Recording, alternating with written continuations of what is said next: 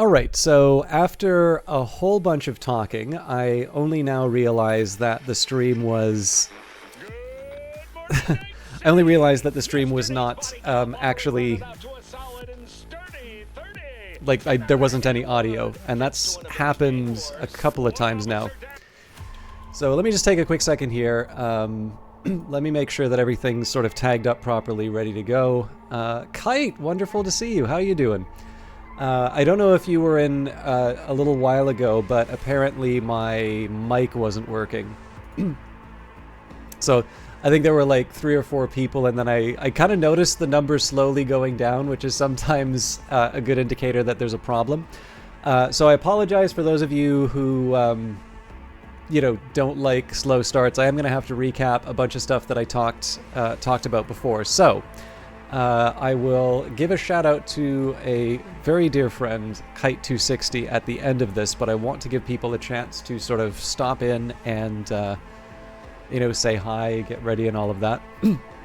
Off the top, I did want to explain why I'm playing Cyberpunk. So, number one, I was given a copy of not just the base game, but also Phantom Liberty for promotional purposes. And that is through GOG, so they would like me to direct you to their storefront. I sort of know that for DLC, you're usually going to wind up playing the sort of thing, you're usually going to wind up playing that or buying that on the platform that you own the base game. But for those of you who are sufficiently persuaded by my green eyes and mysterious charisma, they want me to point you to the GOG site. And that was one of the things that I agreed to point out when I accepted the key, both, again, for the base game and Phantom Liberty.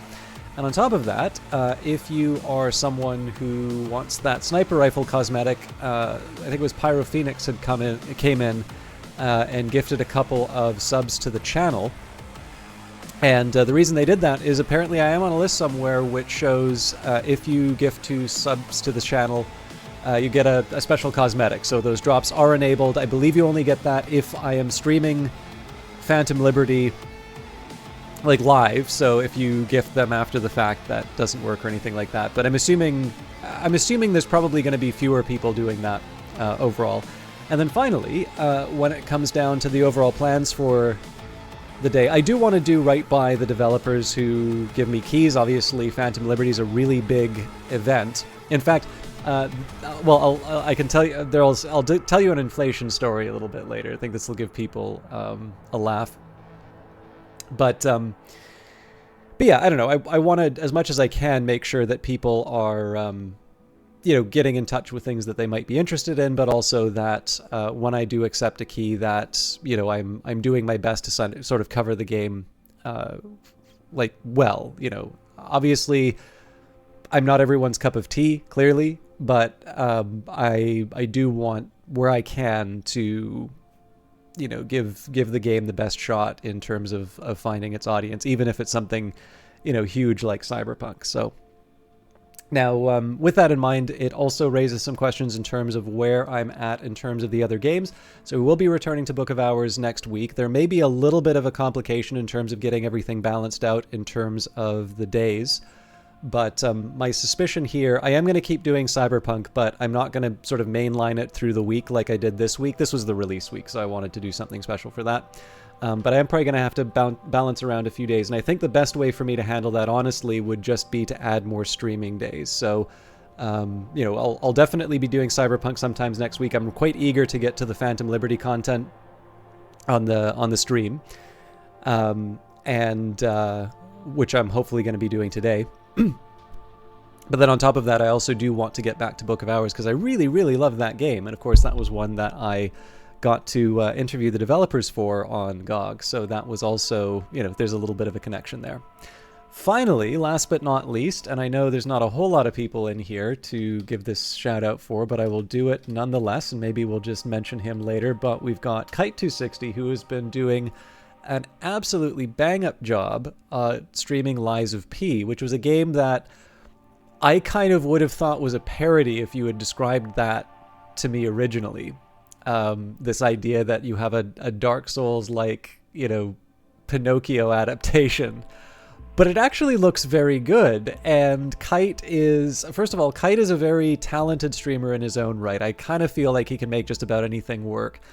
But what I really appreciate about Kite is his interactions with people, and I often talk about his co-cast abilities, but one thing that I also appreciate about him is how he actually makes my own broadcasts better. Because I can recall way back when I was playing another Cyberpunk themed game, and this would be the Shadowrun series by Harebrained Schemes, Shadowrun Hong Kong in particular. There was a character named Gaiku, who was this samurai ghoul. And Kite, while he's not a huge film fan, he definitely knows more about anime than I do. And he pointed me towards this series called Tokyo Ghoul, I believe. Now, I've not actually had a chance to see it yet. Essentially, if it's not in the public library, I'm probably not going to have an easy time finding it. But one thing I really appreciated was his kind of perspective and his insight on this whole other set of things that I wasn't quite aware of. And then, of course, he also is remarkably nice whenever he talks about me in his channel. I think some of you may notice Yuhana and Momoko they will occasionally stop by. I like to call them his spies, but he talks me up quite kindly in his own areas. It does actually make it kind of hard to live up to the nice words that he has to say, but he definitely gives me something to strive towards. So in addition to being a very talented broadcaster in his own right, he has that rare gift for basically making the people around him better. And that's something that I personally appreciate a lot from him as well. So again, I know there's not a whole lot of people to see this sort of stuff, but I did really want to take a minute here and give him his due. And we will now jump into Cyberpunk. Now, how much of this have you seen, Kite? Have you seen any of the new Phantom Liberty stuff, or is this... I'm not in Phantom Liberty yet, so... Welcome back. My guest tonight is Lieutenant Sarah Kokoski, spokeswoman for the NCPD. Hi there. Welcome to the show. Hello, Ziggy. Thanks for having me. I hope you made it to the studio without any issues. No carjackings or drive-bys along the It's way. apparently also... Oh, I did the same thing. So I didn't know that you had it, Kite. But yeah, I'm in the same boat. So I've started over with a fresh corpo. I kept the same look, but this is my new corpo. I really like the changes that they've made to the game so far. But I think the recommendation certainly was to start over. And in this case here, like, one thing that I would kind of like to do is actually do the Delamain sequence, because it's a very fun one. But I do want to get to Phantom Liberty, and there's a little kind of tracker here. So in this case, it's telling me to go to Automatic Love. Sure V, good edge runners always looking to broaden their horizons, run down the unbeaten path. One wrong move and suddenly your back's against the wall. Believe me, been there. Before you dive too deep into the unknown, wrap up a few loose ends in Night City first, step by step in this town, okay? So we are going to be going to Automatic Love first. So you've decided to find the chick who put on this first-class shit show. She had a job and you took it because there was no one else to knock some sense into your gonk head. I'm here now, but so what? This search and rescue bullshit's a dead end, but that's not about to stop you. Maybe Evelyn will, who knows? Sure seems like she doesn't want to be found. So Japantown. Given its popularity with tourists, it's no wonder Japantown feels like it's constantly buzzing with life. Crowds occupy the local bars, upscale restaurants, arcades, the famous Cherry Blossom Market, and especially the Shinto Shrine that's a must-see if you're in the area. Every corner holds a luxurious backdrop for a perfect photo op. Japantown doesn't disappoint. So what's the catch, you might ask? Japantown can be expensive, especially its nighttime attractions. Corpos with fat cred chips come here to play hard after a hard day's work, with cash-liquid tourists right beside them. Local brain dance clubs, casinos, and bars are never short on customers. Just watch out for the Tiger Claws. They rule Japantown. Westbrook. A fair number of Night citizens firmly believe Westbrook is the best district to live in. After all, the area includes the picturesquely situated North Oak, probably the most beautiful neighborhood in the city, and where many of Night City's rich and influential reside.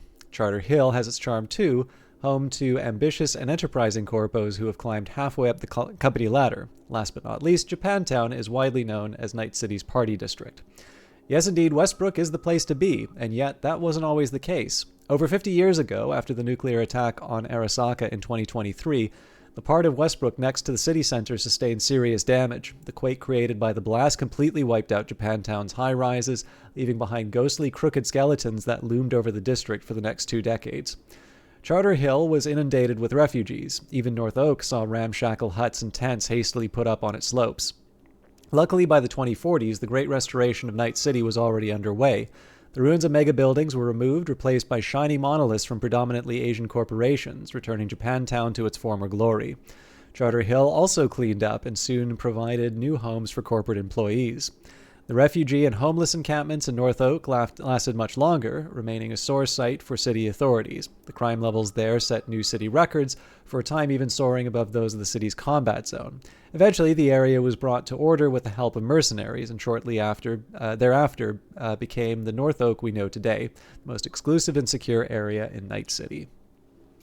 And finally, the Tiger Claws. Tiger Claws. Night City is a melting pot of cultures and ethnicities, though when it comes to its Asian demographic, the Chinese and Japanese influence is unmistakable, as are the Tiger Claws. As a gang, the Tiger Claws are well organized, efficient, and savvy, but also unpredictable. Their business decisions are purely rational, but when it comes to their enemies or a disloyal gang member, their methods can be shocking. The Tiger Claws mainly operate out of Japantown, Little China, Kabuki, and Charter Hill. Their main source of income are nightclubs, casinos, and brain dance bars. Night citizens love to have a good time. No other gang knows how to capitalize on that better than the Tigers. I can't remember if I said it, but apparently it's Coffee Day today, or International Coffee Day? I don't know if it's Coffee Day in Canada, but I made sure that I prepared accordingly. But I was late, so I don't know if Olaf will get to share the moment with me. I feel like I asked you this before, Kate, if you're still around. What background did you go for?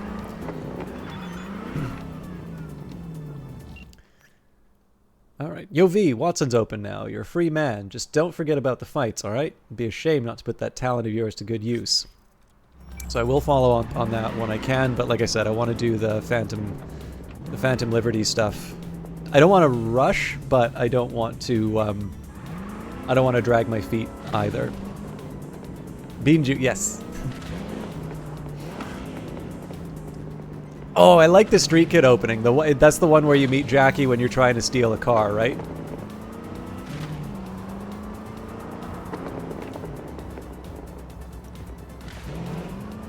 Yeah, I think temperament-wise, I probably would consider myself more aligned with the Corpo. Just, you know, in terms of things that I find interesting, but also just in terms of, you know, how I would imagine myself. I would feel a little too much. Well, I mean, okay.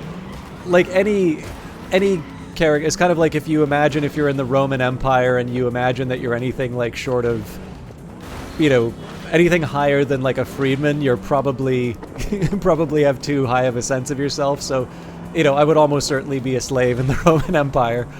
And likewise, you know, if I was in the cyberpunk setting, I would almost certainly be a corporate wage slave of some kind, or I'd be dead. Yeah, I mean, in terms of the options available to me, I would feel like a bit of a tourist as a street kid, and I don't really think I quite count as a nomad, despite being up in Canada. So, Corpo, either by default or because of my temperament, seemed to be the most appropriate choice. Let me just see if I got anything to sell here. Apparently a lot. Oh, maybe not.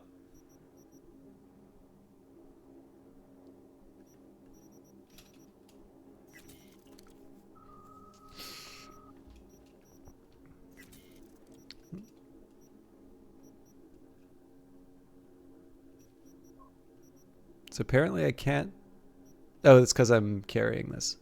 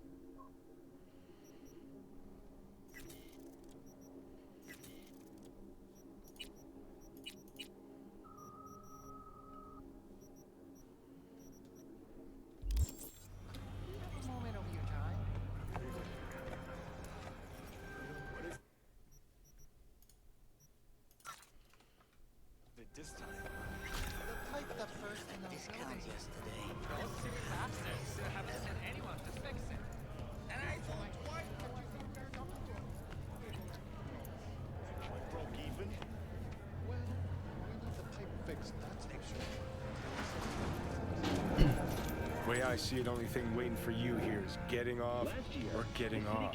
Place your bets. Absolved 32 corporations from their income tax obligations. Among them were Kang Tao. If I miss this time, enlighten me. Braindance chick is hiding something. No coincidence we already saw 2 tiger claws. They must control the building. The catastrophic City of Opportunityville. Arasaka and the Tiger Claws are in bed together. Go figure. Every corp plays dirty. Except the streets are more than that. They're filth. So the corps leave it to the gang, suits collars, and gets surprised. No, I mean, if Evelyn wanted to disappear, especially from Arasaka, she could have done better. This whole situation's bent over, cheeks spread wide. And I approve this message. I think Judy's lying. Why? Little something called intuition, V. Ever heard of it? Oh, so what you meant to say was you're full of shit. Got it.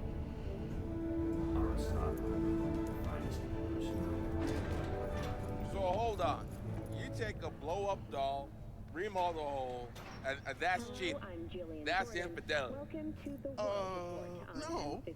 Well, how's that any different from some dollhouse ass? Because the ass is meat, not latex.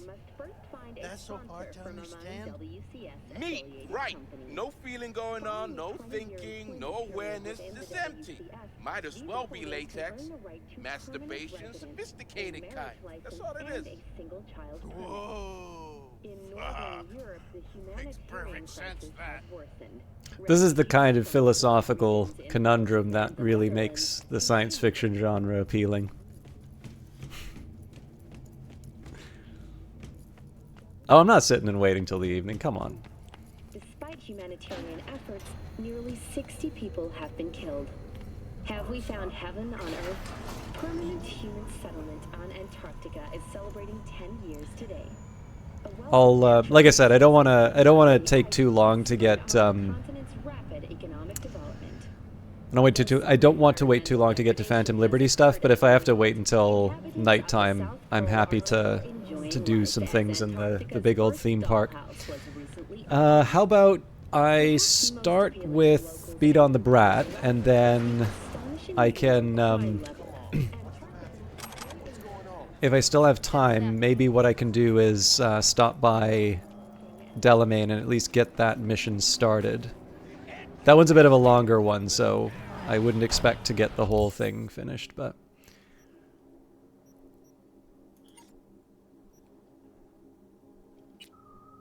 And... looks like there might be something...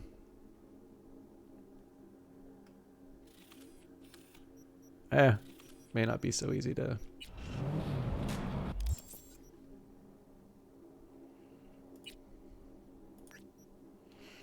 We'll start with Beat on the Brat.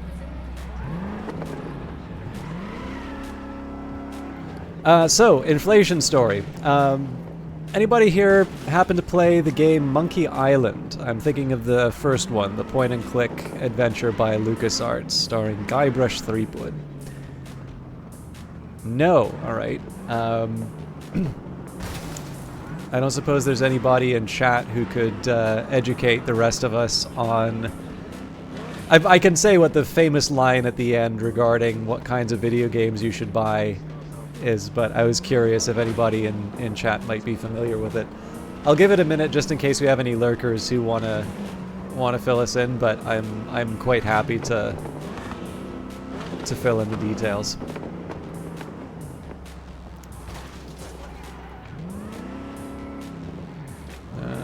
Okay. Trying to find the, or trying to follow the directions, but played it a long time ago. Oh, so you don't remember, it has a recommendation at the end, basically Guybrush and, oh, why can't I remember? Is it Marion, the governor? Anyways,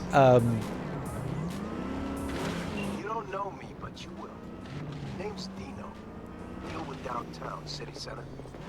V. Yeah, I know. What about you? Got stuff. Need anything, you call me.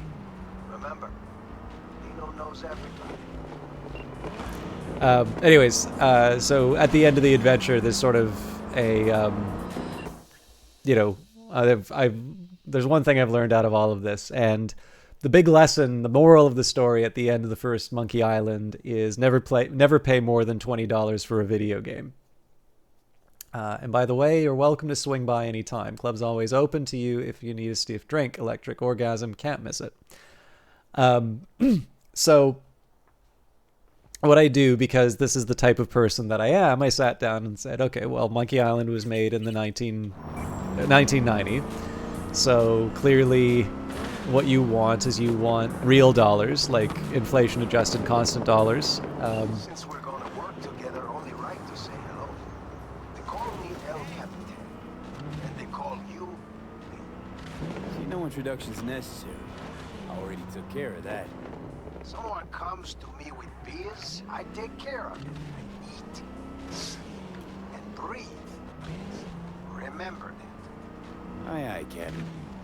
While we're at it, need fresh wheels, bikes? I got it all.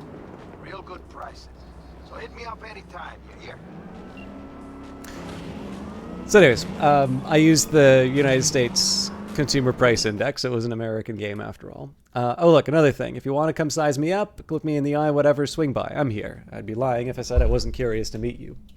So that number worked out to about $47 and change US. So in terms of Canadian, it's going to be a bit different. I could try and figure out what, Monkey Island cost, or, what the exchange rate would have been back then. Because the Canadian exchange rate, I suspect, has improved between the Canadian-US exchange rate, I suspect probably has improved between the 90s and now. I haven't looked at it specifically, but there's a couple of reasons why you could think that. But basically, for the US price, I figured out, it's once you do the adjustment using the CPI, it's $47 and change. So when I took a look at, obviously in most storefronts you can filter by the price. So I took a look at anything that you could buy for basically $48 or less. Now the thing is, this is Canadian, so this is actually slightly more favorable as well. But I note that with the discount, Cyberpunk 2077 is less than $48, and Phantom Liberty is also less than $48. So if you would like to apply the Monkey Island rule, both games are currently available below the inflation-adjusted $20 from that game. All right, so apparently I wasn't paying attention to the right place.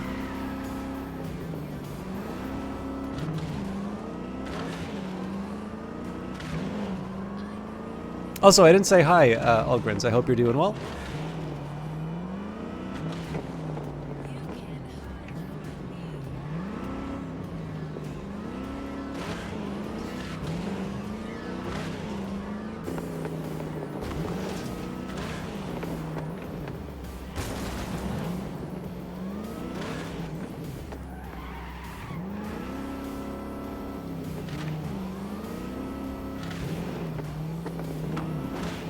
I'm sure there was a more efficient way to do that.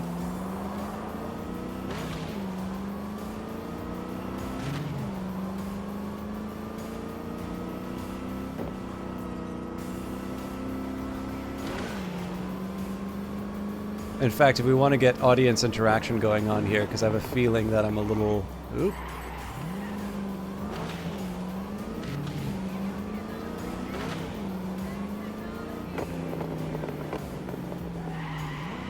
Huh.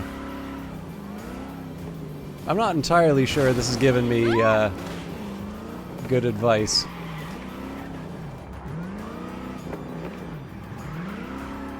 If I want to do audience interaction, because I know it's a little... well, I suspect it'll probably be quiet, because I know usually if I start late on Fridays with Cyberpunk, there's not that many people kicking around. But I am curious if any of you have a $47 US or less. Oh man, this is going to be a tough one.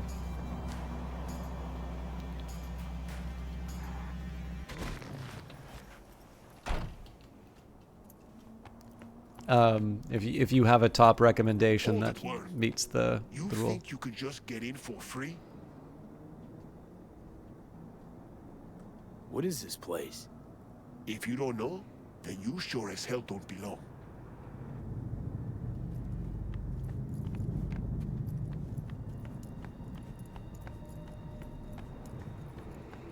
I could try and intimidate the guy, but I'd rather not spend those points. Well, how much do I have for my character?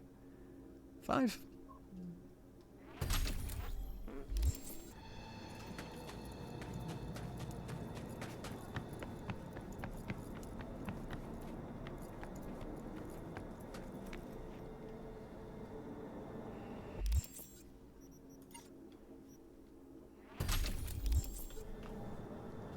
Out of my fucking way. What? You think you're some kind of hot shit you can get in anywhere? Nothing to think about. I know it. So step the fuck aside. Oh, right. Diablo 3 or Diablo 4, Algrins?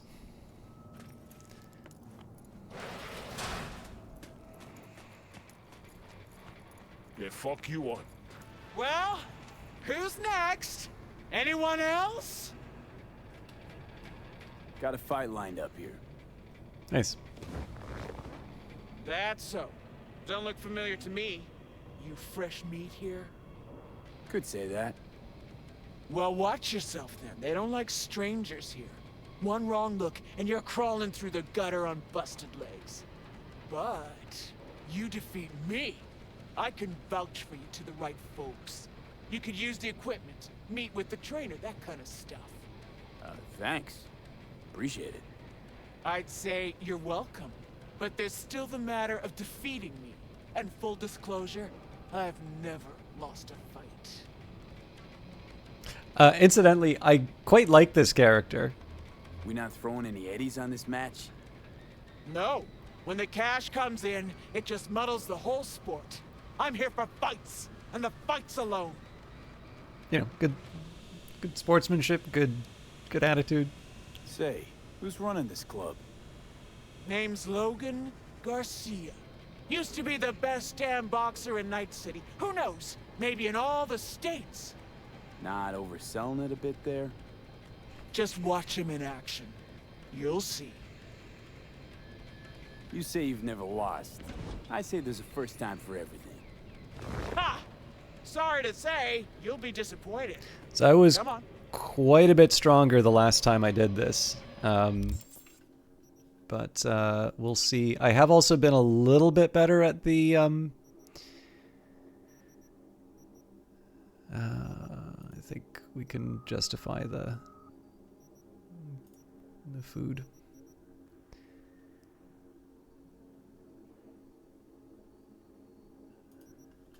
But yeah, I've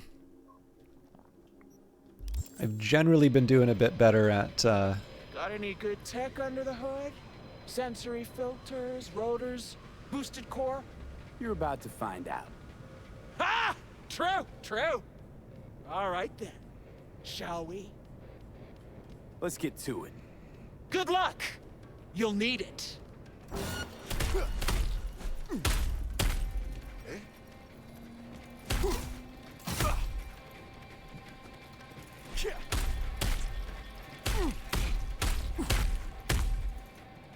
This can't just be the gorilla gloves.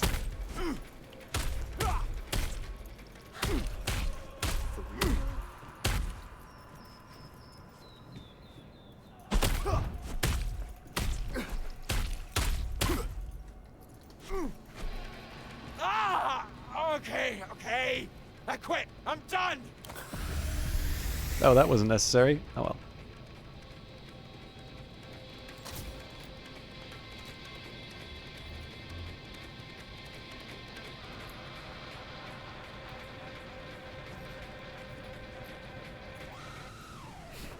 Might need a minute.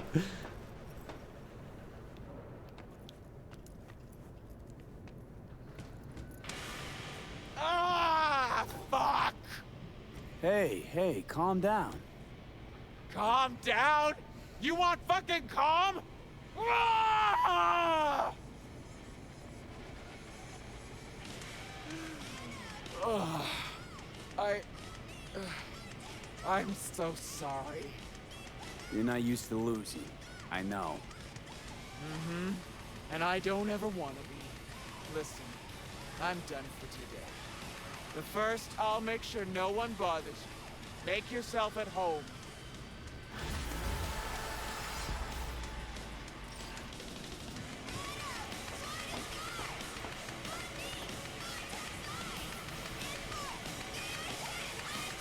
Hey, come on. No chest pounding.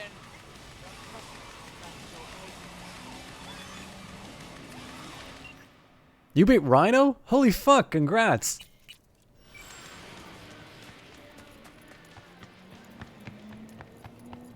Nice of the person who advised me to get into this to express such surprise at me winning. Oops.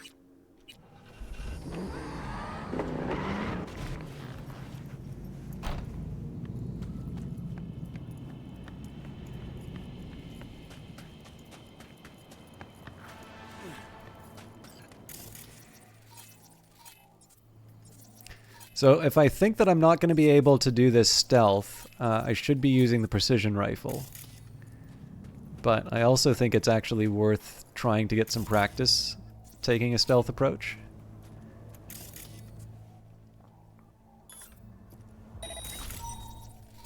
It's quite a few more of them than I thought there would be.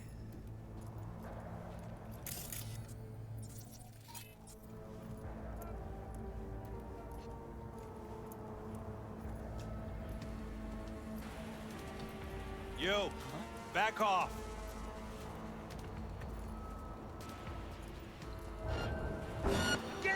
Well, so much for that.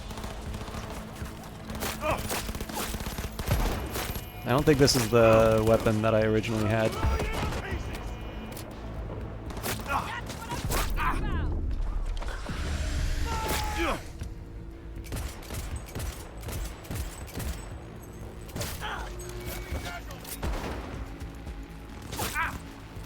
Drop your weapon and show yourself.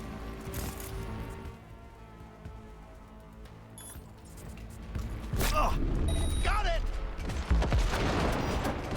I'm taking fire.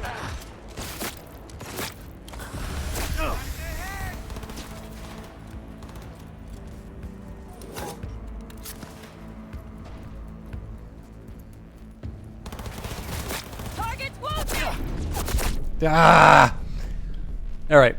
That was very, very sloppy for all sorts of reasons.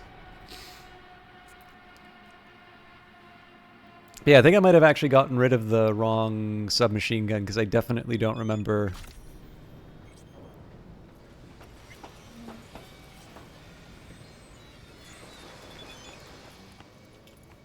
Hey, come on. No chest pounding.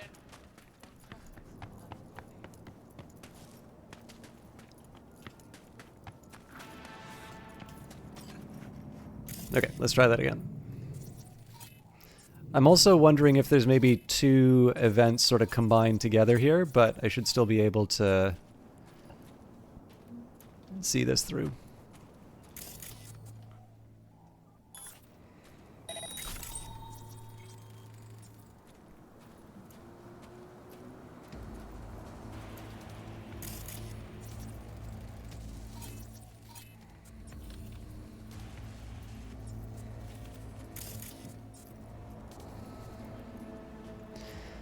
And one of the things from what I'm assuming is 2.0, not just Phantom Liberty specifically, is if I chuck someone in a container, that kills them. So I don't want to do that if I can avoid it.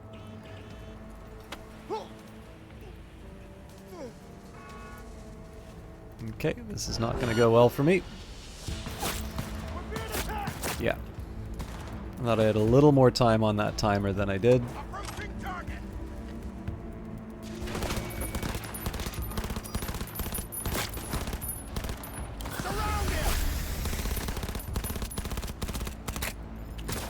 I'm much more effective with the pistol here, it feels. I'm so dead.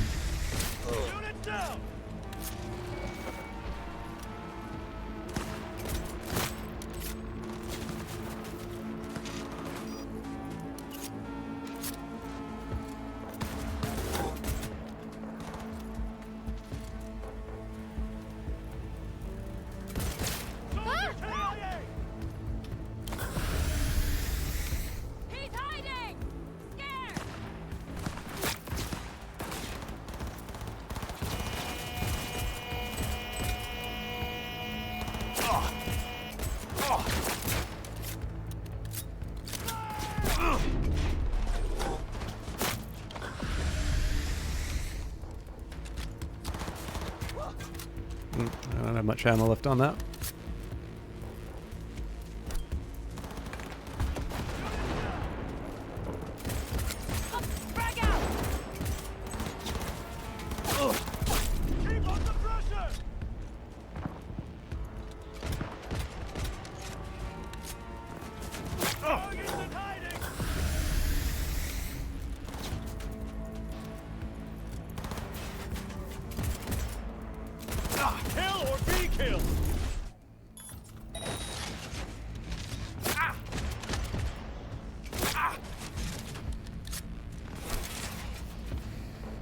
Okay, not great for me health-wise, but there's not that many of them left.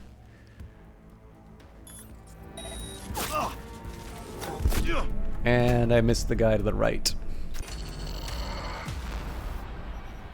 Okay, once more with feeling, and let's see if I can get this stupid stealth done, because I should not be struggling this much with this many people with their back to me. How you doing, Tikri?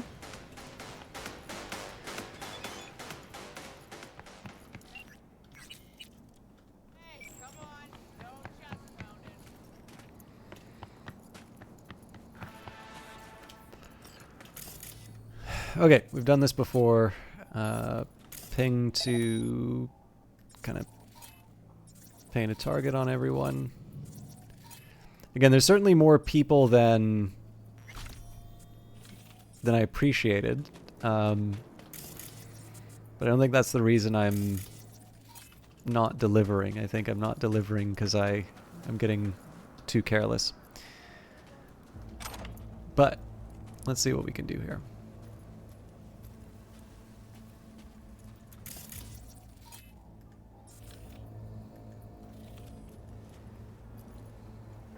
Okay, so unless I come up with some kind of distraction for this character, that's a no-go for the stealth. Although I feel like this character should be available to me.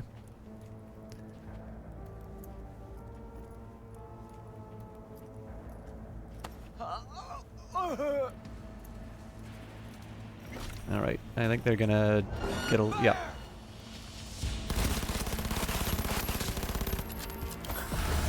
Oh. I definitely didn't want to do that. That's going to cost me when I start taking damage.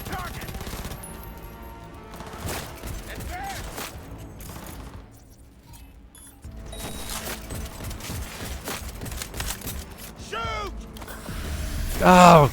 I wanted a quick melee attack. Alright. So basically I can't take any damage for the next little while because I blew all my health.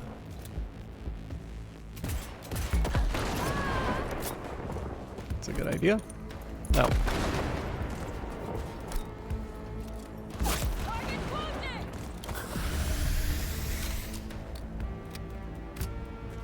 Oh, I didn't realize you did a skip. I hope you enjoyed the time off. Okay,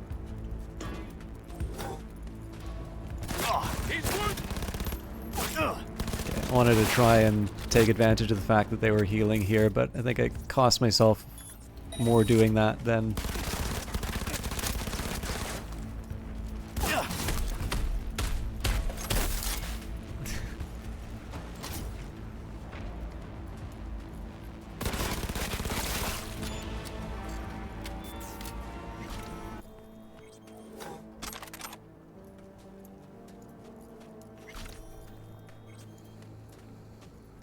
Okay, yeah, so that was ridiculously sloppy, but at least I won, and clearly I need some more ammo. Honestly, it's been the whole week, but you did... fair enough. And apparently there's a lot of text that I need to pick up on. Okay, so priority number 1, I'm going to loot everything. Number 2... Oh man, I'm completely out of SMG ammo. Okay, let me just see if I've got any improvements that I can make.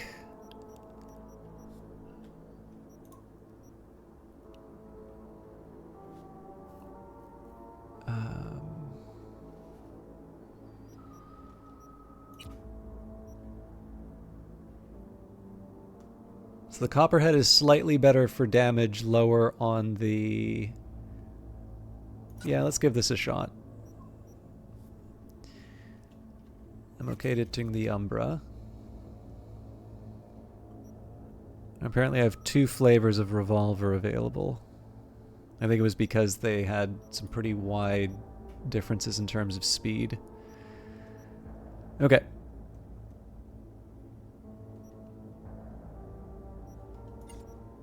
So, obviously, I missed a shard or 2, or just 1. Okay.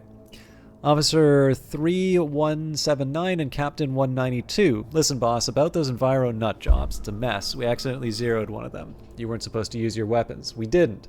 Anyway, once one of them went down, the rest of them attacked. We had to defend ourselves. Alright, no big loss. Just get rid of the bodies. Yes, sir. Well, now I feel a little bit better about the... all the bodies I left. This should resolve itself in a minute.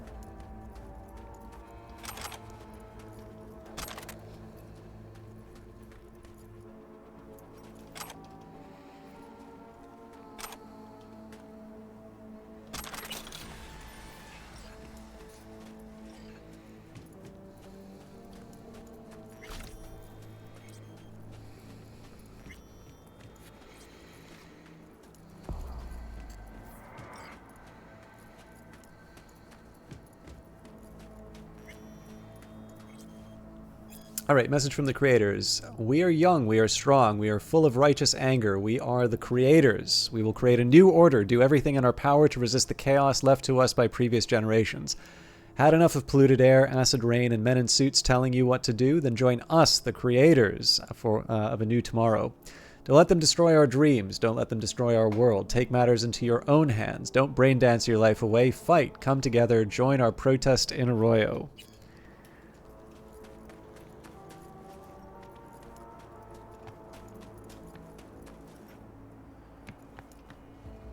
And the lesson of this message is never protest.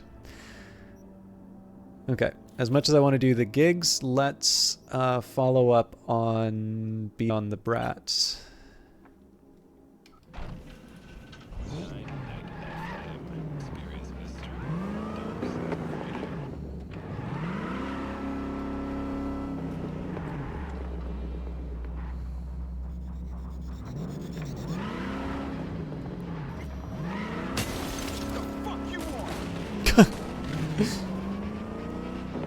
I don't want to know what happened with the police there. I just know I'm not involved.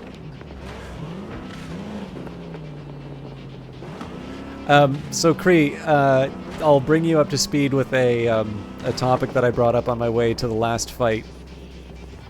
The point-and-click game Monkey Island. Have you ever played it? It's one of them old people games.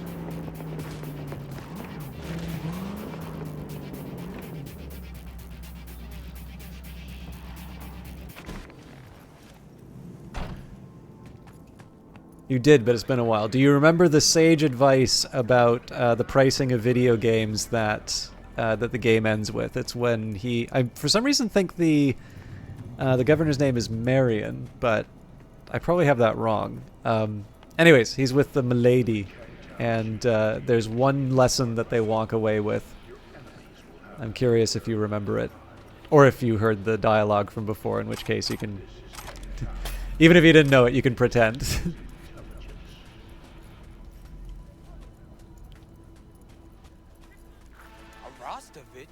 You blind motherfucker. Tetronica I Locust, got a right? fight here. You This buck. guy's changed his In look. the flesh. Looking at you's making my wallet wet. Yo, I'm putting all I got against you. No lack in confidence, I see. And I'll show you why. This arm's military issue. Titanium bones, carbon fiber. Could punch a hole through a tank if I wanted. So, we got a deal? Was that piss I smell dripping down your leg? This rifle, Grad, as you said. Where'd you get it? A little souvenir from when I served. Why? Just curious. Heard that was a limited series. Only 300 manufactured. KGB issue. Well, well. I see I got a gun enthusiast on my hands. But we ain't here to talk iron. We're here to break bones and crack chrome. So, you accept my offer or not? If you suspect any rogue AI activity, Okay. Maybe later. What? Shaking in your boots? Ain't no surprise. Definitely want to take him for all he's got. So there was basically at the end of the game, there's a somewhat famous line which says, never pay more than $20 for a video game. So before I went live today, I sat down and, as one does, you sit down with the consumer price index from 1990 to 2023 and work out what $20 would be in constant dollars, real dollars. And it comes out to about $47 and change. So it turns out with Cyberpunk being on sale, Phantom Liberty is already less than that, but Cyberpunk on sale is also less than the Monkey Island rule. So my new question for everybody today is what the best game for we'll say $48 or less is. I guess I could do Shoot to Thrill. So we read Watson before, but V's Mega Building, besides 2,000 apartments identical to V's, this Watson Mega Block also features luxury penthouses on its upper floors. Further down, you can find various service points, stores, market stalls, a gym, even a shooting range. To a certain extent, mega buildings are truly self-sufficient, self-contained ecosystems. Many of their long-term residents, especially netrunners, haven't stepped outside in years.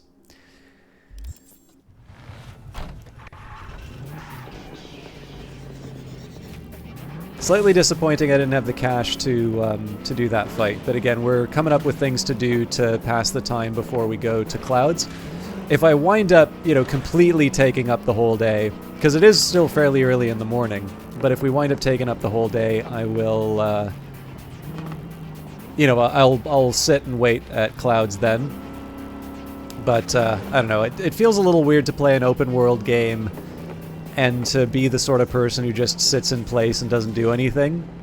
There's just so much stuff to do and explore that it seems better to just let time pass naturally. Psychonauts, it's only $10 these days. Oh, good point. Actually, I guess with Game Pass, for me, it's whatever my monthly subscription is, which I suspect is more than $10. But,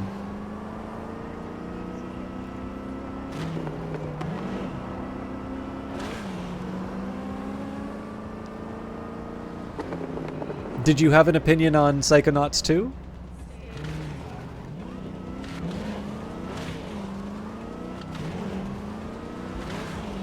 I usually have a feeling that the sequels are always an improvement on the base game, although people don't necessarily feel that way because the original is sort of their first experience with that type of game.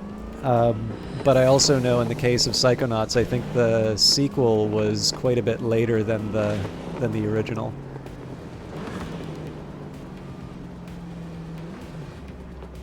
Oh, nice.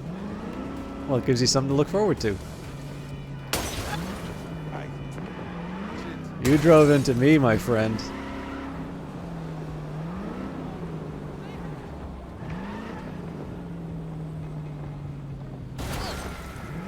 Alright, I could be responsible for that one.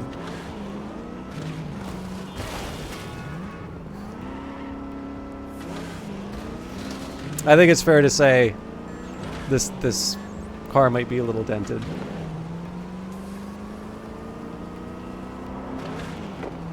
So I did get some powder to boost my stamina for a bit, which if I don't find some cash soon, it'll probably go to waste, but I don't need to... Alright, well, I messed this up. But yeah, I mean, it's not the end of the world if I'm not going in fully buffed. It was more, I remember going up against Rhino. That was the real worry that I had, just because at least in the original, she was very, very tough. In fact, I don't believe I ever beat her without having the gorilla arms, although I had like the super gorilla arms, so I don't know if there was something that changed in the game for this, or if just having any gorilla arms is sufficient.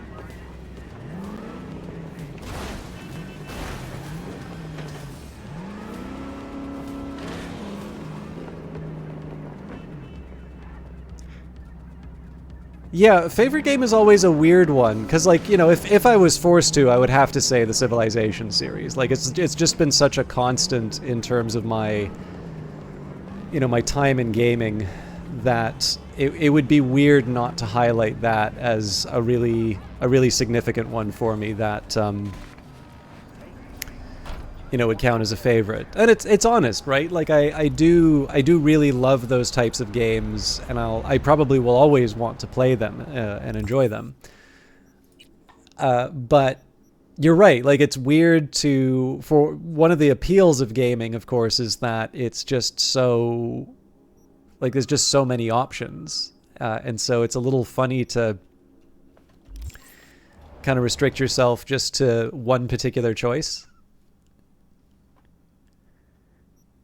Of course, that doesn't stop me from asking the question. Okay, so I think we had 2 Novas.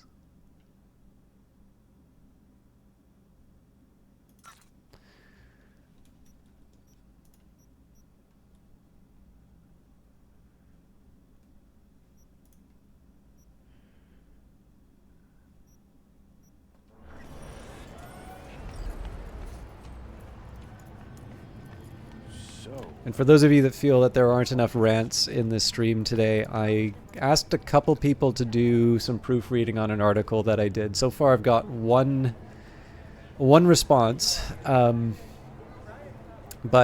if you feel like it as an intermission, I can probably take some time to go over the article. The lunar Rinskaya uranium mine collapse that occurred just outside Novosibirsk in southern Siberia has concluded with a happy ending. As you recall, 35 miners became trapped deep underground following a high-magnitude earthquake. But thanks to their Suez Lake 2 hibernation implants, the miners were able to survive without access to food and fresh water for 2 weeks. Fortunately, after their rescue and following a brief rest for technical evaluation, the miners were able to immediately return to work. Moving from below the earth to above it, Militech has announced plans to... Hey, V, about to start. You gotta take a piss or something? Now's the time. Thanks for your concern. Let's start this rodeo. Can't just yet. Not till you get in the range. Go on, set up, chop chop.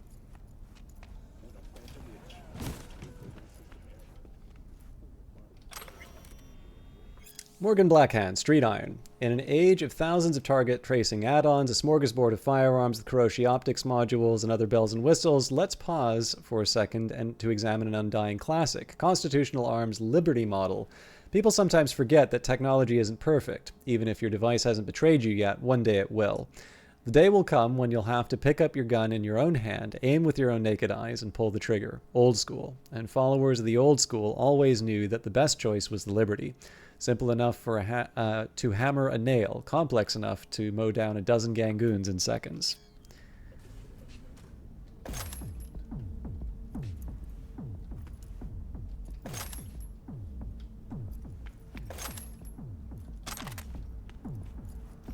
Alrighty, how many we got? Just 6? God damn. Well, no point crying about it. Rules are simple, right? There's the target, shoot it. Don't matter which one. Go on and shoot your neighbors. Most hits wins. Meaning hits on the target, not your neighbor. Oh, right. Small caliber iron only. Don't go showing off with your fucking assault bangers or no rocket pukers. Got me? First prize is a pistol. But, a real nice one. It's fucking nice, I'm telling you. Anyway, enough words. Get worked up. Ready?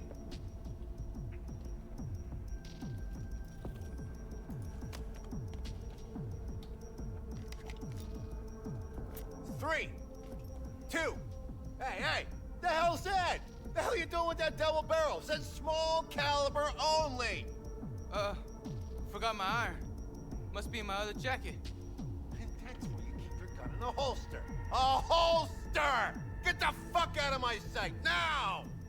Fuck, June. Chill. I'm going. Pearls before swine, for fuck's sake. The pink sights for Kree. Clearly. All right. 3, 2, 1.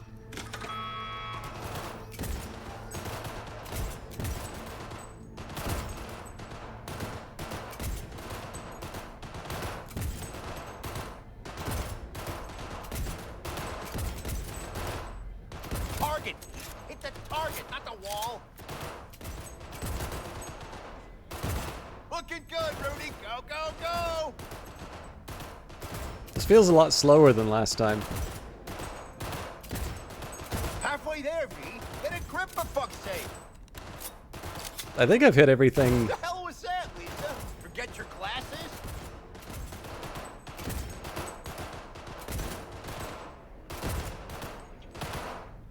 Seconds. Last chance, V.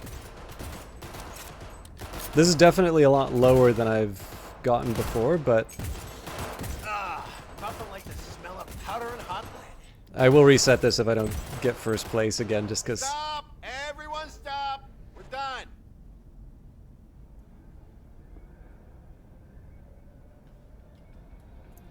First place, Rudy. Huh.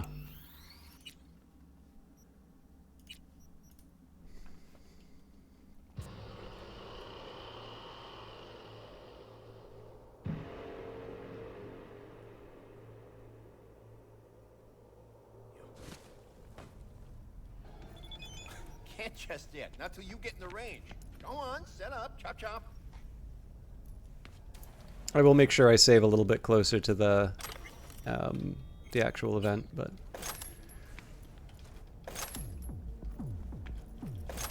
I think I did need to reset it once before when I played it the first time, but that definitely Alrighty, how many we felt got? quite different. Just 6? God damn. And I am going to switch back to a submachine gun just because they talks about small caliber. Well, no point crying about it. Rules are simple, right? There's the target, shoot it. Don't matter which one, go on and shoot your neighbors. Most hits wins. Wow. Meaning hits on the target, not your neighbor. I really showed on ammo. Small caliber iron only. Don't go showing off with your fucking assault bangers or no rocket pukers. Got me? First prize is a pistol. But, a real nice one. Fucking nice, I'm telling you. Anyway, enough words. Worked up.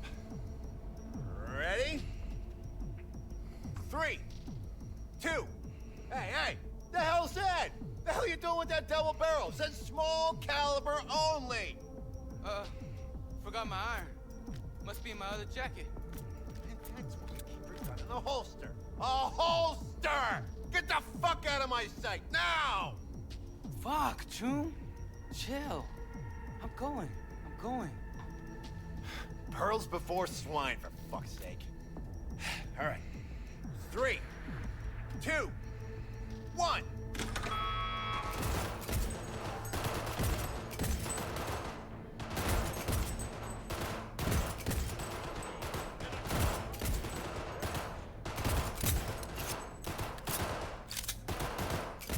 Target! Hit the target, not the wall! Looking good, Rudy! Go, go, go! Okay, yeah, so you can hit it more than once.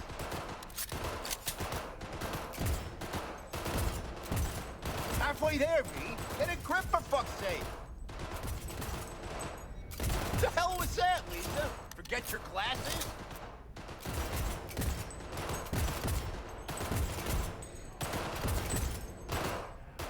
Seconds. Last chance, V.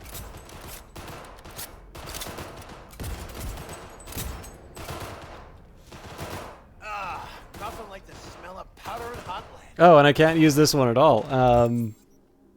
That might have just sunk it for me. Stop! Everyone stop! We're done. First place, V. Second, Rudy. Rest of you Bush League punks, learn to shoot. Out of my sight, now.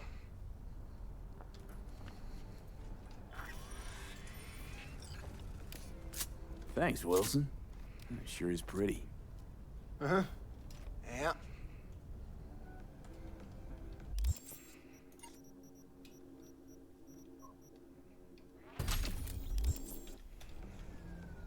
Hey, you okay? Something wrong? Ain't a damn thing that's right. Contest didn't do shit. Didn't sell a goddamn thing. Nothing. Should try not calling potential buyers Bush League. Yeah, maybe, but... Fuck! A gun's something you gotta respect. You don't know how to shoot, don't do it! Ugh. Take care, V. I'll see you around. So I will load up on ammo, but I might as well stop by my place to drop off any items. So let's see if I can get an improvement.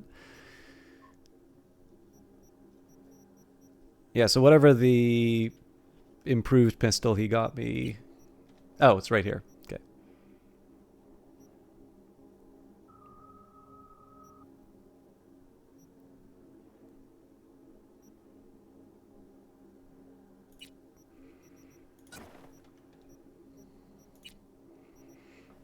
So DPS, this one is better. Less damage... Yeah, so it's about twice as fast, but less damage per shot. Better handling. Better for headshots, not as good for crits.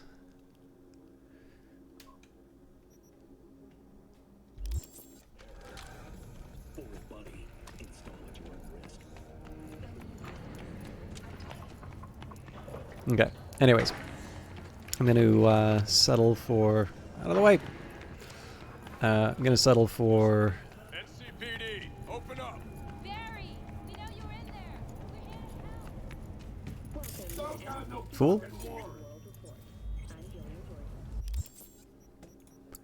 The fool is everyone, including you and me. Each step he takes on his journey feels like stepping into a brave new world. Ultimately, the journey will change him, but as the card shows, he's a trustworthy lad whose tireless hope drives him towards his goal.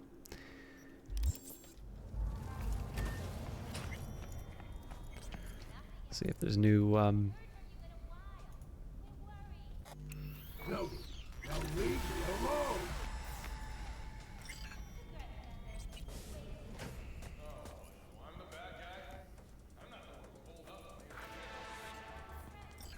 Okay, we'll deal with that when I can. Put the Lexington away. I haven't made a choice. I don't think I made a choice about the revolver yet, but I can shard this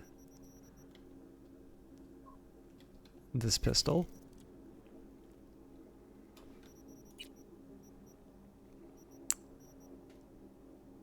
Now, if this thing's not doing a whole lot, well, I guess I can upgrade it. But yeah, if the sword isn't pulling its weight, although I will probably equip the chainsword now.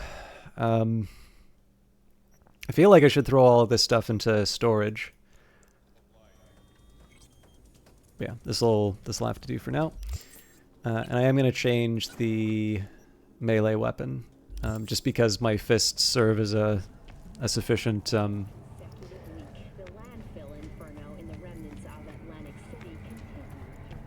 non-violent option. Well, I guess not violence, non-lethal option.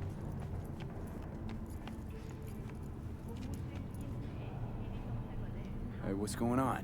I live right upstairs. So keep on living and stop minding other people's biz. Mendez, hold on. It's his neighbor. Is there anything I can do? Maybe. You know Barry at all? More or less. Struck up a convo once or twice. He's a friend from the precinct. Left the force not long ago. He broke down after his best friend died. We're worried he'll do something stupid. Relax, Petrova. Barry's got nerves of steel. He's just a spiteful old bastard. Mendez! Could you check on him when he's chilled down? Sure, why not? It's not like we're miles apart. Thanks.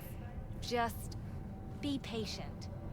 Cops falling in rough times can be touchy. Let's see what I can do.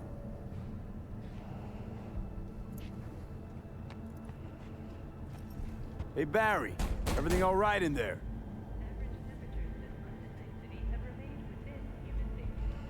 I'm gonna take that as a yes. Try again later. Okay. Ammo time, and then I don't think I'll have the money for the... I don't think I'll have the money for the fight, but I can maybe do the Delamain mission. All right. Let's see what you got. What I like to hear. Okay, so, yeah, I won't worry about selling any of these. If I have something I'm not going to consume, I'd get rid of that. But actually, you know what? I can't see why...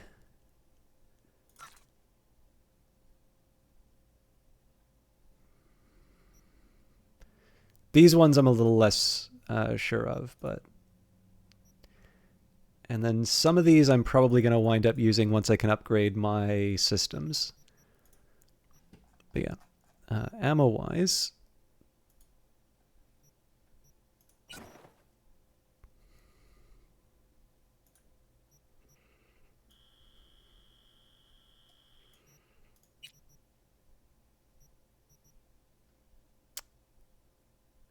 Why do I get the feeling that that just literally gave me one?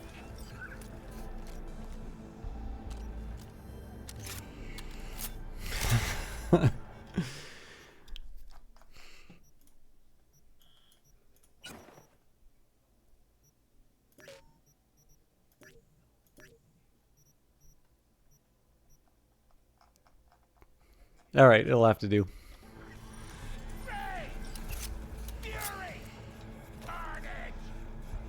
But yeah, I may...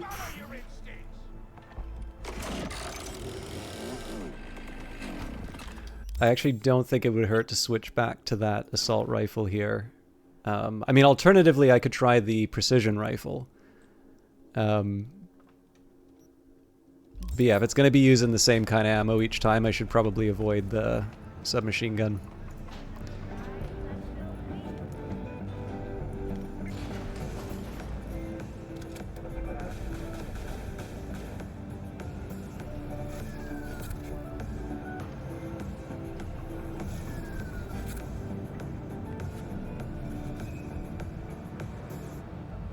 Kind of neat to see how the passage of time works in the game. So I think it was 7 o'clock when I noticed. It was about that time that I fought the... It's about the time when I fought the... Hey, Olaf, good to see you. Did you know that it's apparently Coffee Day today? I don't know if it's International Coffee Day or American Coffee Day or what, but I did in fact get a cup of coffee, and I'm enjoying the last little bit of it.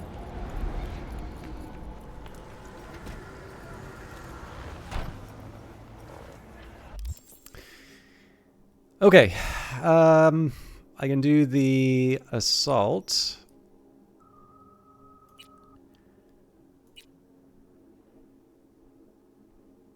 Not ready for Arroyo yet. Yeah, Delamain HQ probably makes the most sense right now.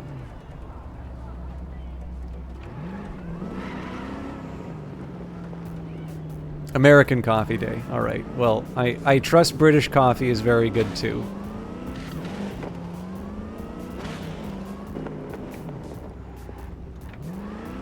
I'd like to get the tarot card, but I want to make some progress in the game a little bit more, so we'll get that next time we visit.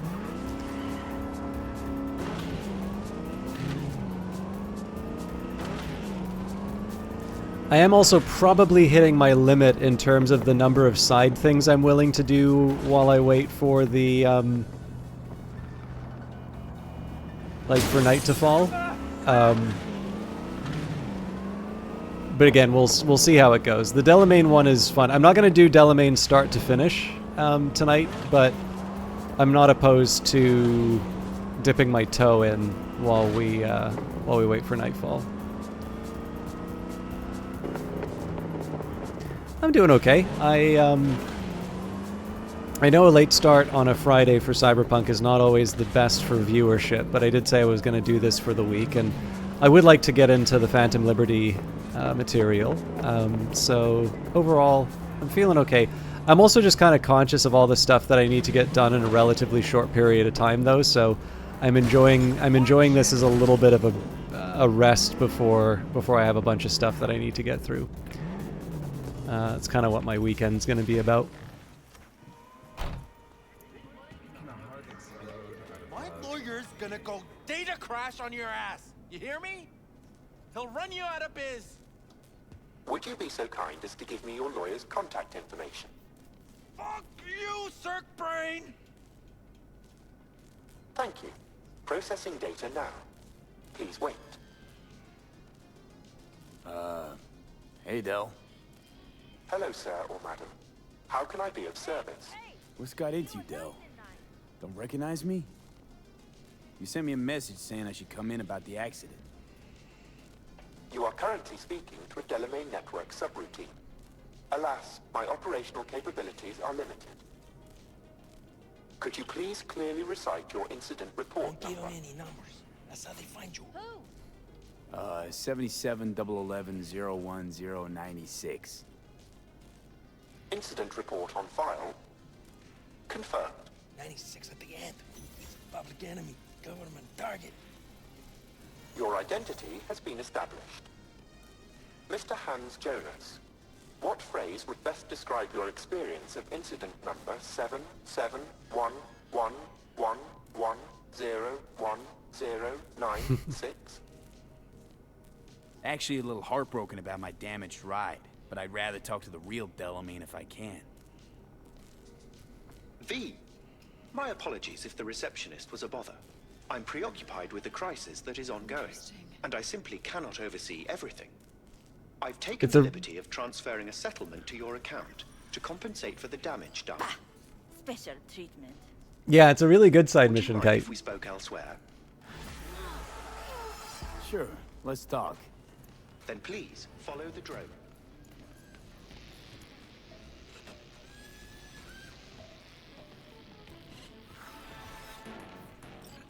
I'm fully aware customer service is less than satisfactory at the moment. Perhaps a guided tour will prove some form of compensation. This corridor links the shop to the office.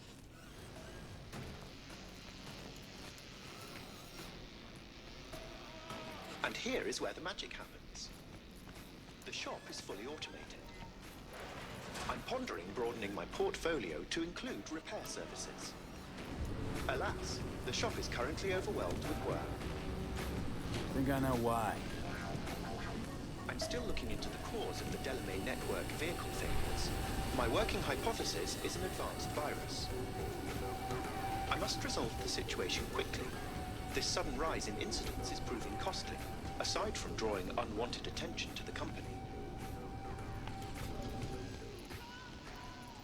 The control room. I feel honored to have you here.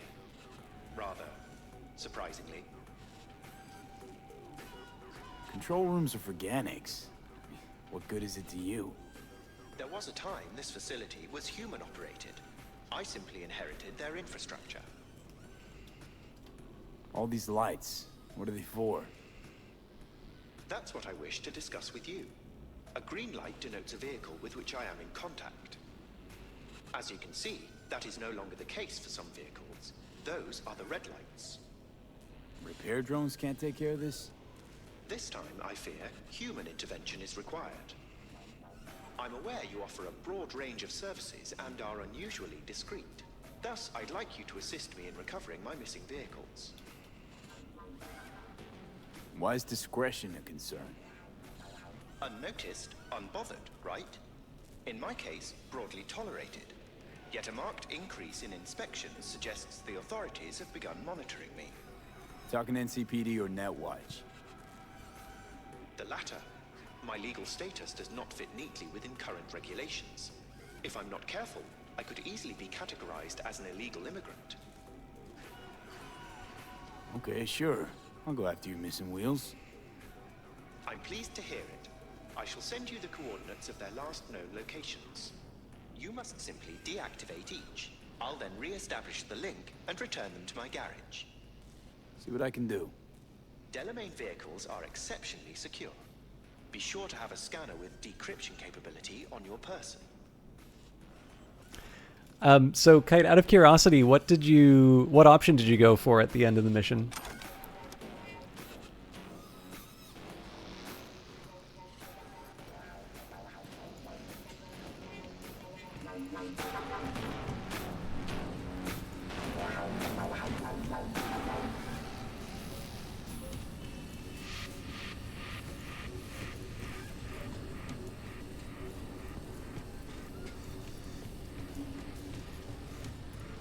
Yeah, sorry, I was talking about this a little bit earlier. It kind of feels like the day goes by almost at twice the rate of the stream. Maybe a little bit more, because I noticed it was about 7 o'clock when it was about 7 o'clock when I did the fight with the animal. And then we're about an hour into the stream now. So that overall would suggest it's going to be too slow to get to the evening, but again, I'll see what I can do with a few adventures around town.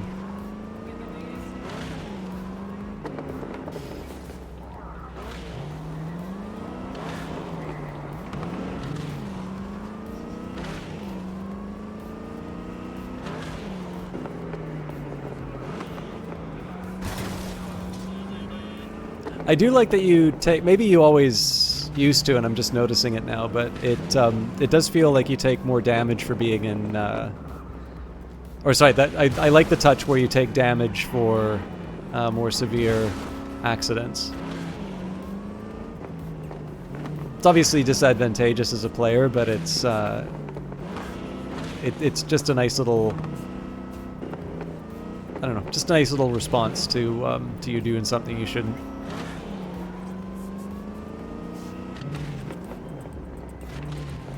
One of my missing vehicles might very well be near where you are now.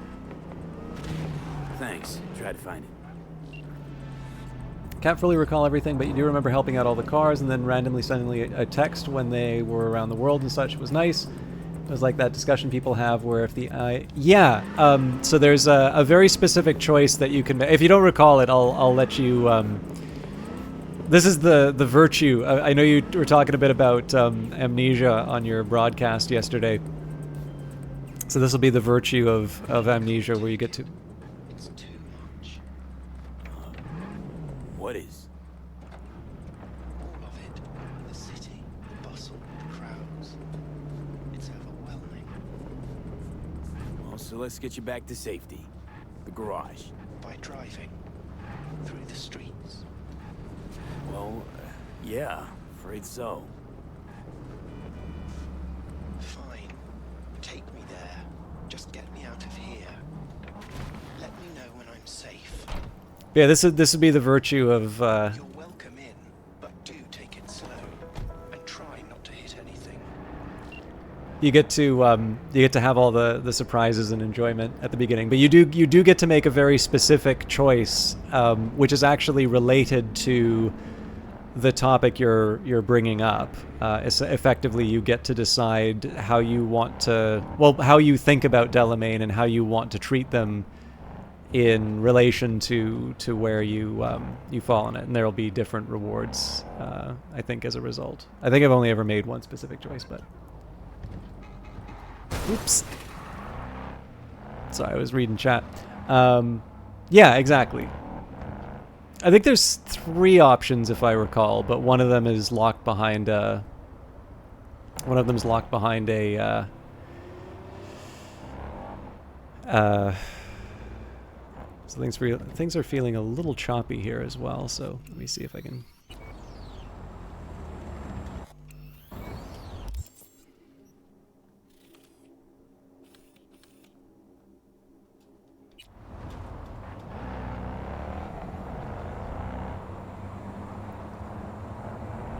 I don't know why, but sometimes going to the map will fix that. But yeah, no, exactly. You do get a big choice at the end. You more or less got it right. So, all right. Well, that was the wrong way, but I'm sure I'll be able to find a new path. We're going to die.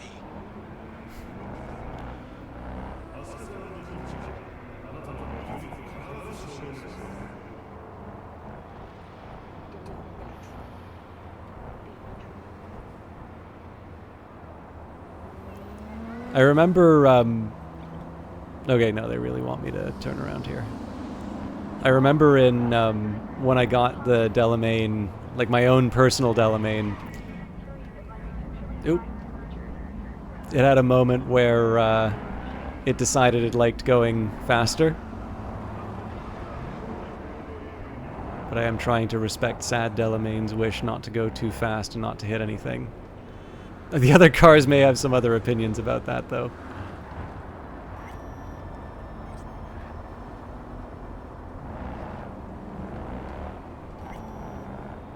Okay, I'll try and be a little bit better with the sat-nav to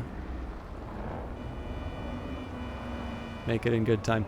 Again, the time it takes all this stuff to happen is just a chance for me to let the sun get lower in the sky and we can make it to clouds, but... I think if I want to make some money, probably the NCPD scanners might be the right way to go about it next.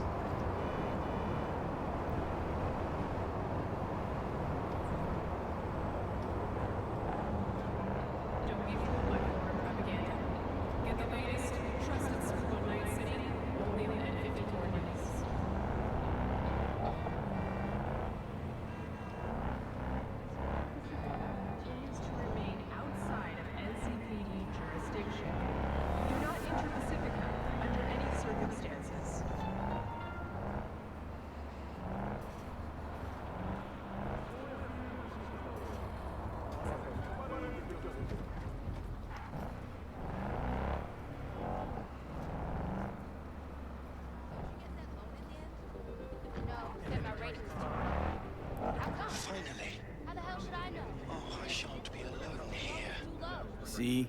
It wasn't so bad. It was horrifying. But still, I thank you. Reminds me a little bit of Marvin from Hitchhiker's Guide, I suppose. Just a little, not... Sincerest thanks for your assistance, V. I've taken the liberty to send you a share of your fee. Okay, let's see if there's any side jobs I can do here. Well, there's a gig down the street. There's a couple of, oh, well, this should do it.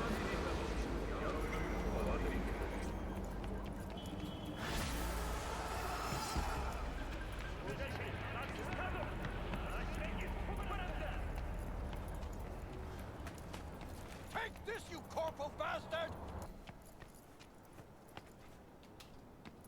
Cocksucking suits. I believe this does not usually end well for me. Fuck you looking at? Nothing to see here. Move along. What's going on here? This your first day in Night City? What's it fucking look like? Get out of here, pissant. Leave him alone. See this badge? That means I can do whatever the fuck I want. Give him hell!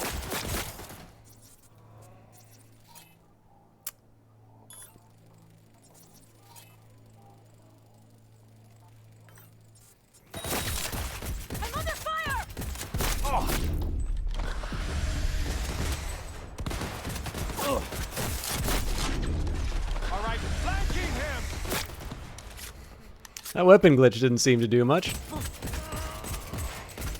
NCPD! Give him hell! I gotta wait him out for the health. As much as I would love to use the hacks.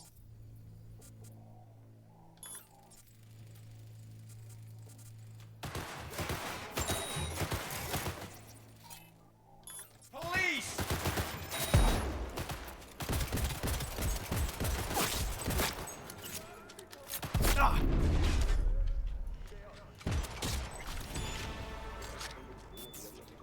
Okay, so that's roughly... This is one of the things that I actually kind of like combat-wise.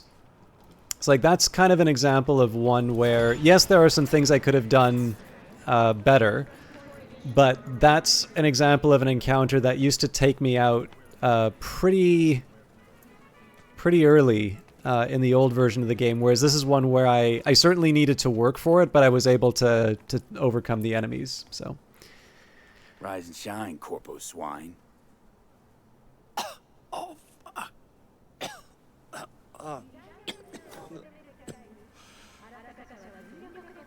Shit. Well, if it wasn't for you, I'd be... Well, thank you. Were you sent by the company? Wrong answer.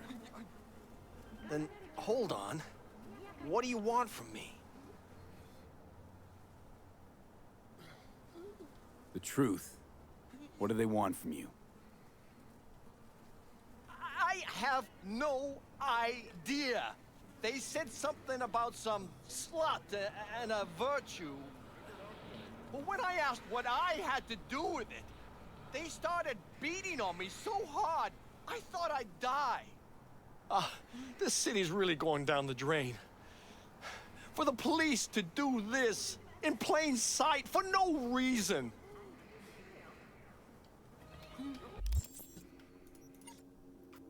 That's a lot to spend on cool, but... Nice chatting with you. Now hand over the eddies. Yeah. No, of course. You need a reward. Is this enough? That'll do. Now, run off to your little castle made of glass before you run into someone who won't be so understanding. Thank you. You have my gratitude.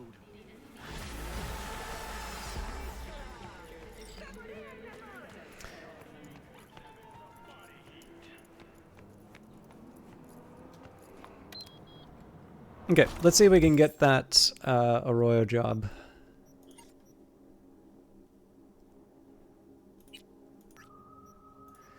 Sixth Street. After the Fourth Corporate War, a large number of career soldiers were left without jobs or prospects. The most enterprising of them formed the Sixth Street Gang. Not only do they boast veterans among their ranks, but also ex-police officers, former corporate security agents, and civilians who have had a crash course in combat training. Everyone and anyone who wants to bring order to this town. The end justifies the means, and the means usually involve robberies, extortion, arms dealing, and stealing cars. Their main turf is in Arroyo, but Sixth Street's garages and bases of operation can be found in other parts of the city. How you doing, Digi Inferno?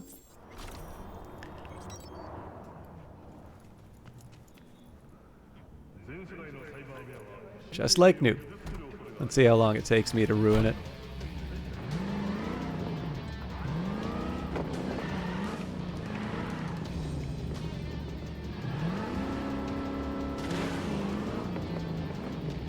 You're awake, that is all.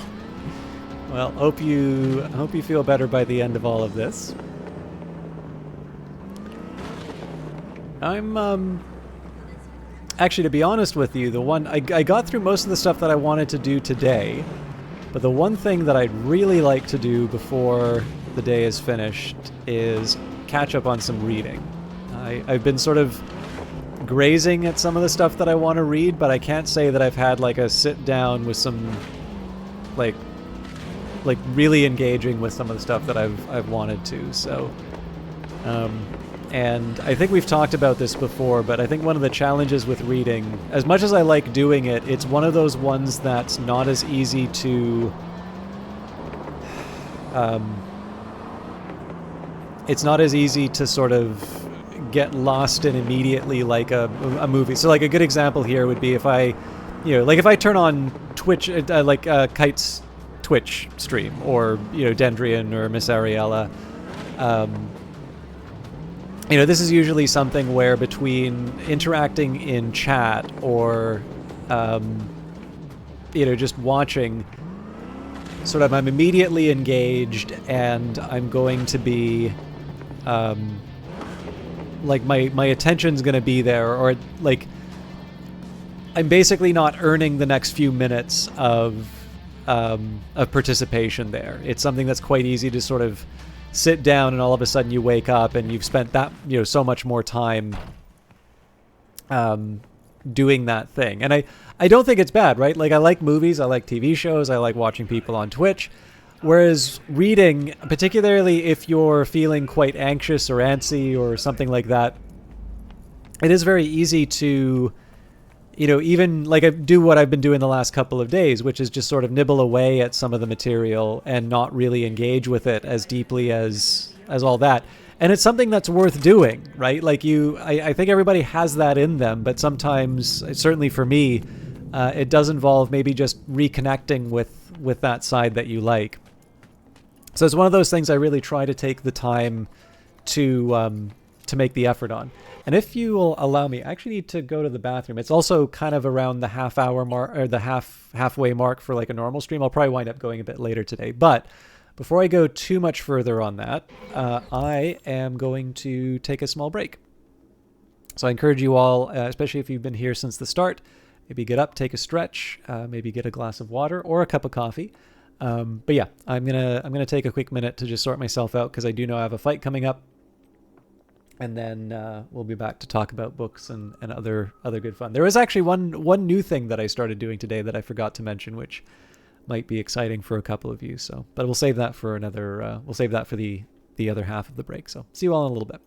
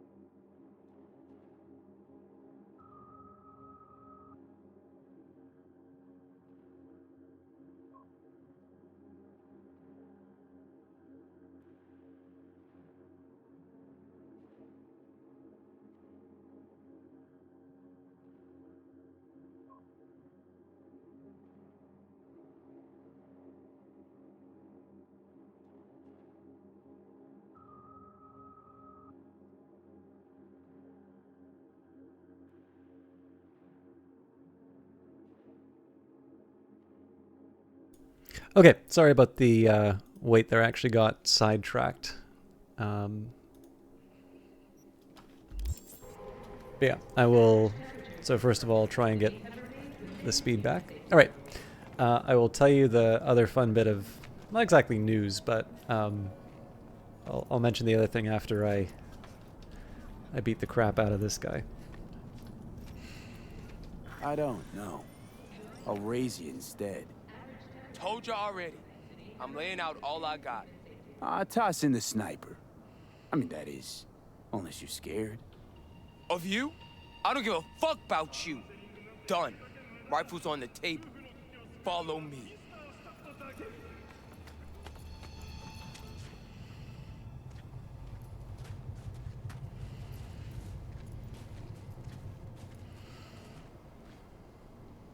You ready? Not too scared, are you, Buttercup?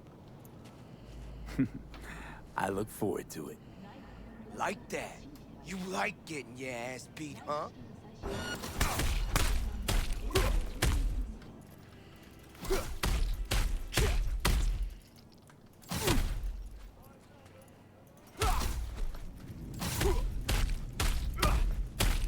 This is a lot easier than I remember it.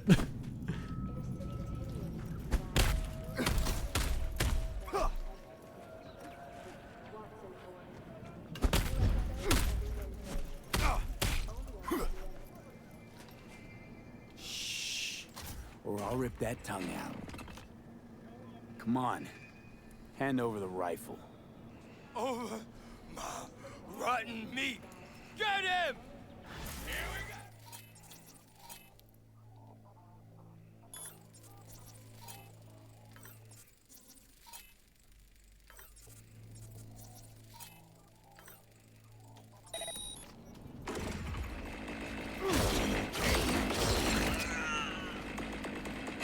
Let's make this personal!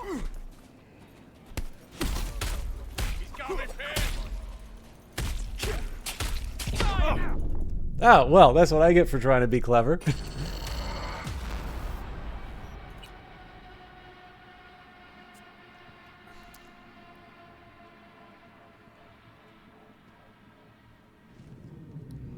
They're probably going to make me do the fight again. Alright, well, that's fine.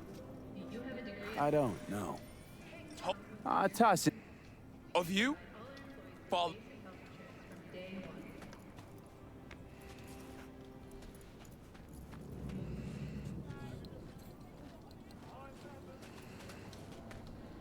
You ready? Not too scared, are you, Buttercup? I look forward to it. Like that. You like getting your ass beat, huh?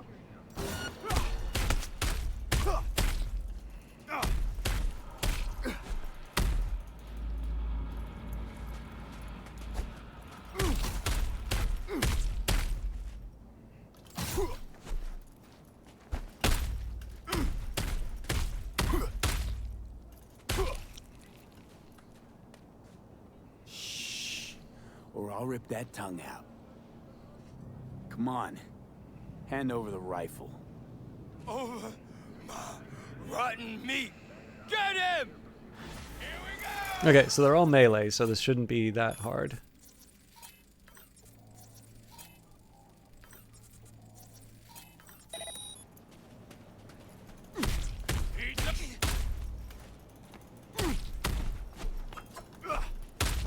Don't give up! Medic! Losing soldiers here! He's coming! Come on! Get to fight him a second time, yay. Close quarters, motherfucker!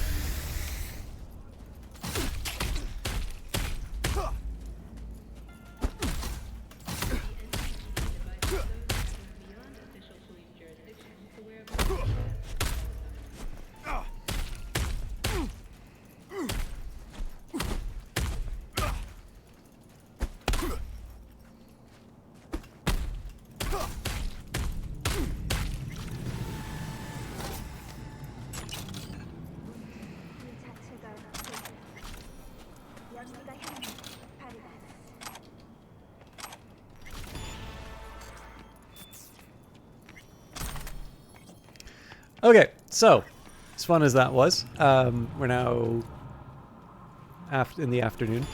One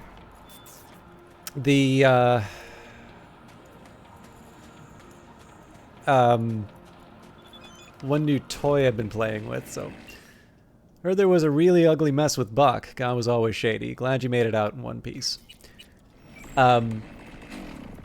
So some of you may recall that on the stream, usually it's the third Wednesday of the month, I will not do a broadcast, and that's because I'm at a local event. So during COVID, it was kind of easy to share with a stream because they were doing virtual meetups, but there's a local game dev community. This is one thing that I sort of learned from Vancouver just shortly after. Actually, it was just before I left, so I didn't get as much time with this as I wanted. But basically, when a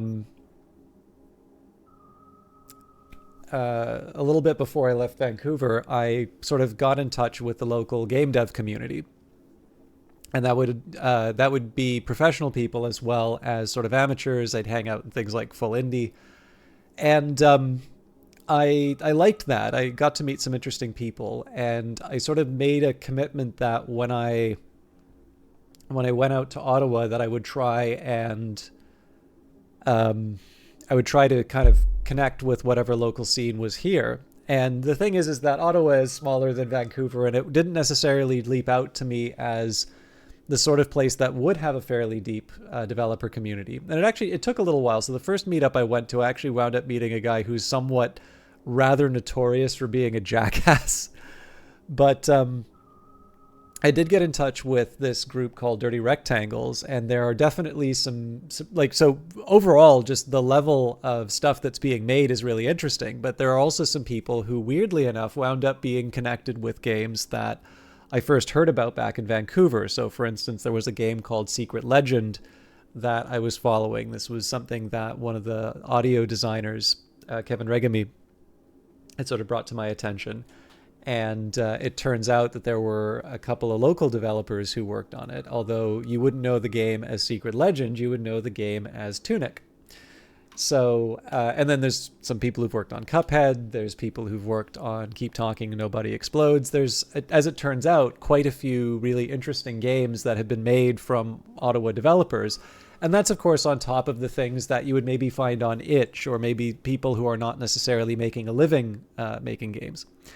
But one developer who I've really enjoyed their output, both as a professional but also just sort of their side projects, has been Eric Billingsley, also known as Sparse Game Dev. So for those of you that saw me do Spring Falls, that was one of his games. And he definitely does a lot with these very simple sets of inputs. And lately, he's been doing a lot of really impressive stuff with Pico 8. So before I go too far, and I'll find the ring while we talk about this, is anybody here familiar with Pico 8? You're getting noticed, V. People can sense that hunger in you, one that can't be sated. You want everything right now, and if you don't do it, you fight for it. You're a warrior, V, and the warrior's place is in the ring. Show 'em what you're made of. Knock the bolts off this training bot, and, well, we'll see. Valentinos, loud vests, flashy gold cyberware, heavy jewelry, tattoos of Santa Muerte and Jesus Milaverde.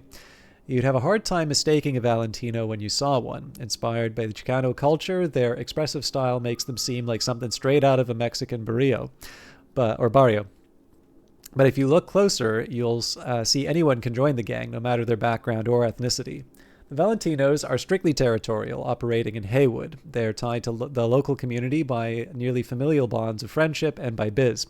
The Valentinos run completely legal businesses like restaurants, nightclubs, and auto shops, but they all are fronts for their other dirtier biz of money laundering, smuggling stolen vehicles or guns, human trafficking, and gang warfare. The Valentinos' friendship is priceless, and it will follow you to the grave, so you might want to think twice before riding with them. Not familiar with it? So there's this idea of, it's like virtual console is probably the best way to put it. So I'm sure most people are kind of familiar with the idea of like a virtual machine, right? So if you get something like, what is it? like I use Hyper-V now in Windows, but there's a thing that Oracle puts up, like, is it VirtualBox, I think? But yeah, you can basically make a computer in a computer. So you can, if you want to run Linux, you can make a virtual machine that's running, you know, a Linux distribution while you're still focusing on Windows, for instance. Let me just read the description for the Glen. Rewind a few decades back, and Night City Council was on its knees begging corporations to rebuild the city. The Glen has become home to the new City Hall. It's no surprise, then, that the Glen feels much safer and organized than other districts, with millions of eddies invested on every corner.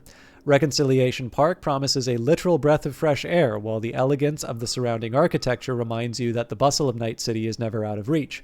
City Hall is the main attraction of the Glen and the seat of the city's mayor, but venture away from the tidiness and sophistication and you'll quickly start noticing rundown buildings and the menacing faces of the Valentinos and the 6th Street Gang. You won't get that in any tourist guides. Excuse me. Still, the very fact that there's such a drastic social and economic difference only a few blocks away from City Hall says a lot about how the city is run.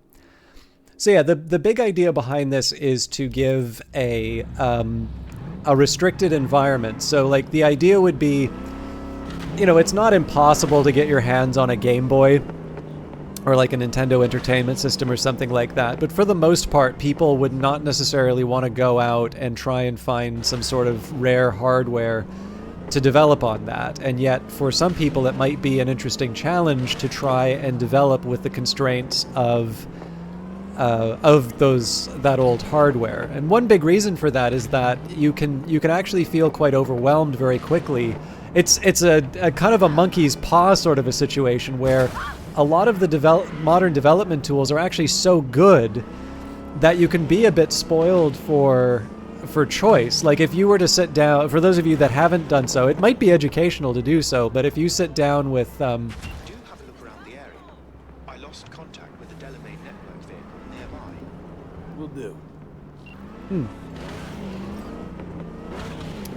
I will follow up on that when I can.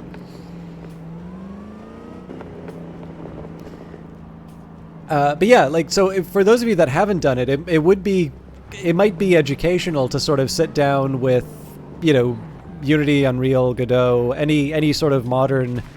There's also like slightly more exotic choice, like Amazon. I don't think they're supporting Lumberyard anymore. I think they've given that to the Linux Foundation, and it's now like the Open 3D engine or something like that. But like you're spoiled for choice in terms of tools. But I suspect what most people's experience will be is if you open that up, you're going to feel very lost when you see what you can do. And it's not that these are underpowered. It's just that you have so much that you can do that you might feel a bit overwhelmed going in the first point. So the constraints of something like Pico 8 can be something of a breath of fresh air, just because they get you focusing on maybe what matters or what what's essential to your game. So you have 128 by 128 pixels. The maximum number of tokens you can use in the programming would be 8,000 and change. And that there's still a lot that you can do with that, but you're definitely not going to be making Cyberpunk in this thing.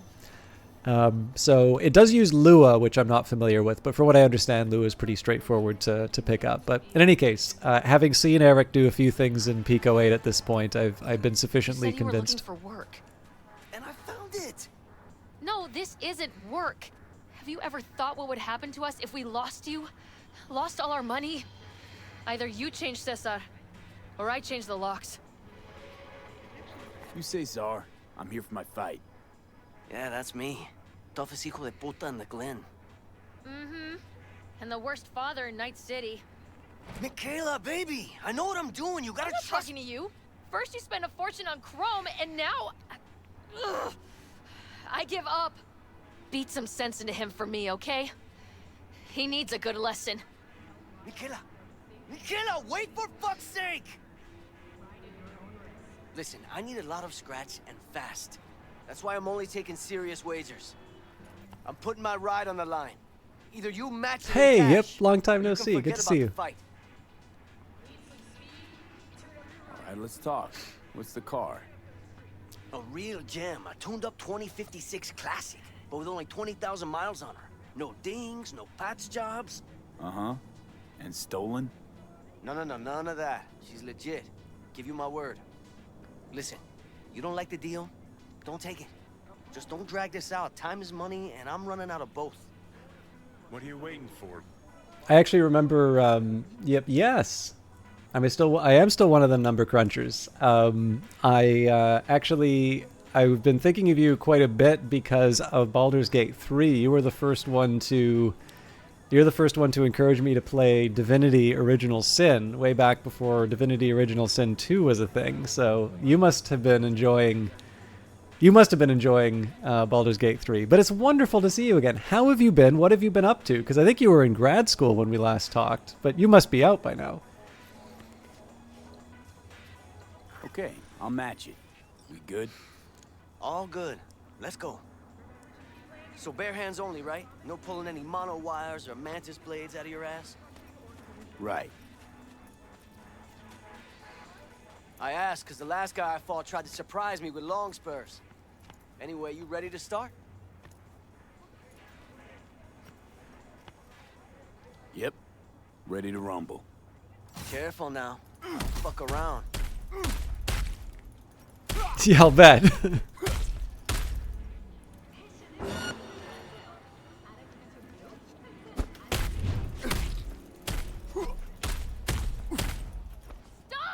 the fight! Can't you see he's had enough? Michaela, baby. Oh, I'm sorry. Shit. Not another word, you pendejo. Hand over the stupid keys and let's go home. Don't waste your money on counseling. Here. Spoiler for me. I beat him out of existence. I've been all over the place. Found yourself working for corporate, then you left to work for a nonprofit, then you left and went to a different continent. My goodness. You work in antiquing. That is quite the career curve.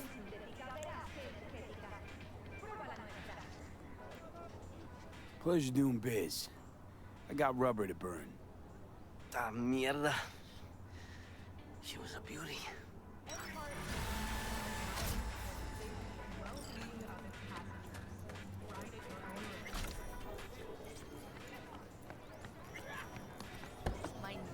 But for those of you not familiar, actually, I don't know if you're still... I don't know if you're still streaming yet, but yeah, for those of you who don't know him, Yip was somebody who I knew way back at a very early time when I was on Twitch, and as you can sort of see from Kite's reaction, that was sort of the community that I was involved in, and I'm always delighted to see Yip. Yip is actually a very thoughtful individual, someone quite educated and always has an interesting perspective on things. And he was somebody who I quite enjoyed watching stream, and was somebody I think we might have made plans to do Divinity Original Sin, but I don't think we ever actually wound up playing it. But it is a very, very good game, and he definitely encouraged me to check it out. I don't think I would have... I actually don't think I would have wound up playing it until maybe the sequels had come out if it wasn't for his recommendation. You stream no more. No, that's all good. But I do like doing the shout outs when I can. In fact, I feel like I owe... Oh, maybe it was Divinity then. I haven't done too much of it, but it's an excellent game. I actually did it back in early access, so I've played more of the early access version than the top one. But I'm really, really happy to see you again. All right, well. Thought Cesar would finally give you a run for your money, but you stood your ground. Who knows? Maybe you'll end up in the finals. Okay, let's... we had a Delamain mission in here as well. So again, I've been wasting time for Automatic Love, but I think maybe after this, I'll maybe move on. Love and Baldur's Gate 3. Am I still playing combat games? Do you mean like strategy games? This is definitely a change of pace for me, let's say. I've been doing a lot of Book of Hours lately, which is an absolutely wonderful game, which I've been spending a lot of time in. And what kind of character are you playing in Baldur's Gate 3, Kite? I don't think I've ever seen you play those. Artificial intelligence. Artificial intelligence began as simple algorithms meant to simplify our lives. With time, some became convincingly capable of simulating humans. With programmed personalities, one could even grow to like. They were also weaponized. AIs essentially, there were also weaponized AIs, essentially military technology used to break through enemy security in the net. But the netrunner Raish Bartmoss arrived on the scene, and with him, the infamous data crash. Bartmoss's target was the corporate data fortresses, his goal to steal the data held within and unleash it into the net. What he achieved was a full-blown war that would transform cyberspace for good. As a direct result, AIs began to mutate, becoming deadly dangerous. Thus, rogue AIs were born. At that point, Netwatch runners were forced to design the Blackwall, a powerful artificial intelligence with only one job: keep the rogue AIs out of the remnants of the net that survived the crash. Officially, nobody ever ventures beyond the Blackwall. Unofficially, well, believe what you like. Okay, Kite's playing a monk. He was playing a sorcerer. I think I have a mage. Pretty sure I'm playing a mage this in 1.0.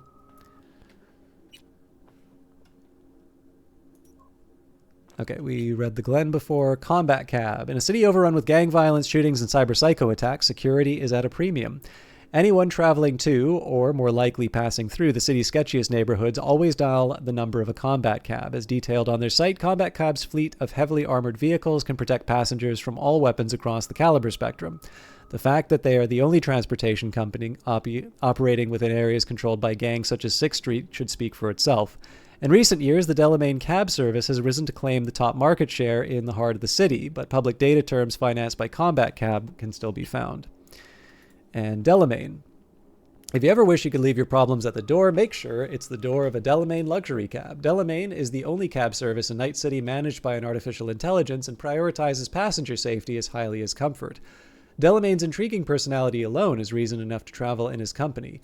He is likewise an excellent business partner due to his boundless dedication to improve the quality of his services through effective management and innovative technologies. Sponsored by Delamain Corp. Something, okay? Just calm down for Christ's sake. All right, let's see if we can find our Delamain friend, and then I'm basically going to see where I'm at. I'll maybe see where I'm at in terms of time, because I don't want this stream to... Like, if I'm at the end of the stream and I haven't done...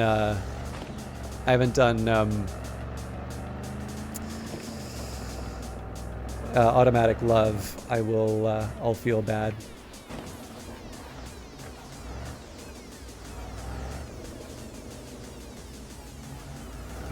Oh, Book of Hours, you mean? Or Liza P, no.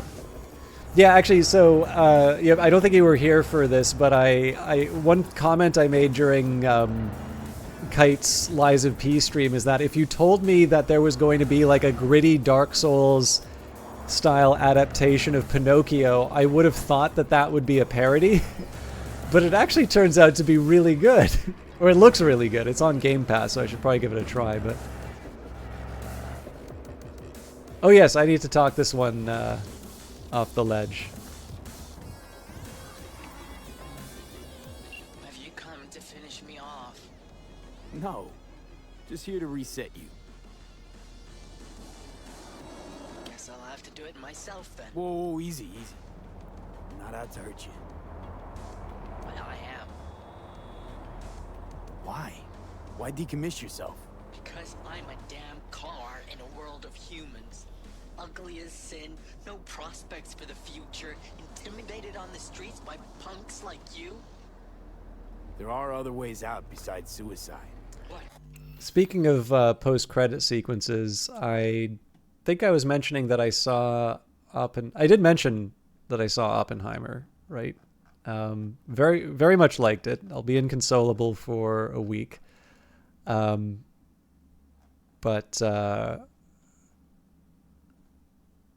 I don't know how many of you saw the post-credit sequence, but I was a little surprised when they had, Hirohito do this at the post-credit sequence. Hey, Yu Hana and Momoko Hana. Very good to see both of you. And with Kite, so I now know that you're not all one account pretending to be 3 people. Yeah, actually, it's a shame. We got to talk a little bit about. It was 2 streams ago. I talked about W. Edwards Deming, who played this outsized role in you would never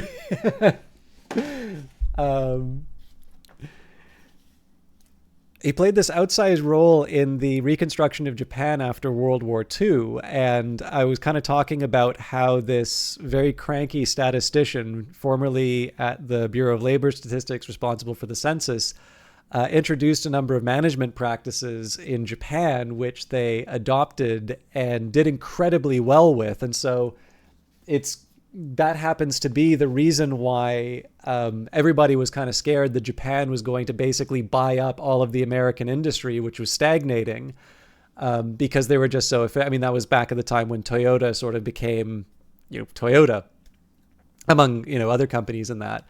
And so there is this fun sort of statistical economic story to be told. And I have the book with me right here. I actually found out on Monday's stream that the book I have is in fact signed by Deming. I don't know if the used bookseller that sold it to me realized that it was a signed version of it.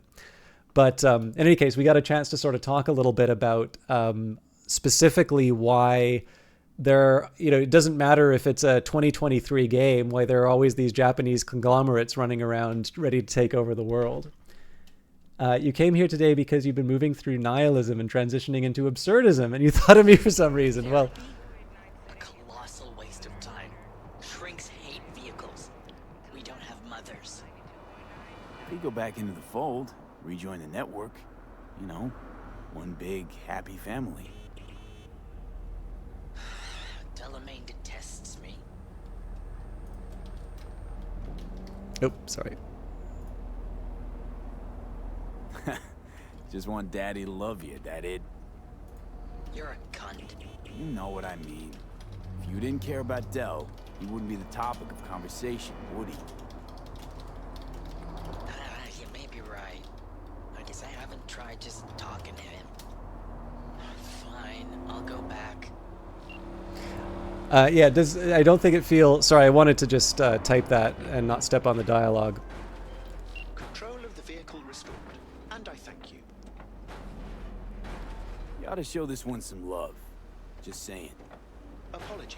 I simply don't understand, and fear I've no time to ask. Other more urgent tasks require my attention. You're an absent father, that's what I mean. I see. Anyway, a share of your fee has been transferred. But yeah, so I definitely agree, that something like Cyberpunk is actually quite out of my wheelhouse, and yet in a very funny way it winds up being one that, in terms of the things that I think are sometimes the most interesting, they actually wind up working... in some ways, it's wound up working a little bit better than some of the other games that I've played. Okay, Cyber Psycho sighting where the bodies hit the floor.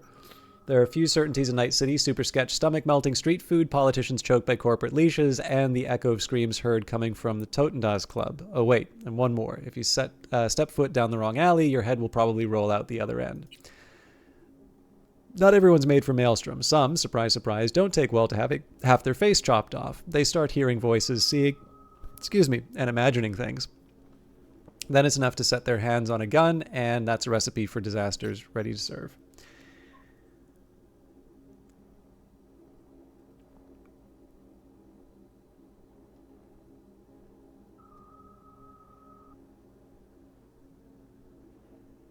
Good tries. A lot. I am enjoying the sass. Like Momoko and Yuyu, for those of you who are maybe new here, Momoko and Yuyu are so incredibly nice and well behaved in the channel. And whenever Kite is in the channel, they are always just absolutely roasting him. Which is especially funny to me because Kite is just the nicest person that I've ever run into on Twitch. But yeah, Momo and you have absolutely no mercy.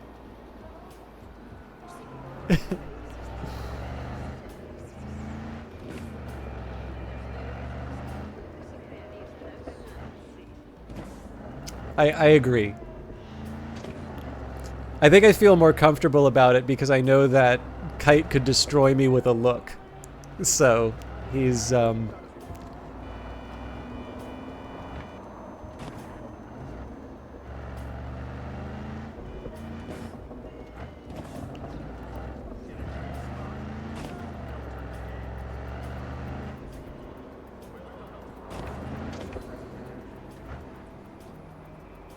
Actually, I think what we need to do next time Kite visits, what I can do for all of you is let me know when he's on his way home, and I can write a whole bunch of very suspicious messages about his political allegiances and what he intends to do later on in the day, and I'll kind of make sure that I write it in all capital letters, and then I send a concerned phone call to the Secret Service, and then maybe Kite will find it a little bit harder to get on that plane. It's coordinated effort.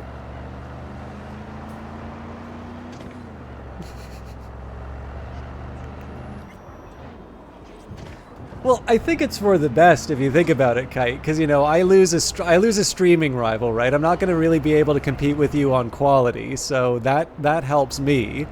And it sounds like you have some very big fans in Japan, so I have to imagine that that's Exile to Paradise.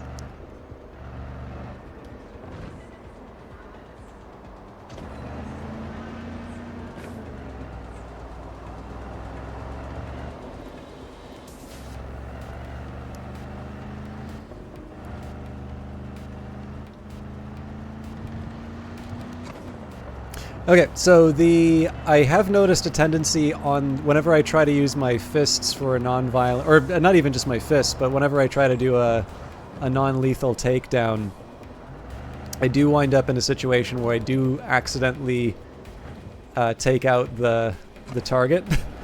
So I will do a quick save, but I'm hoping we can do this without needing to reload.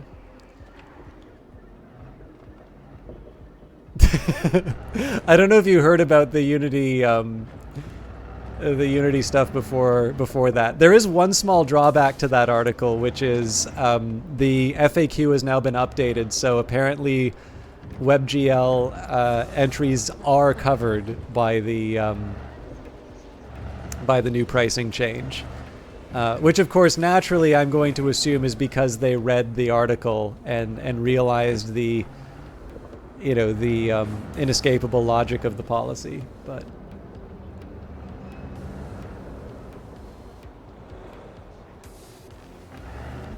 oh yeah, definitely feel free to link that. I didn't know. I'm not on Instagram, so I wouldn't have known. But please do share.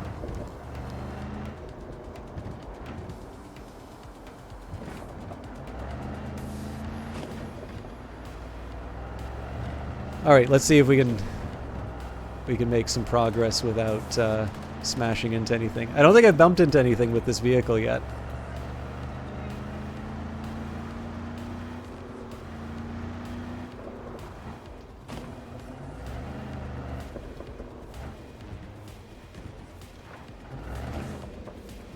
So one thing I will say that I think is kind of interesting about the way that the new combat updates work.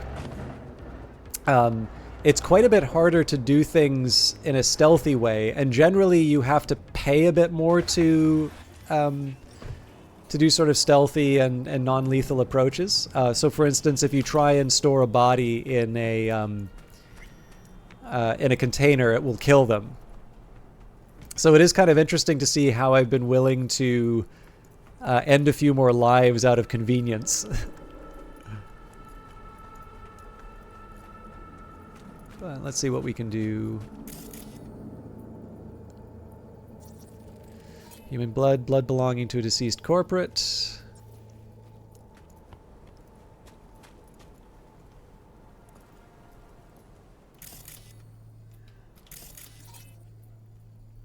Body sustained. Grievous wounds. There isn't any electricity for me to... Hoof and Sanders. Hoof, today's your day to clean up after Brick's pet, or else the boss man finds out we made a rabid dog out of the corpse he wanted. Sanders, I swear to fucking God, if he makes more messes than he cleans up. It's kind of like having your own trained cougar or some shit. For real, even howls and growls and shit so much I can't sleep. Whatever you do when he screams so much. Just showed him what happens when you stand up to Royce. It was Door's idea to strip out his old chrome. Plus, we beat his face like it was a fucking skeef-filled pinata. Can't really talk no more. Just howls like the traitor bitch he is. But that means you gotta grab the mop and clean up all those fleshy bits and blood he leaves lying around after dealing with our problem customers. Gonna stink it up in here soon and scare off all the eddies. Then get him inside and away from the fucking trash cans already. Ain't complicated.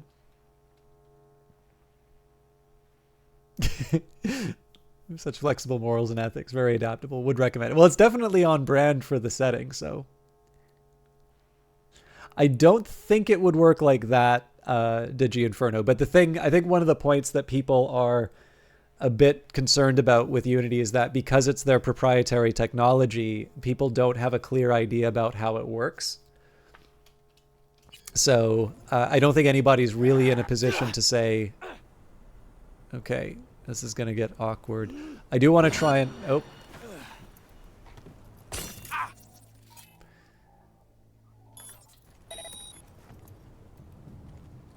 Okay, looks like I can't. Yikes.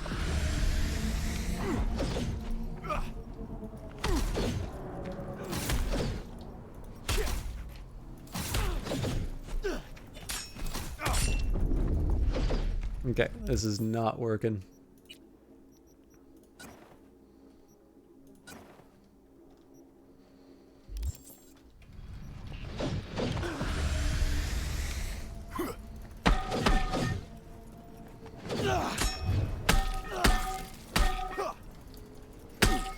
So this one is fairly important to do the non-lethal takedown because we're trying to treat the cyber psychos, even if they look a bit worse for wear. And yes, it is more humane to beat them with a pipe, apparently.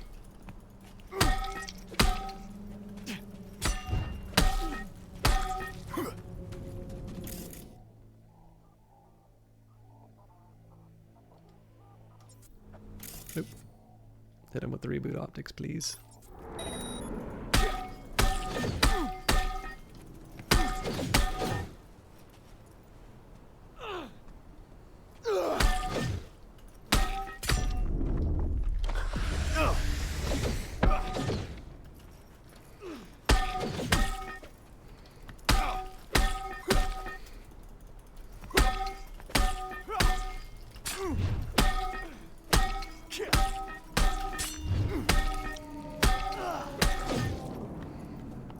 So I think I'm okay as long as I don't run out of stamina.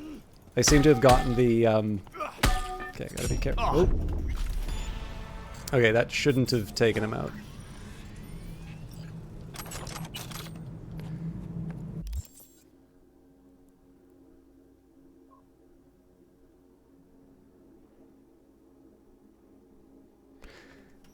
Alright, not quite what I was looking for.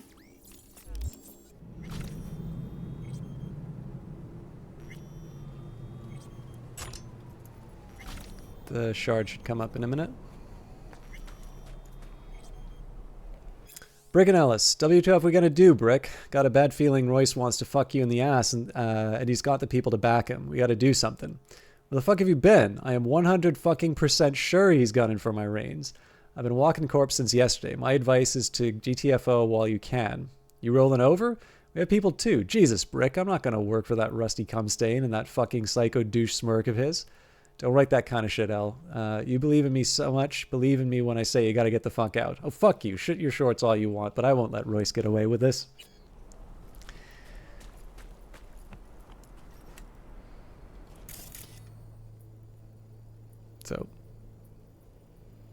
Seems like he's still alive. And we will send the... Okay, it was a gang dispute. The guy was on one of Brick's people. Sorry, the guy was one of Brick's people. Tried to take a revenge on Royce. You can guess how his solo attempt at a vendetta panned out. Got pumped full of drugs, tortured, and made into this wild attack dog of a bouncer. As requested, I didn't flatline him, but honestly, I doubt there's much left to collect in a mental sense.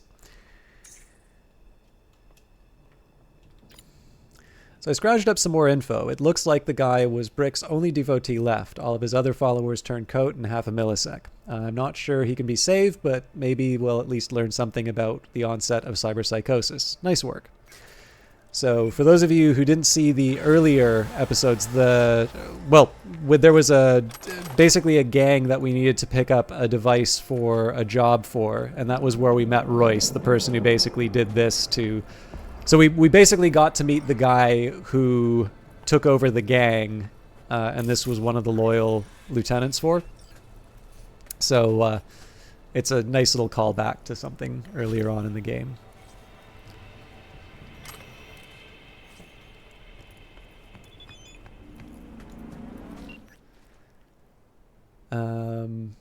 Listen, I know you got inflation. CHOH2 prices are sky high and everything's gone to shit, yada yada. But that's why life's little pleasures are so important, V.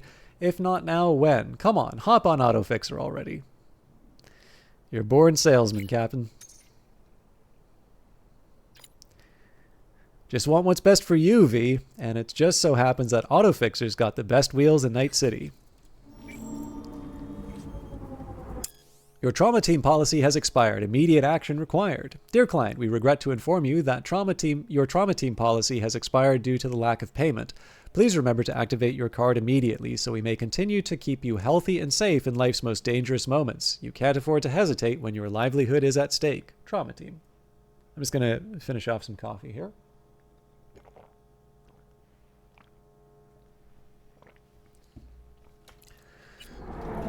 So it should only be... 3 or so hours until sundown, I suspect. Mind you, the cost for waiting isn't as high as it would be as well, but I'm sure there's a couple things that we can do to use the remaining hours. If somebody has something they want to see in Cyberpunk, that's not Phantom Liberty, obviously, we're working on that, just let me know, but I'm sure there's a few things we can use to occupy our time. Okay, 2 BDs, an E9, and a 1C.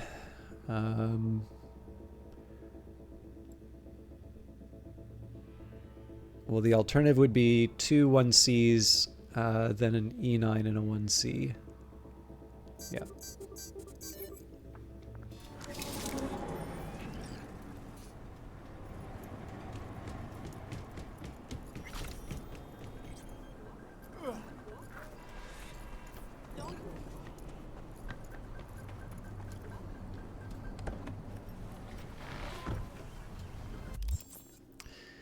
Alright, we do have a Ripper dock here, so let's see if we can do any upgrades before I start spending money on other toys.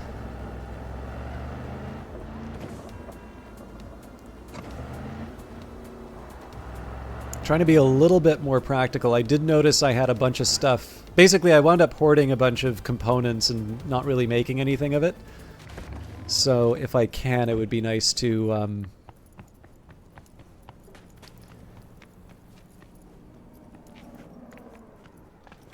It'd be nice to make a little bit more of the resources available to me. Oh, we've been to this fellow before, so I don't know if we'll have much going for us. So we're as good as we can get with the operating system. Frontal cortex... Well, actually, nervous system I think I was going to work on before. So the reflex tuner, maybe.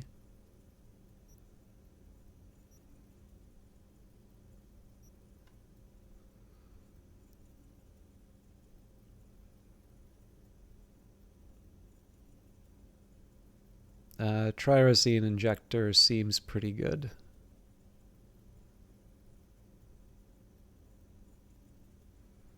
Yeah, so either visual cortex support or trirosine injector, both of those seem pretty solid.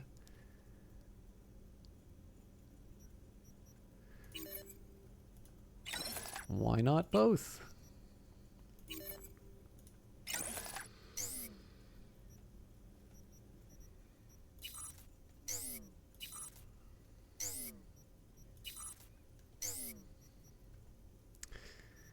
Okay, so I can also upgrade some of this stuff to tier 2.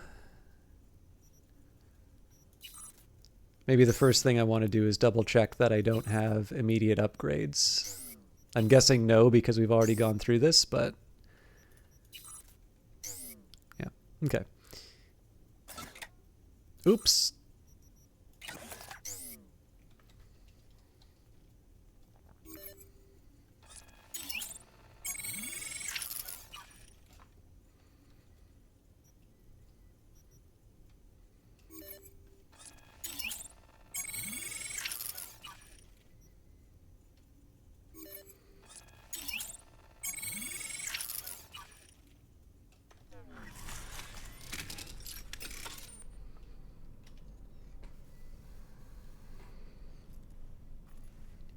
Obviously, I can change that around later, but I figured I'll take advantage of what I've currently got access to.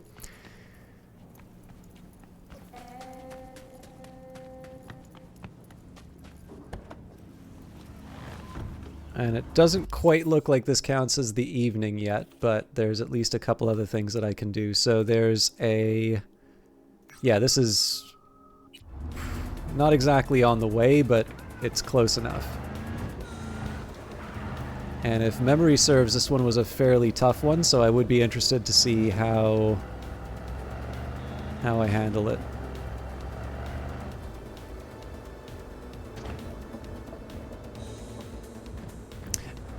I think I was starting to talk a little bit about Pico 8. I don't think I quite finished it, though. But yeah, so one of the things, basically, one of the challenges about being inspired by someone like Eric is that, you know, it's like, you know, wanting to make movies and getting inspired by, like, Stanley Kubrick or something like that. The stuff you make is never going to be as good.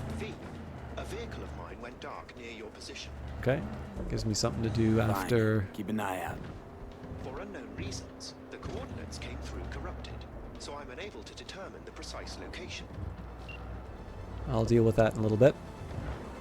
But yeah, so, like, obviously if you go in wanting to make something that... you know, a very high-level talent does, then you're inevitably going to be disappointed. But there is something really, for me at least, there's something really interesting about dealing with those kinds of restrictions, and I definitely have some clear ideas. Right. I definitely have some clear ideas about what I would like to, what I'd like to do. Okay. Same. I guess I haven't read Northside Industrial District yet. The Northside Industrial District was once an important area of Watson, with factories employing thousands of night citizens. Today, it feels neglected and devoid of life.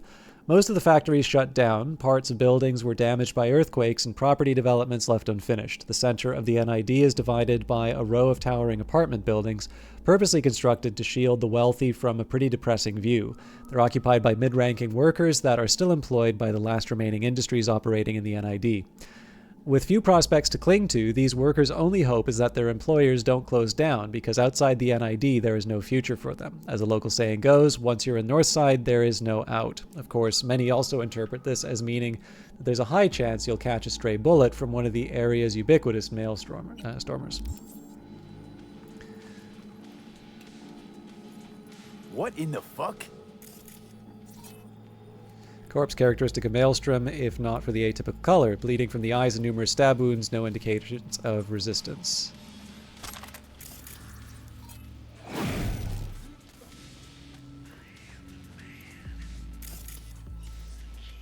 You okay? Lilith has concealed the 10th circle from the ancestors' eyes. The hell is this? Got a bad feeling, V. Better look around. Severe blood loss from multiple shallow lacerations, critical condition. New shard, it's time. 55 E9 1C 1C.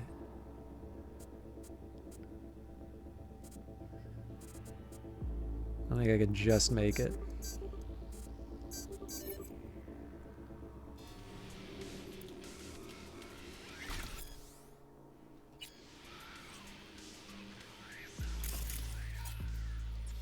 I mean, I cracked it. Shouldn't I be able to see the contents?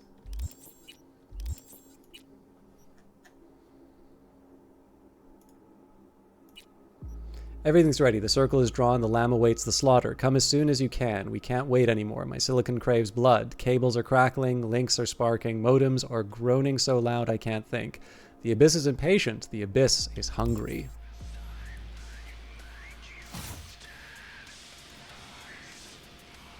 Oh, shit.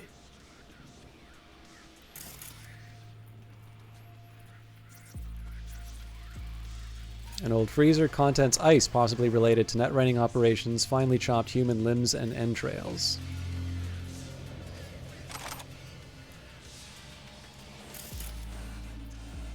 Characteristic of Maelstrom, if not for the atypical color, bleeding from the eyes and numerous stab wounds, no indications of resistance. Pool of human blood, partially congealed, not from a member of Maelstrom, no characteristic suppressors found.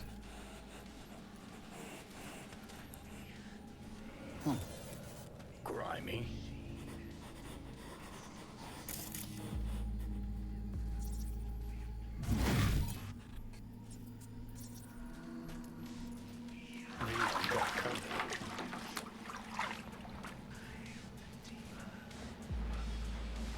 Milady?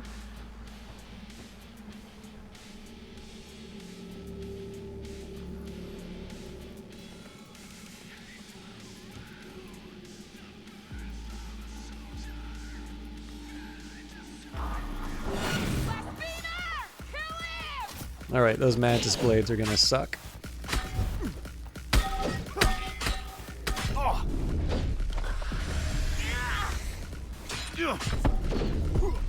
Good lord.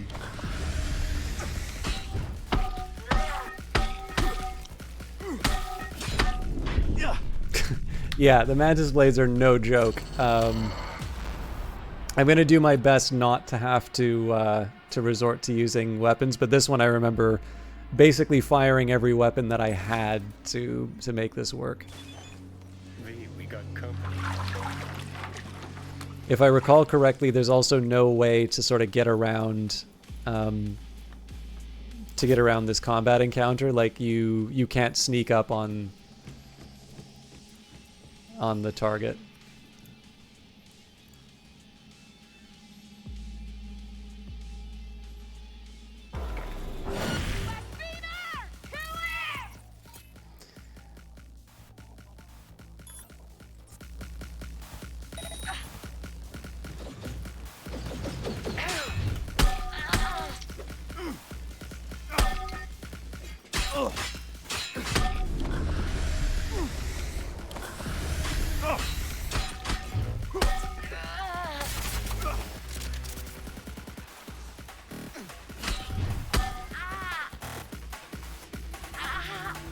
So right now I'm just kind of fighting for time with the health.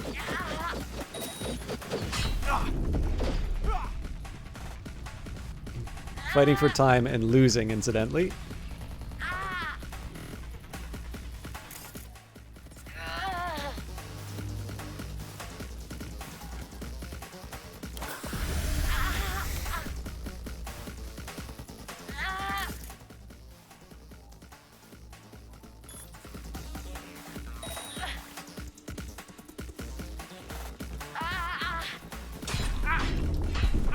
Jesus.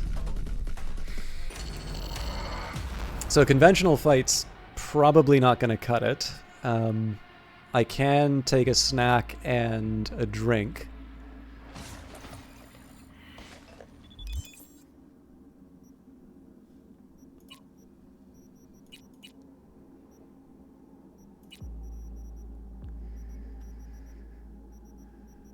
Stamina regen probably wouldn't hurt here. I don't really think I've got anything food. No, that's not true. Cat food. Breakfast of Champions. We got company.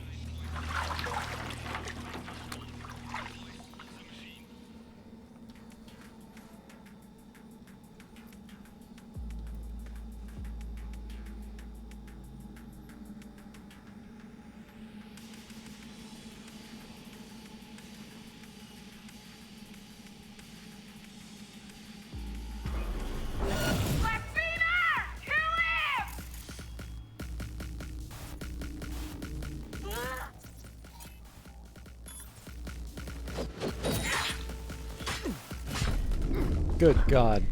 Wow. So what I'm trying to rely on, I feel like I'm getting a little bit better at the counterattacks, but I really don't know how to handle the dashes. This is where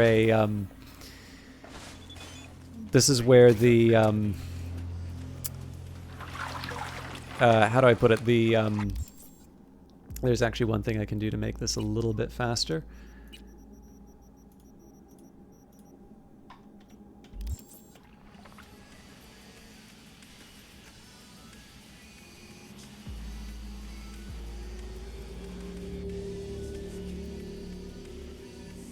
Yeah, I'm feeling okay in terms of the counterattacks, but when they're dashing towards me really quickly, that sort of changes the equation a bit.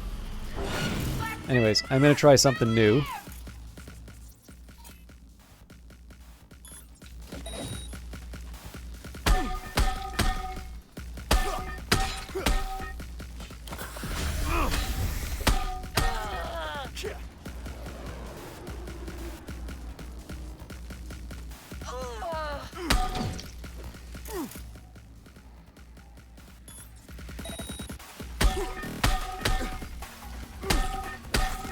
So I'm sure you've noticed that,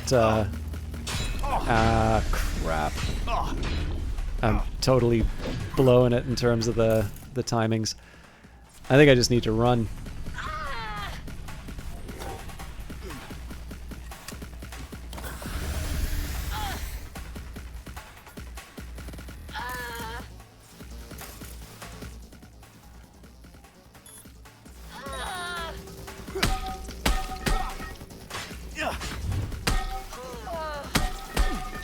Okay, again, I gotta run just to try and get the health back. That'll also give me some time to refresh the RAM.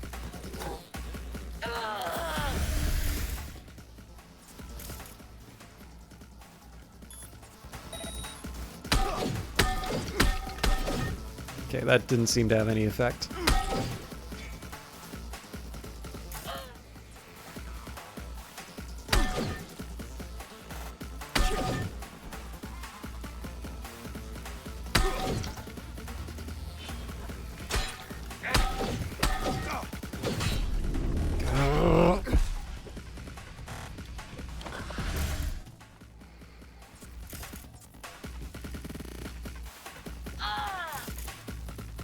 So I need to get my energy back first. Okay.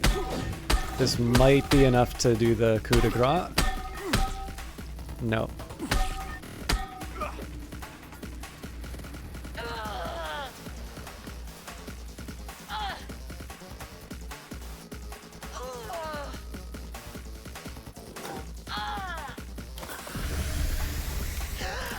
Okay, so I have a little bit more to work with here.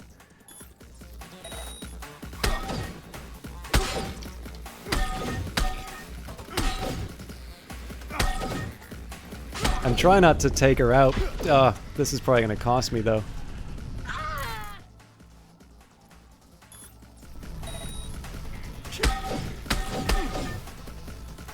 Yeah, I gotta run.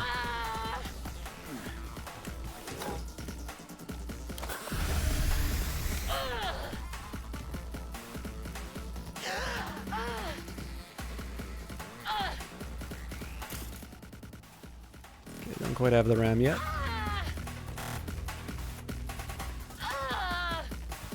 I'm not so much worried if she gets one more hit on me, but if she gets two in a row, which would not be uncharacteristic, then I'm in deep trouble. Like that. Right around the time I got my health back. Anyways, there's clearly a pattern that worked there. I just need to commit to doing a little bit more. And Cyberpunk 2077 has encountered an error caused by corrupted or incomplete game data and will now be forced to close. Unexpected? So just give me a minute. It's going to ask me for a report.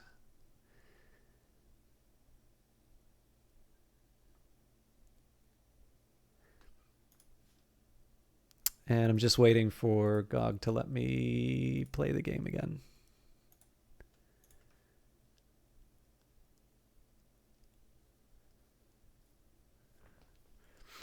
But yeah, so this one still remains a challenge for me, clearly. But after that, we will do automatic love.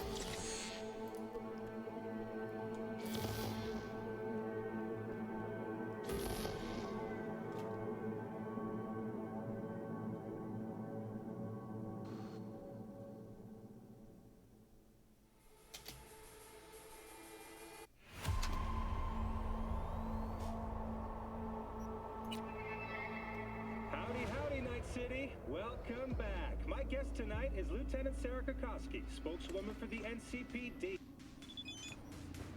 Okay, good. We've got the buffs. I don't mind starting off in the middle of the fight, although she did just get a hit on me.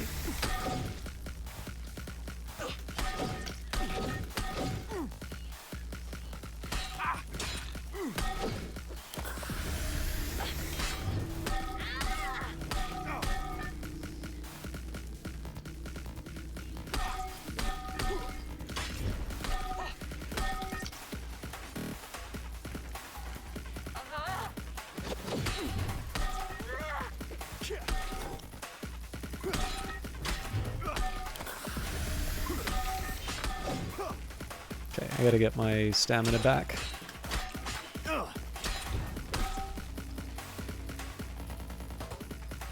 I also haven't used any RAM yet, so...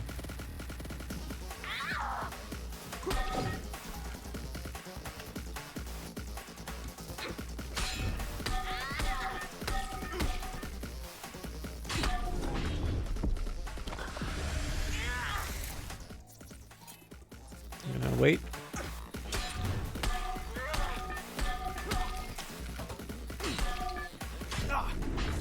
Ah!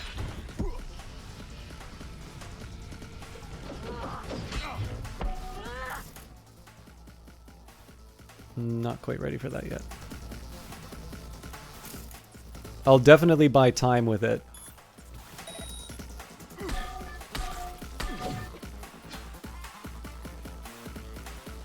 But right now I need to focus on health.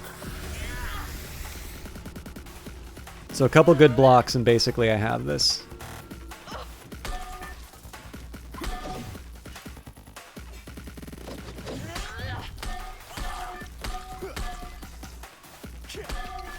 There we go.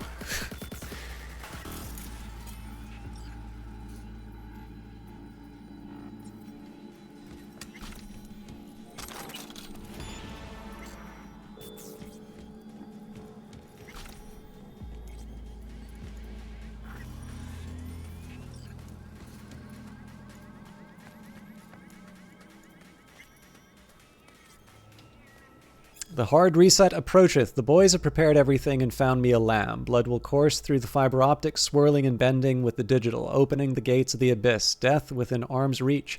The metallic taste of his scythe on my tongue. I will tug at the tangled cubes of fate. A hard reset, a blue screen, a brain reformatted. I am ready. Luck be with me. Something about this ritual went wrong, seriously wrong. Place is covered in guts and blood. Must have had something to do with uploading the brain into the net and straddling the border between life and death. Only the girl who was jacked in couldn't handle it. She went psycho and started tearing into her chooms. I thought women were more resistant to cyberpsychosis. Anyway, at least we have her alive. It's true that women are less likely to get cyberpsychosis. All the better that we have her alive for more research. I thought nothing could surprise me anymore. Boy, was I wrong. I wonder what she had heard through those cables, what caused her to crack. I'll keep looking into it. In the meantime, I'm sending your cut. Bonus included. Property developer tossed in a token of their gratitude for freeing up the building that Maelstrom was squatting in. Not bad, eh?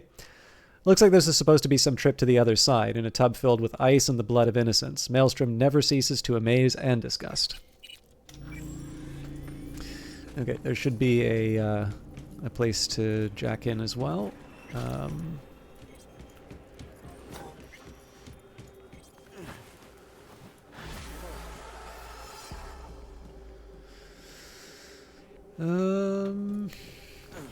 We'll see. Okay, no, that works.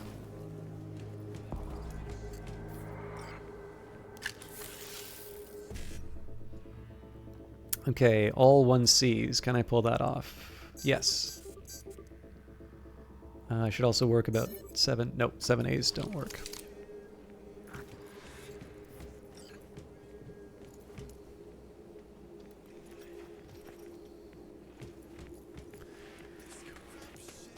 But I'd still say that's a good day's work. We can probably head to Automatic Love at this point.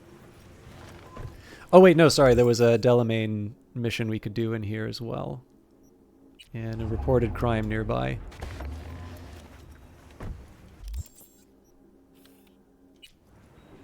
Immediately to the right.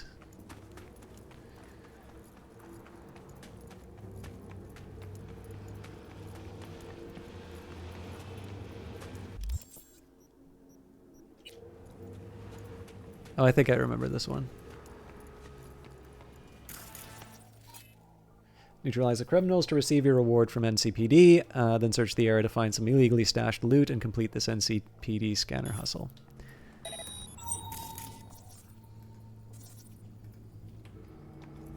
Can't be that hard to take these guys out.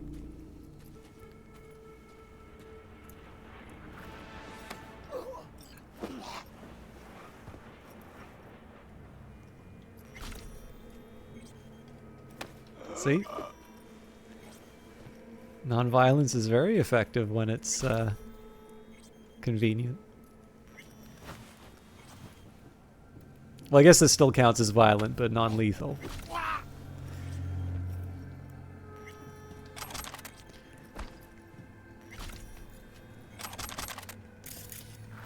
Oh, but they're scavengers, so I should actually be killing all of them, but...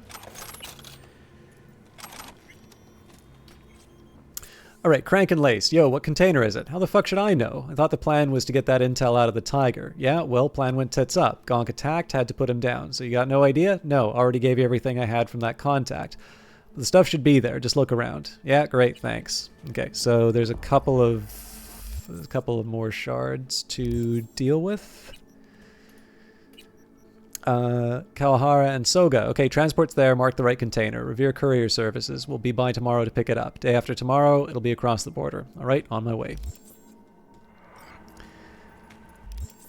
And needle in a haystack.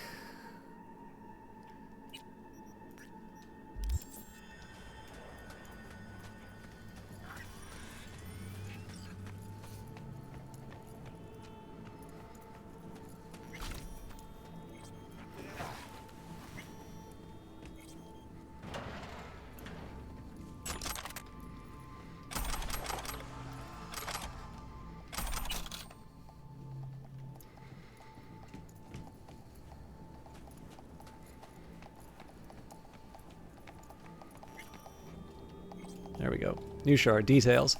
So when you get there, mark the right container with TCX. That's the agreement with Revere CS, but be careful around there. It's easy to catch a shiv in the ribs. Kawahara.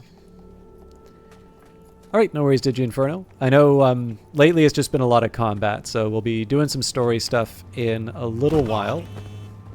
That is when I'm not getting smacked into by vehicles. But I still need to get there.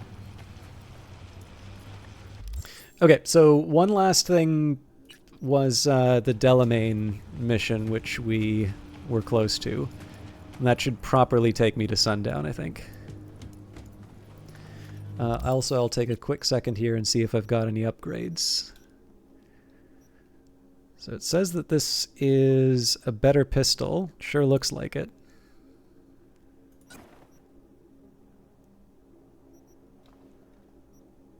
So I'm not going to scrap it, but the assault rifle,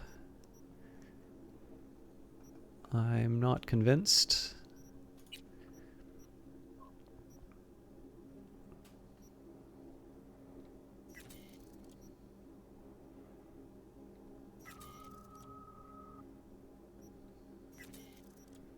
Should probably finally make a choice with the revolvers.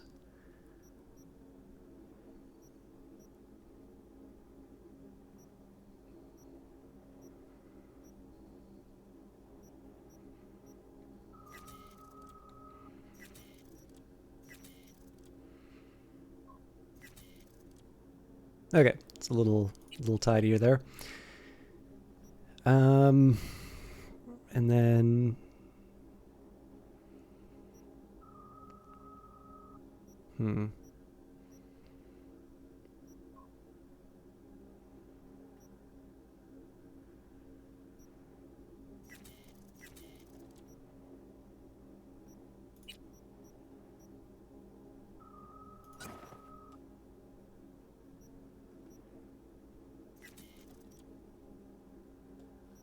All right, and do we have any better clothes? Not quite my style.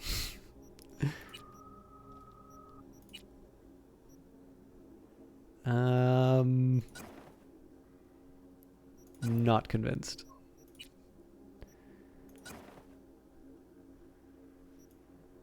I don't know, I kind of like the sneakers a little bit more.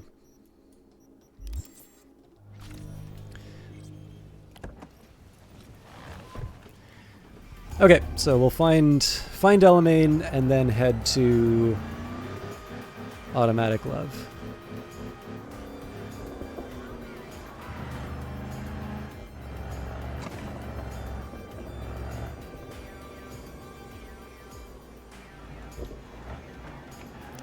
Find the hidden Delamain cab, which has a GPS coordinate.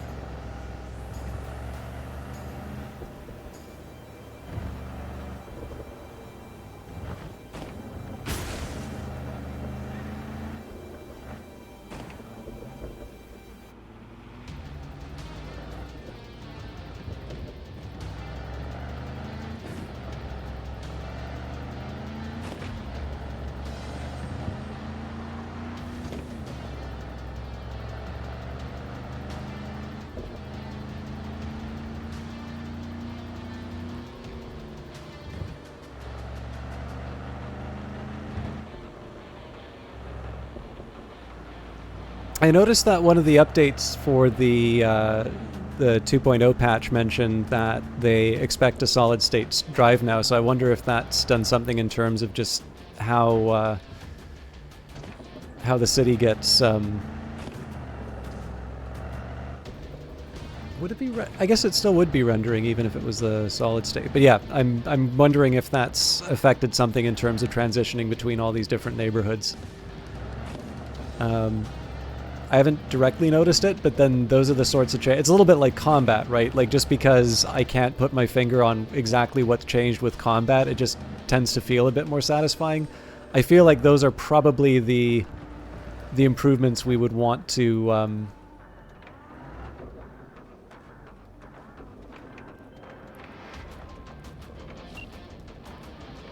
Stop where you are! Easy. Here to help. Not one step closer!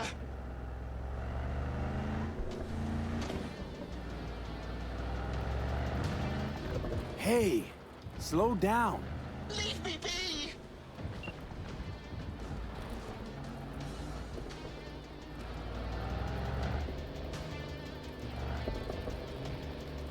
Yeah, basically the sort of stuff that doesn't draw attention to itself generally is a bit better, so... and I've always been playing it on a solid state, so it may be that I've always just realized the benefits that were brought in with 2.0. I don't know.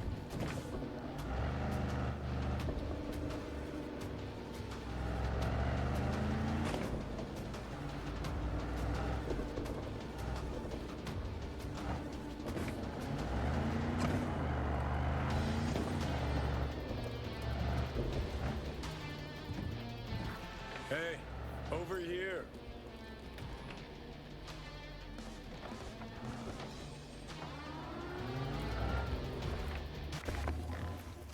You hear me? Try to get Damn it. inside. Lost him.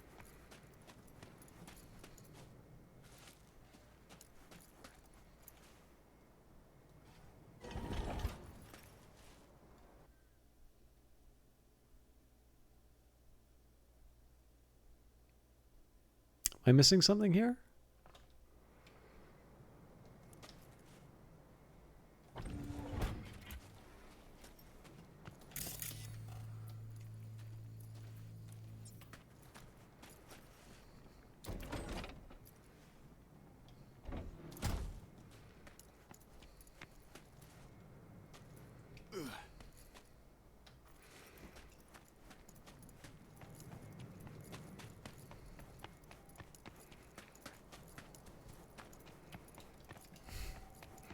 It is kind of funny to hear my character say, "Damn, lost him," when I'm quite literally watching him go around the corner, but Johnny sort of pointing to the vehicle sort of suggested that's where this is supposed to go. I actually don't remember this part, though.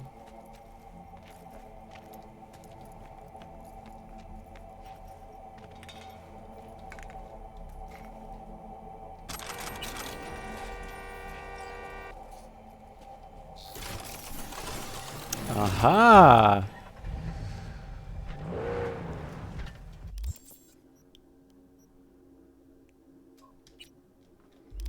Oh, so it's a totally different mission.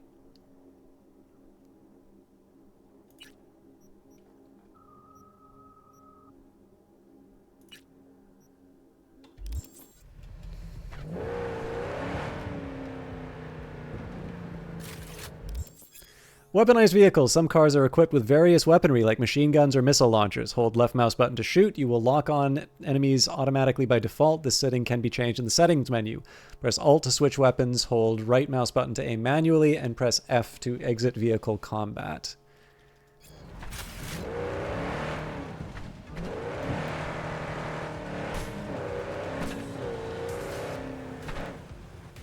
Well, there you have it.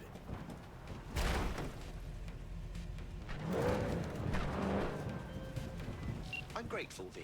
I've managed to re-establish contact with the vehicle. Shock therapy works wonders sometimes. I'm sending a tow truck and a share of your fee. Yet only one of those is going to your credit account. Ha ha ha. Okay.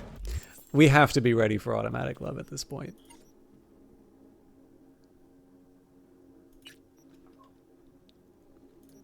Clouds, one of the priciest and most technologically advanced dollhouses in Night City, Clouds offers you an experience tailored to your deepest desires, desires you may not even be aware of. First you jack into the system, then your fantasies and preferences are scanned, and finally the data is automatically transferred to the most suitable doll who eagerly fulfills them. The doll is controlled by a chip, which means they aren't aware of what happens in the session and their memory is wiped every time. Dollhouses are frequented not only by people with your run-of-the-mill fetishes, but those who are antisocial or cripplingly shy.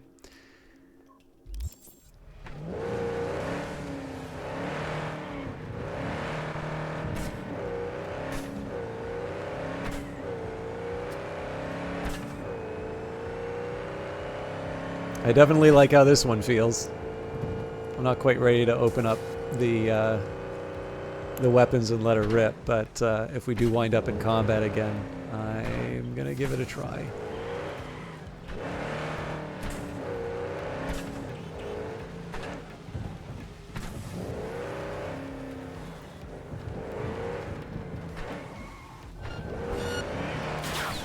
Well, that would have been a chance to try the weapons.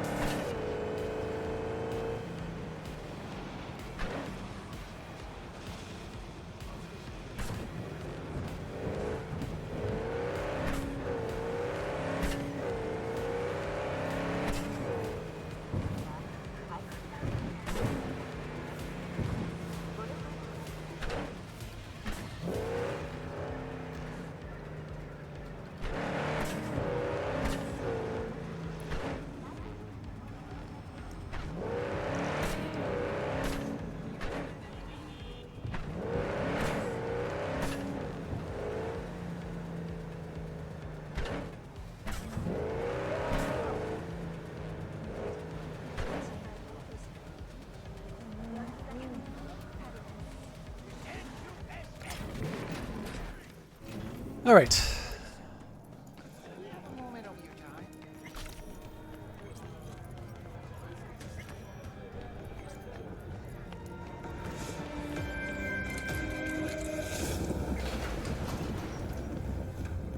I feel a very strong urge to buy dog food now.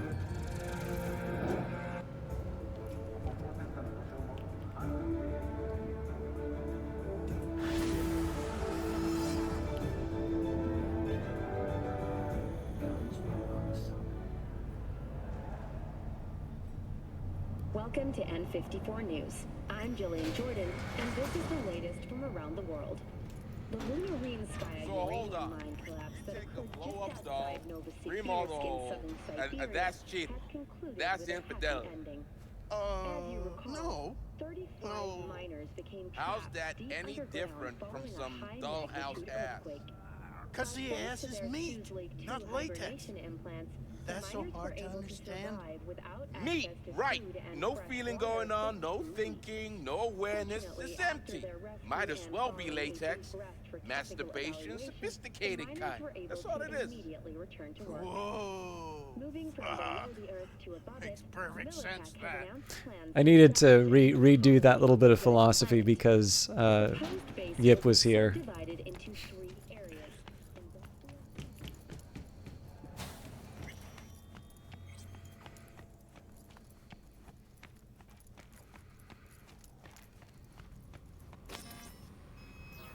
Welcome to Clouds, where we know what you're looking for.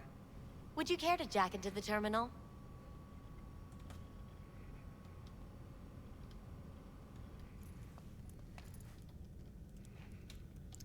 Can't do that right now at all. Oh, that's interesting. It keeps me from... Okay.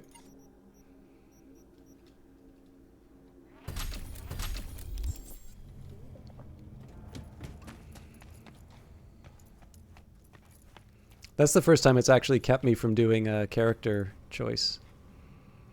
You realize personal links aren't secure, right?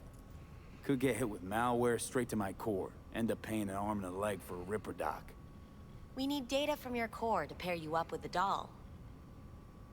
Meaning a biometric scan? Just that. If anything goes wrong, you can lodge a complaint. But that's never happened. Looking for Evelyn Parker. She work here? Give me a moment. Evelyn's not available at this time. Need to see her. It's important.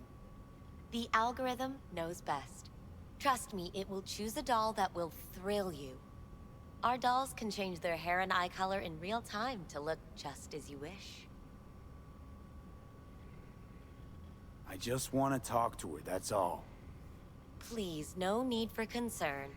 Your doll will talk to you about anything you wish. Jack in, please. I'm sorry. Did she finally say anything useful? Fuck the menu. Let's ditch this waitress and take our special order to the chef, point blank.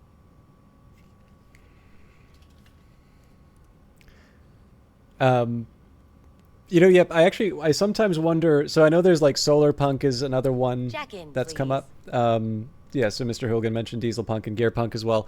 I kind of feel that Steampunk had its origins in Bruce Sterling and William Gibson's The Difference Engine. I don't know if the term was used before that, but I sort of feel from that point, everybody kind of opened it up to all sorts of other ones. Although they're usually really interesting, so I'm not complaining about the proliferation.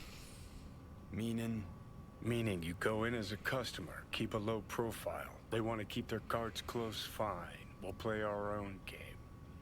Oh, interesting. I haven't heard that one before, Kree. How could you possibly know what I'm looking for? Clouds always knows. Your deepest desire, we find it. You'll have your needs fulfilled, and maybe much more. Less is not a word we use around here.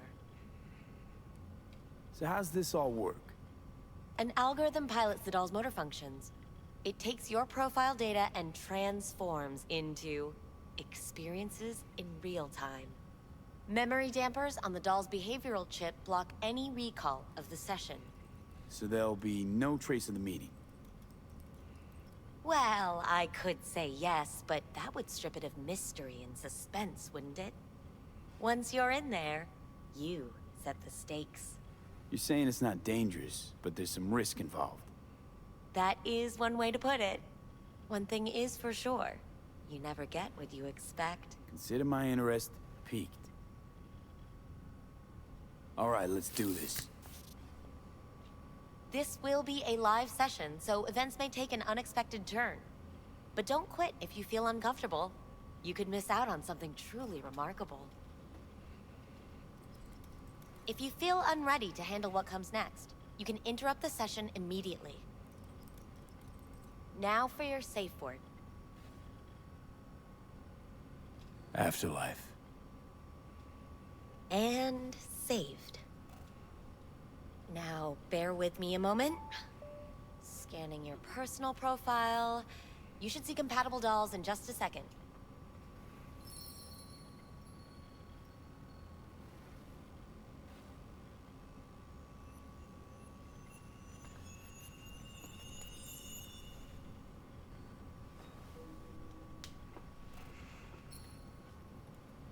Two matches. Interesting. Is that normal, or...? Who can say what is normal? You're clearly a unique person with unique tastes. Our system can handle it. So who will it be? Angel or Sky? Why not both? Rather go with Sky. I couldn't have chosen better myself. Now for the payment, and you'll venture into the clouds. There you go. And the payments come through. The entire floor is open to you if you wish to wind down first. Sky awaits you in booth 9. Disconnect, please. Is that it? We have a strict no weapons policy here at Clouds. Please deposit any and all hazardous items with me. Only two willing to spread their legs for you. Sad. Go eat a dick, giant. We hope you enjoy your stay.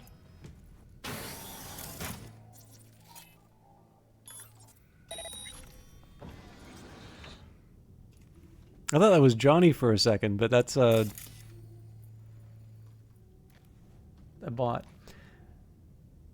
All right, Momoko and Yuya, thank you very much for stopping by. I'm sorry I didn't have as much to say this time. I was trying to catch up on a little bit of the progress, but it is always a delight to have you here. And it is always kind of fun to see you interact with Kite. I know he's definitely a really, really nice guy, and I am always happy to see him with friends. It's very clear you all get it's very clear that all of you get along very well. So I hope you have a wonderful evening, and I look forward to the next time I get a chance to see you.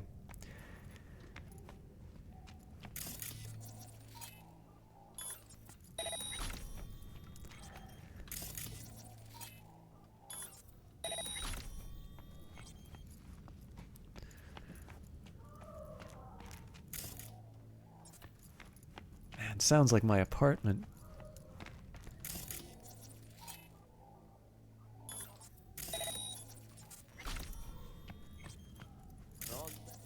Four out of 10 on a good day. Those thighs. I can't get in? What's that mean? I'm here every motherfucking week. You're not authorized to access the VIP area. Oh, yes, I am. No, sir, you're not. You can take it up with the manager. No, dog. I'm taking it up with you, here, now. You got any idea who I am? Is there a problem? This conch don't understand that I've got a right to be in there.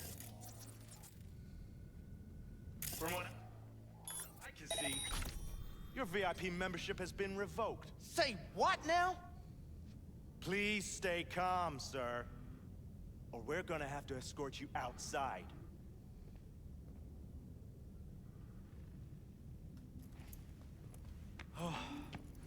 No shortage of white vests.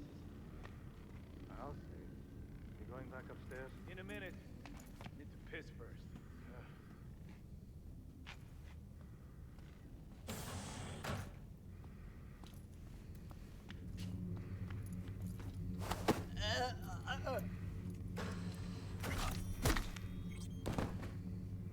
Just hope nobody else needs to go to the bathroom. Oh, I can't close the door? All right.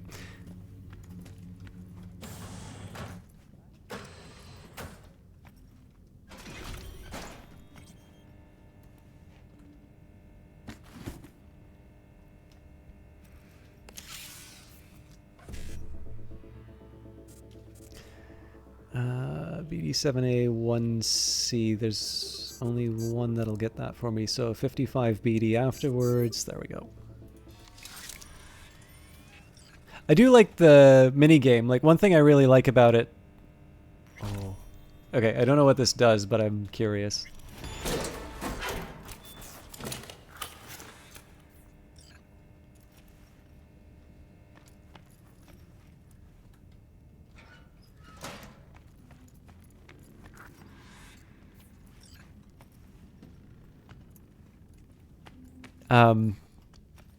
Yeah, it doesn't take too long, but you do actually need to put a little effort into it, so I quite like, yeah, isn't it? Yep, and like so as you get better hardware, you kind of get more attempts at the different blocks, so basically you can accomplish more. It's a well thought out, like, these are the sorts of things that I find kind of the most interesting for these kinds of games, because like obviously this is a really big, I mean, like, you know, if you want to see ray tracing, you know, you can look at that, you can see sort of the reflections in all of the place. This is a great looking game, you know, the gunplay is satisfying, there's lots of really high profile things that work well for this game. But on the other hand, like, there are lots of games that have attempted to try and do hacking that don't necessarily do it in as interesting of a way as this. So yeah, exactly. That makes you a real deviant. Would have had more choices if I didn't have a certain brain parasite.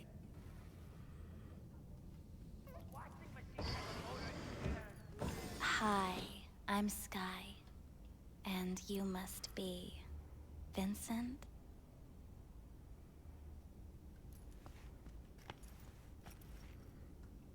V. Just V. Only people who know me real well can use my real name. Okay then. V. Welp, looks like this'll be interesting. So, V, you're dying. How'd you know I'm dying? Deep inside, you fear this. Cower before it. So what if I do? Why do you care? Of all the voices in your head, the loudest is that calling for help. Look around. All of this is your doing. There's something in those mirrors. Way back. It's a projection. Your inner landscape. Just what I needed. Therapy with a robo-hooker. I'm not here to analyze you. That's not something I do. I'm here to fulfill your deepest, most hidden desire. Looking for someone named Evelyn Parker. Used to work here. Know her? Know where she is? You need answers. That's clear. Just not the ones you think you need. I asked you a simple question. Evelyn Parker. Not the most important thing you're looking for, is she? I can smell your fear. You're afraid of something else. You just gonna talk in circles? That it? I can't help you if you don't want to be helped. What's next? Meditation? Something like that. Try me. Just answer my question. Tell me where Evelyn is. Don't have time for a debate. Why'd the manager say she doesn't work here anymore? When was Evelyn last here? You know anything? Evelyn had her own story before it collided with yours. But I know you'll find her. You always get your way. Think you know me well? Okay. Tell me what I'm so afraid of. It's something you don't talk about. Everybody's entitled to secrets. Got my own with good reason, too. Say it. Say it out loud. Not for me, but for yourself. I snuffed it once and I'm gonna do it all over again. Got no idea how to stop it. There. Happy? You're scared because you've given up on your dreams. What happened to becoming the best in all of Night City? Still want to be the best. Never gave up on that goal. Chances of getting there is starting to look pretty slim, though. I just want the world to know that I was here. That I mattered. Instead of a dream, you're living a nightmare. You're afraid of being erased, as if you never existed. Or is it just the fear of becoming someone else? Different?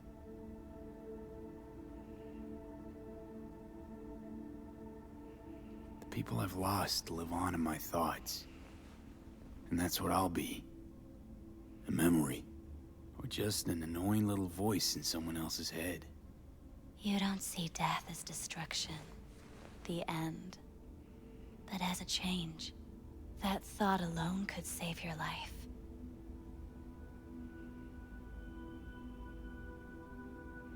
I'm afraid of becoming someone else. Forgetting who I am. You're already becoming someone else. Every second of every day. Still, I feel a connection between who I was and who I'm turning into. What you really fear is becoming someone you don't recognize in the least. So what now? Now, you find out what it is you need to do. Which is... you're gonna tell me? You've never backed down from anything in your life. Even when you maybe should have. You go through Night City knowing a stray bullet could end you while hailing a cab. But that's never stopped you from taking action. Going where you needed to go. And it won't stop you now. But how do I keep up with everything that's changing? You have been keeping up. You've made an impact. Not a single thing in this world isn't in the process of becoming something else. Likewise, you never look back. If you gotta kill, kill. If you gotta burn it all to the ground, then let it burn. Thanks, for all this. Jeez. Don't even feel like getting up. Few do. But everything has its end. Afterlife. Oh, what's going on? Goddamn thing threw me out. Need to talk to you. Talk? You pulled the emergency brake, ripped me out just to talk? What happened? I do something wrong?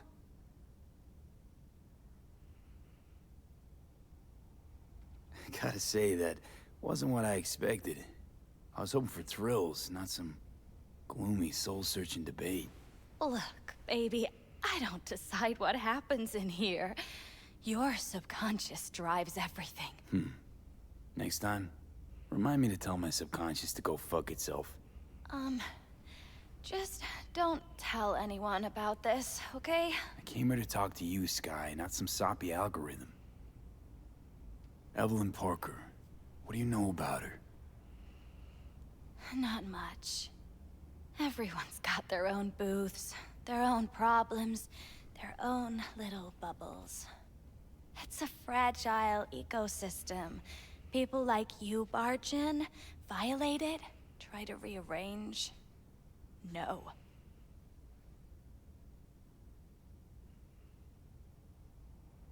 You gotta help me. Please.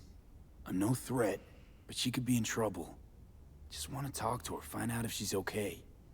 In case you haven't noticed, doll work's not the most secure job in the world. One day you're in, the next you're out, and maybe gone. Anything out of the ordinary happen here lately? Fine. Heard a customer did a number on her. But that's all I know. Shit like that happens around here way more often than anybody'd care to admit. You ought to ask Tom. Two of them were inseparable, gossiping for hours on end. A customer attacked her. I guess. I don't know. Real mess that was. Security barged in, handled it. Things went silent. You don't go around asking questions here. Better off not seeing, not hearing. Keeping your head down. Where'd it happen? Her booth. Told you. She was with a client. Gonna just stand there or tell me a number. 11. This booth occupied now? Nah. I think it's been out of order since, Need to get inside that booth somehow. Yeah? And do what? None of your biz. Can you open it or not? Sure. Just don't bother me again. Ever. Talk to Tom. Who's Tom? A doll, like the rest of us. What do you think? An XBD star? Where'll I find him? VIP area. Booth 2, I think.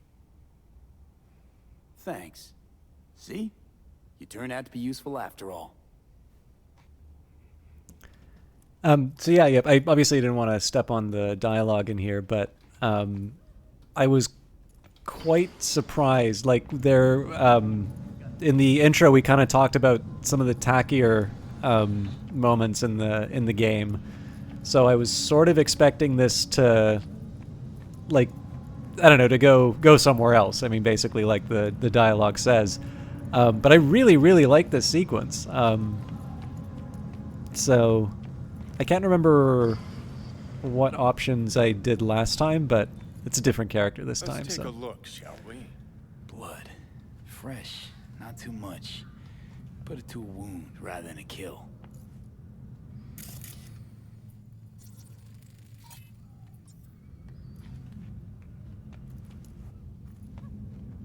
No way for me to close the door, I guess. See that? See what? Nothing there. Exactly. There should be a port right there for the doll to jack into. They rip it out? Wonder why.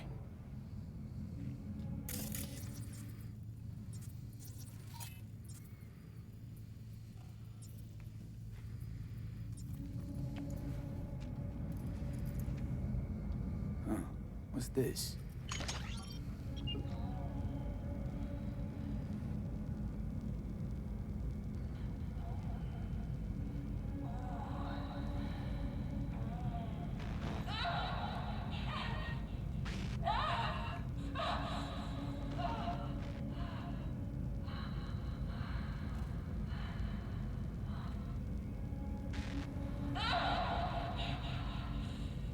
Well, the client wasn't the one who flew off the handle. Something bit her in the ass.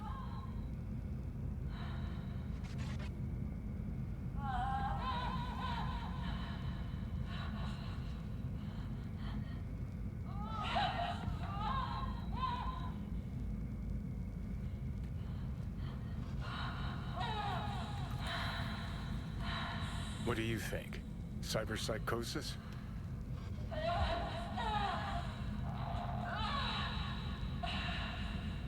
Sounds crazy, but she could have been remotely hacked. A netrunner? Weird.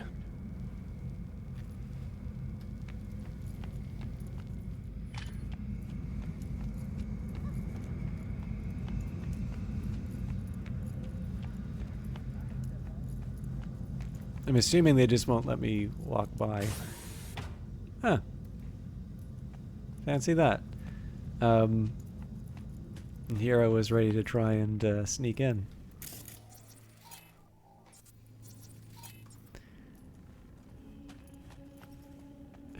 Remote hacking?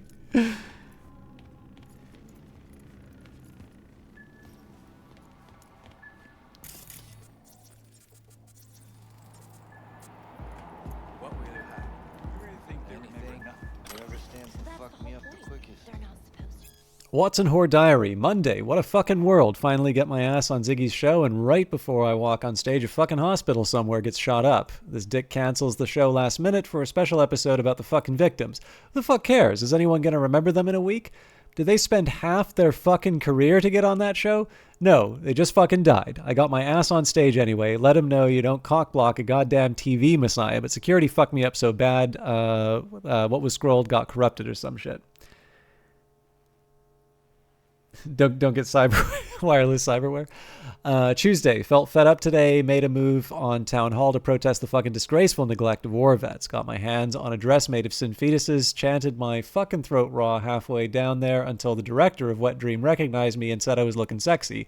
Less than 3. So I leaned up against Schism, fake choked on an air dick, and slapped my ass because I could tell he loves pretty boys. Took me back to his place, chained me to his king bed, and fucked me raw till I snapped each and every bedpost. He showered me in Eddie's, and already got plans to see him sometime next week. Maybe I can screw my way to his next PD. Semicolon P. Wednesday, got into an argument with Ruth Zeng. We talked about the normies who died saving some kids after a nuke popped during some corp war or another. Call her a tough-ass bitch on TV if you want, but she got all blubbery baby on me, so whatever, figure I'd say something nice. I said they were pretty Nova and maybe they'd want to be like my fans. Hell, looking at old photos, I was like, it's a legit shame because half of them got bulges halfway to Denver. Real waste of a good dick. She just gave me a stupid smile and told me to fuck off. Cunt. Thursday. Ha! Friday. Christ, I don't know which way's up. I'm fucking white. Boys brought over some lace shit or something, but it hit me like a fucking fire truck. I don't know what happened, but everything smells like piss. There's a horse mask in the bathroom. If I had to guess, it was probably me who wore it and got rode around. My knees do still kind of kill thinking about it now. I don't know. I just hope that director from Tuesday and not that skank from Apartment 3. More like hard life. Every time. Do they restart? We left off. That's not remembering? Okay, we've read Foodie Guide to Night City before. Hold on. Reel back a sec. You talk to them like talk? This place always this dead? Thought I heard a tumbleweed roll by. Dead for you. Lively for others. For me, just right. What can I get you? Digi Inferno, I hope you got to hear every detail of the Watson Whore Diary. Absolutely the sort of thing that I normally read. You better keep this short and sweet. Hi. I think something might have gone wrong here. Not really sure, don't have your details? Sorry, no idea what I'm supposed to do. Relax. You don't need any data, don't need any deets. I'm not a customer. Here to talk. To you specifically. Not to be with a doll. Tom, is that it? Uh-huh. I need to get in touch with Evelyn Parker. It's important. You and me both. Tried calling her a bunch of times. No luck. You mean to say she's not here? She had an accident. Needed to go to a special clinic in Osaka. Or Oslo. I think it was Oslo. For a new faceplate. Guy on the left or the guy on the right? Which was it? Osaka or Oslo? Oslo. Yeah, definitely Oslo. Yeah, some resemblance. They should probably sue CD Projekt Red for using his likeness. That accident involved the client, did it? Found blood in her booth. You know, shit like that happens here sometimes. And everyone's cool with that. We get new implants, recovery leave, and, well, sometimes even a payout. Now that I think about it, it is weird she went away so far. Tell you herself she was skipping town? Nah, just didn't show up for work. Wasn't picking up either, so I asked Woodman what was up. Told me she left, like I said. I also don't think Johnny Silverhand's supposed to be here in this bed. Like his ankles are through the floor. I think he's supposed to blink out at some point. I'm not sure. Where can I find this Woodman? Probably got his feet up in the back office. Except it's off limits to customers. Woodman's got to be a stage name, right? Woodman. Who is he? Mr. Forrest. But everybody calls him Woodman. Never really known why. Okay, Mr. Forrest then. What's his thing? He's kinda like our caretaker. Finds new talent, deals with ugly situations. Got it. Could it be Woodman finally shed some light on this shit show? Man can only dream. The skull sponges and these dolls. Ugh. That's what they should be replacing.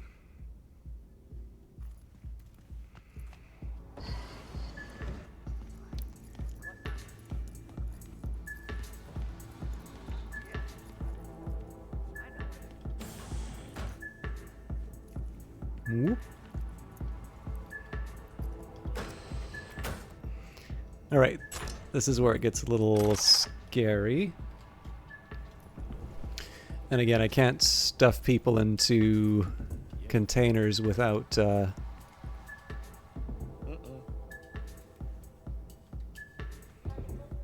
without killing them. Ooh.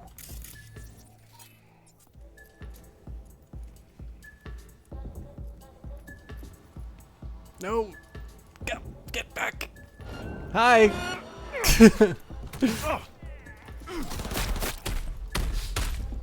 I am going to retry that. What does the main character look like? I will show you in just a minute. Yep. The design that I went for works a little bit better with his corpo uniform, but I should be able to show you in the inventory.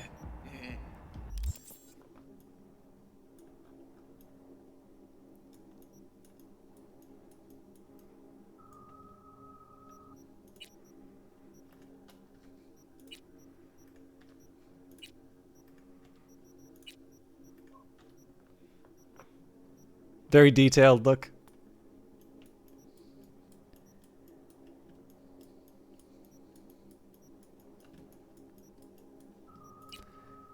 I think this will do. Mostly, although a lot of the cyberware tends to be a bit more subtle.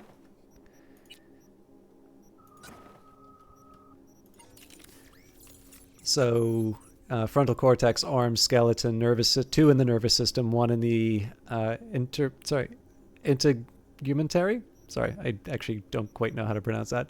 Operating system, face, hand. So basically, just the legs are not modified.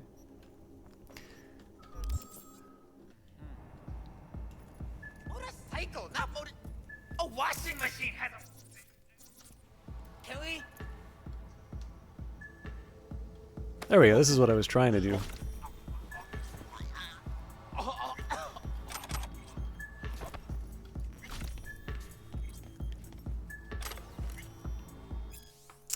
I think I've read this one before, but let's try this again. Sex and chrome, waves of pleasure cascade over my body, filling every pore of my being like ocean water through hot sand. More. I want more. How long I waited to feel his breath on my neck, his hands wrapped around my waist, his fingers caressing my lips. Our bodies are entwined in a primal dance, moving faster and faster to the rhythm of the creaking bed springs, our skin bathed in flickers of neon. I can't hear myself moaning, but it must be since my throat is dry. I can't feel what my hands are doing, but the blood under my fingernails means I'm digging into his back. He's no longer kissing me, but nibbling, biting, pulling himself toward me harder, his control over me untamed, animalistic. It's so hot in the room that even his chrome is overheating, the bedsheets clinging to our sweat-soaked bodies.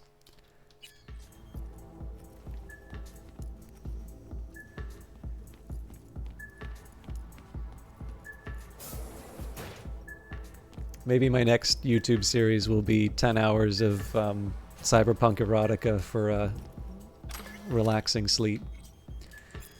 Archive conversation, Harry Flint and Jeremy White. Harry Flint, sup choom, let's swap shifts for Saturday. Bro, we ain't swapping shit. Come on, I'm begging you. Forget it, man. Saturday is always a fucking train wreck. For fuck's sake, choom. My kid ran away from home. So go look for him. Maybe you'll find him before Saturday. I know where he is. Gotta go to my parents on Saturday to borrow some money to pay off the scavs. The cycles will grind him into scop if I don't pay.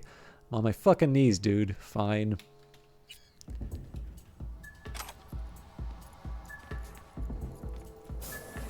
Have you ever heard of Jotaro Shobo? He's one of the T-Claws. Looks familiar. What's that? Evelyn's jacket. It's crumpled like a tissue. Must have been here a while. Some girls marked him for death. That's all pudding, honey. But so what?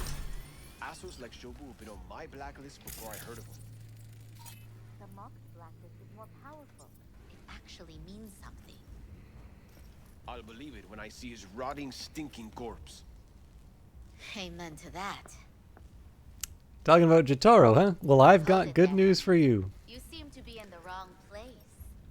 Hey, no peeking. Bad luck sings like this.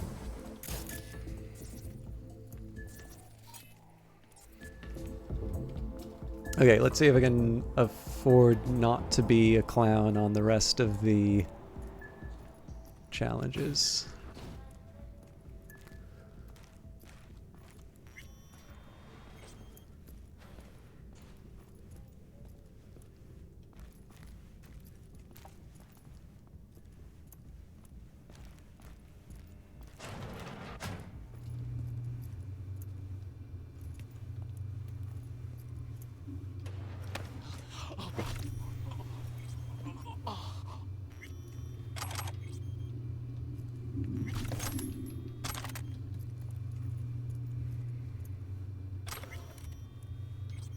Kendachi, the new spring catalog. Kenshiri Adachi Armaments. Our mission at Kendachi, we are creators. We care about our customers' satisfaction and their budget. By choosing our products, you can be confident no euro-dollar invested goes to waste. Kendachi, the choice is obvious. Our products, Kendachi M55 Power Sword. For our blade buffs, our iconic Power Sword is back and better than ever. Dice your foes into tiny pieces without breaking a sweat using our latest micro-serrated crystal blade technology. With highest quality materials crafted into a lethal yet elegant design, the Power Sword will look as good as on your mantle as it does in your hand. Kendachi Mono 2 Classic. You can't improve upon perfection. This time-honored twin blade has been in continuous production since 2019. Lit by a custom color, handle-embedded laser, the Mono 2 has never gone out of style. Block every blow and slice through any defense. We wouldn't keep making them if people weren't buying them. Order yours today. The Kendachi Mono Wire. A weapon as discreet as it is deadly. Made for those who desire power but have no urge to flout it. This molecule-thin blade is manufactured by our teams of expert engineers in our state-of-the-art orbital facility. The monowire can bear loads of up to 3,000 pounds and slices through armor weaves like butter-flavored scop spread. Rumor is many officials at the Zurich convention wanted this weapon banned and off the market. Now, if that's not high praise, we don't know what is.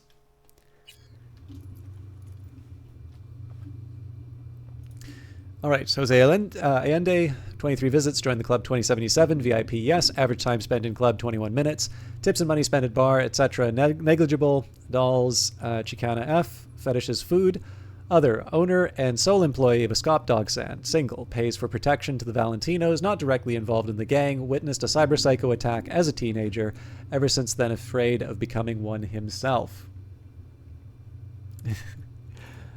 Jennifer Bates, 82 visits, joined the club 2071, not a VIP, average time spent in the club. Moonlight is peeping Toms. They always got eyes on their dolls. Know what goes on in these boots. Then, data mine the behavioral chips. Saw that twist coming a mile away. Had a hunch. Still, wonder if it's for their own use or for sale, and who'd be buying.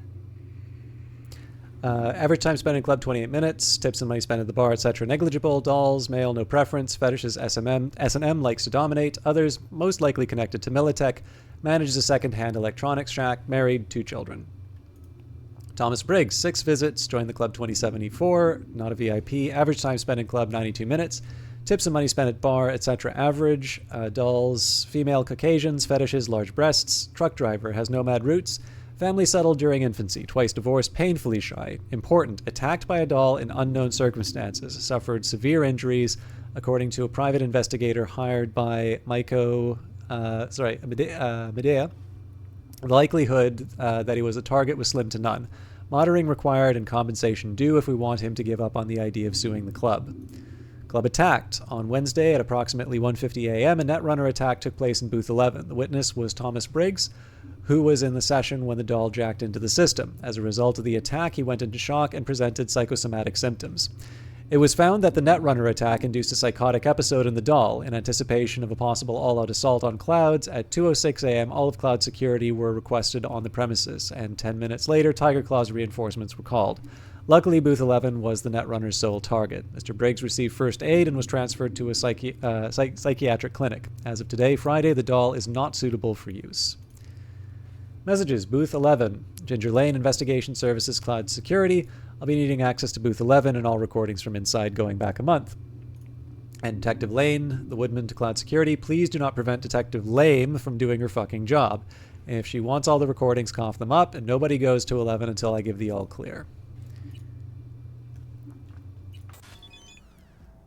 Probably not much for me to worry about at this point with the cameras, but doesn't hurt to... Nope.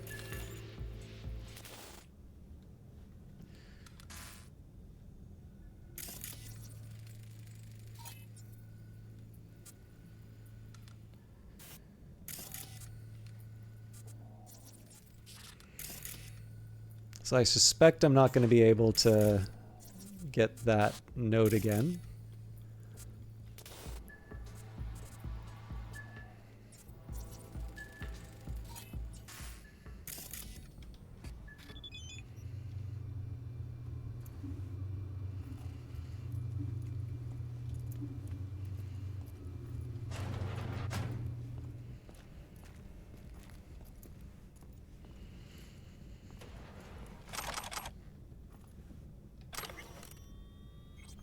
Evelyn's schedule: Monday 12:30 p.m. Wendy D, 8 p.m. to 2 Cloud Shift, Tuesday 1:15 p.m. Nails, 3 p.m. Thomas B lunch, Wednesday 10 p.m. Mustachioed Turd dinner, Thursday 8 p.m. Jerry O'Connell meeting, Friday 8 to 6 Cloud Shift, Saturday 10 a.m. Judy breakfast cancelled.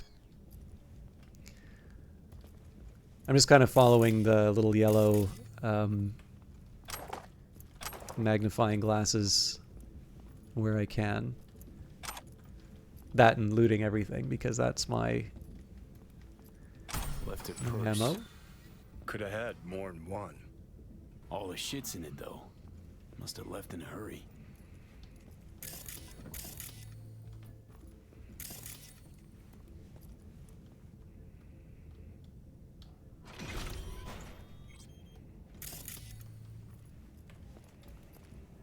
Okay, I want to see what the deal is here. Something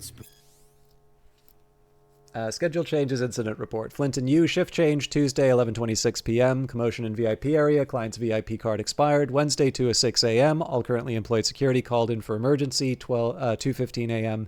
Tiger Claw's reinforcements called. Thursday, 12:24 a.m. Fight between two clients, both escorted off premises. Friday, 9:03 p.m. Doll called security. Client was threatening her. Client escorted off premises. 1:42 a.m. Problem with payment. Friend paid for client. 7:52 a.m. Client refused to leave club. Escorted off premises. Saturday, Flint and White shift change. 10:32. Client lost consciousness at the bar. Recovered by trauma team. 12:12 a.m. Fight broke out at the entrance. Payment was rejected. Client was making a scene. 2:34 a.m. Doll beat up. 4:06 a.m. Client fainted in a booth. Resuscitated by Doll. 8:32 a.m. Group of 3 clients refused to leave the club. Escorted off premises. Are the cases of multiple consciousness in one physical vessel yet? No, but we do have one consciousness which was shared between two bodies, which we fought in the boxing match. 2 a.m. they hauled every last security man to the club. Looks like they called Tiger Claws for backup, too. Okay, so there seems to be at least one more Evelyn detail. It may not be on this level.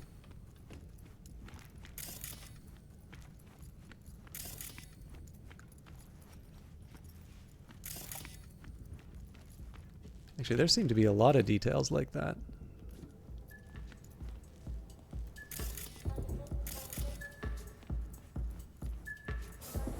Hey, did you not hear? You need to leave.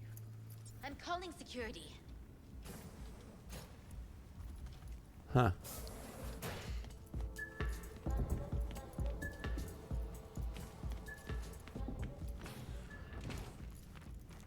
Actually, if I recall correctly, I used the cool response and I was a bit of a dick to him.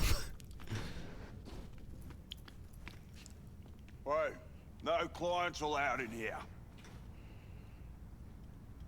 Bear chum and close the door on your way out, would you? As you can see, I'm very busy. Looking for a girl named Evelyn Parker. Got nobody working here by that name. But she used to. What happened to her? Probably did what all the dolls try to do. Found a unicorn to set her up for life. Ah, you could do better. Try Roxy over at booth 2. Okay, thanks. Same heart-shaped ass. Behavioral chip will do the rest. Won't feel any difference.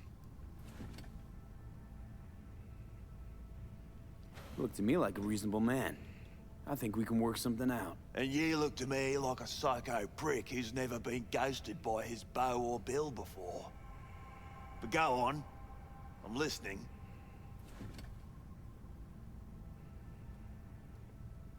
You sit here in this dank hole you probably call your office and think you've got it made, don't you? Congrats! You read minds better than our own fucking AI. Someone get this gonk a job. Ever stop to think who's behind the tiger claw puppets you call your bosses? Tiger claw bosses have got their own bosses, in case you didn't know. You're just too small to see them. Oh, 'cause you're such a big shot. Let's just say a certain member of the Arasaka clan wouldn't be pleased if he knew something bad happened to Evelyn, and that you're the one responsible. All right, fine. I'll lay it on you straight. Girl you're looking for, Parker?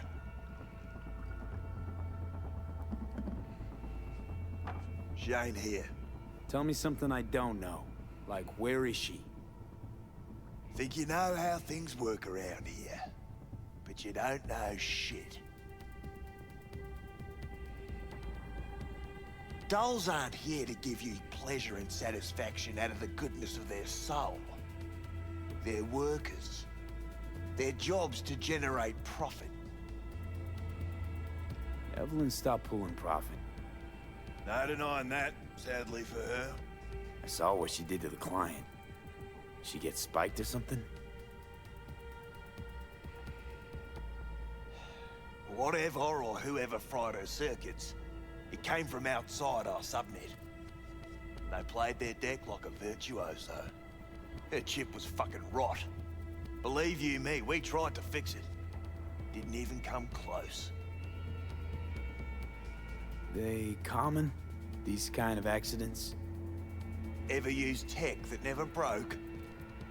Didn't think so. Behavioral chip splits you right down the middle. Some people plain lose their minds.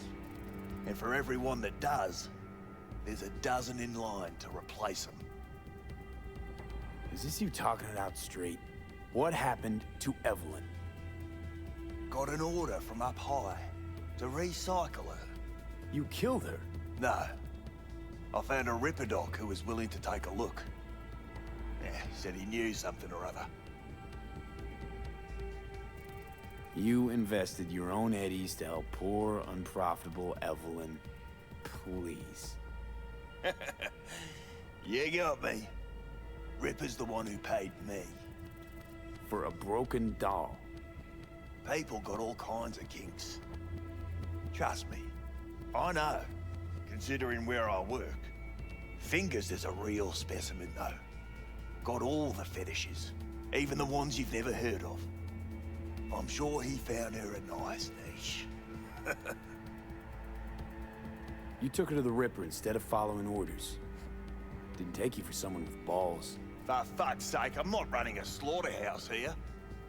Only recycle as a last resort. And family always gets a call, if there is any. Think there are any daddies out there willing to change the diapers of a brain-dead little slut on the verge of cyberpsychosis? Probably not. Casting him out on the street ain't an option either. Can't risk tanking our cred. People like you deserve a special place in hell. People like you need to come up with better insults. We done here. The Ripper. Name and address. Don't know a last name. Don't fuck with me. I'm not. Goes by Fingers.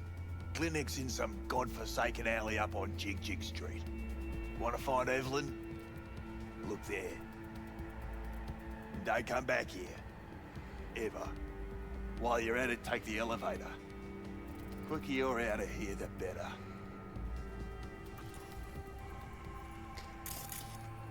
I will confess, I do like the response when you say special place in hell for people like you. On Jig Jig Street. Sounds like a co-ed's wet dream. I do like his very matter of fact, and you got to come up with a better insult.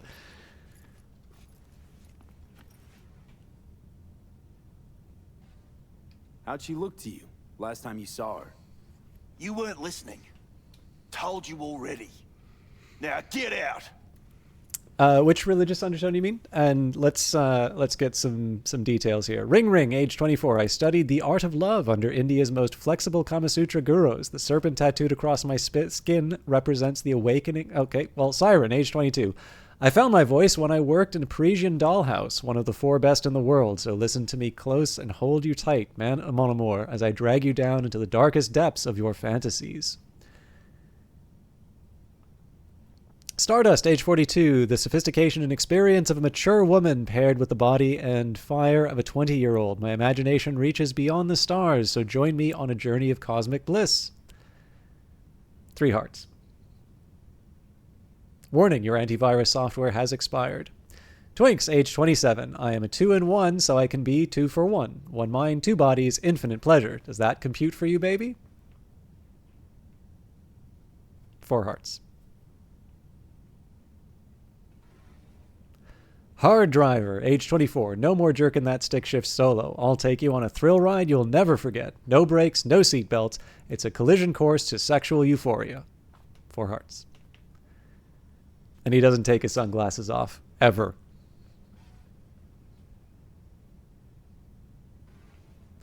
Binary, age 31. Sexual desire is a colorful spectrum. Wherever you land is where I'll follow, and nothing gets me hotter than the allure of the unknown. With me, there's no such thing as a bad fit. 3 hearts.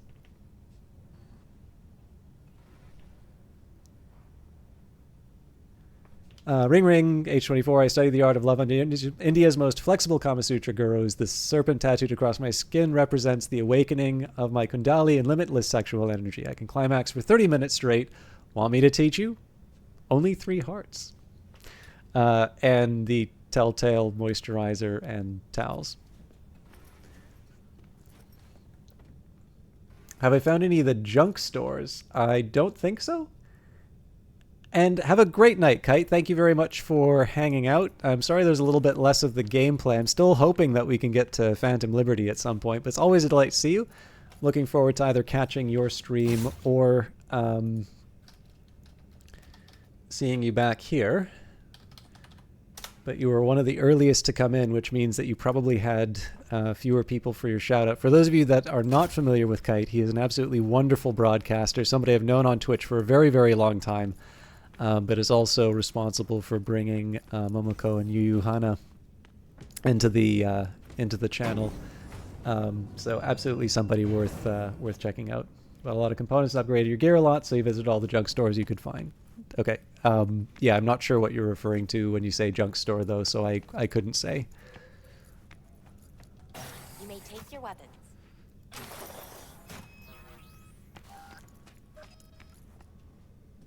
A pleasant How's day this to all you. work? An algorithm pilots the doll's motor functions. It takes your profile data and transforms into experiences. Memory dampers on the doll's She's still talking. So there'll be no trace of the meeting.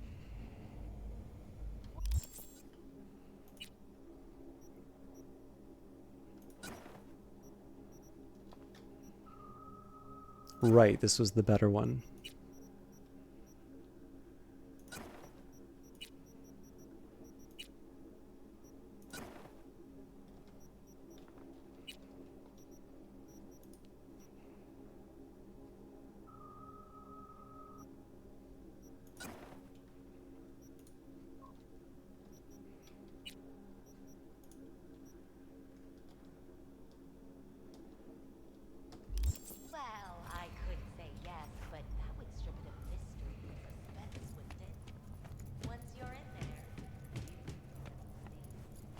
You're saying it's not Got a dangerous, real charm but there's this some risk place. involved. In that slimy, subterranean kind of way. No. See, your opinion about dollhouses hasn't changed. Oh, but it has. Before, I wouldn't have touched one with a 10-mile pole. Now I'm thinking a fire'd really make this place shine. No feeling going on, no thinking. You think Fingers got her? Think we'll find her there? V, if I could see that far, I wouldn't be a fucking ghost on a chip in a corpse's head right now. Makes perfect sense, that. So just give me one quick second. I might need to take another small break, but it'll probably just be to make some coffee.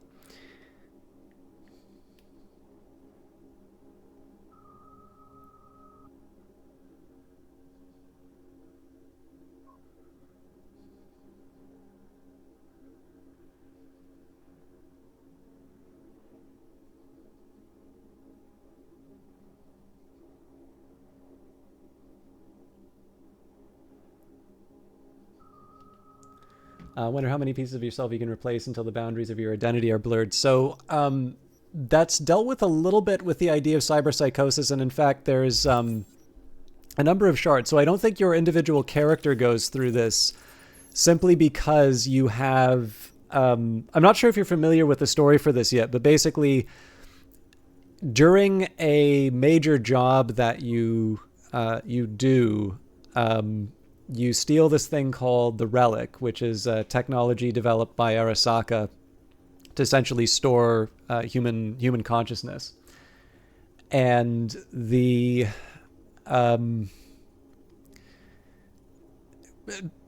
long story short, effectively you have this slotted into your head and you're killed. So the what winds up happening, the engram that was on this relic is Johnny Silverhand, which is the Keanu Reeves character that we're talking with. He's essentially only exists inside of our head, but he is slowly overwriting our consciousness. So in this sense here, I think probably the main threat that the character is experiencing is going to be more of the more about the threat that comes from Johnny. In fact, you can see it inside of here. So we've got hard reset. The bigger they are, the harder they fall. What matters is that you're still alive, and when there's life, there's hope. You've got no choice now but to get back in the game and up the stakes. Play it again. Johnny Silverhand, the legendary rocker boy who brought the fight to Arasaka 50 years ago and paid the ultimate price. Now he's back as a digitized construct on the biochip jammed in your brain, slowly but surely overwriting your consciousness. If you don't find some way to get rid of him, you're as good as dead. And the countdown. Bad news from Vic, the biochip is going to gradually kill you by overriding your mind with another neural network. The result, your consciousness will get wiped and you'll cease to exist. Seems there's no clue how to stop it, or if that's even possible. But you won't just give up without a fight. Evelyn Parker, Andres Hellman, Arasaka. You'll have to track down every lead to make it through this alive. And I don't want to spend too much time on the shards, but if you're not familiar with those... by the way, I appreciate the Ship of Theseus reference. Kree. But if you didn't know that before, that whole conversation with the doll when she wasn't conscious, when it was basically the algorithm, you know, tapping into my biggest desires, that was a big turn for me in that game. It was definitely not the direction that I was expecting.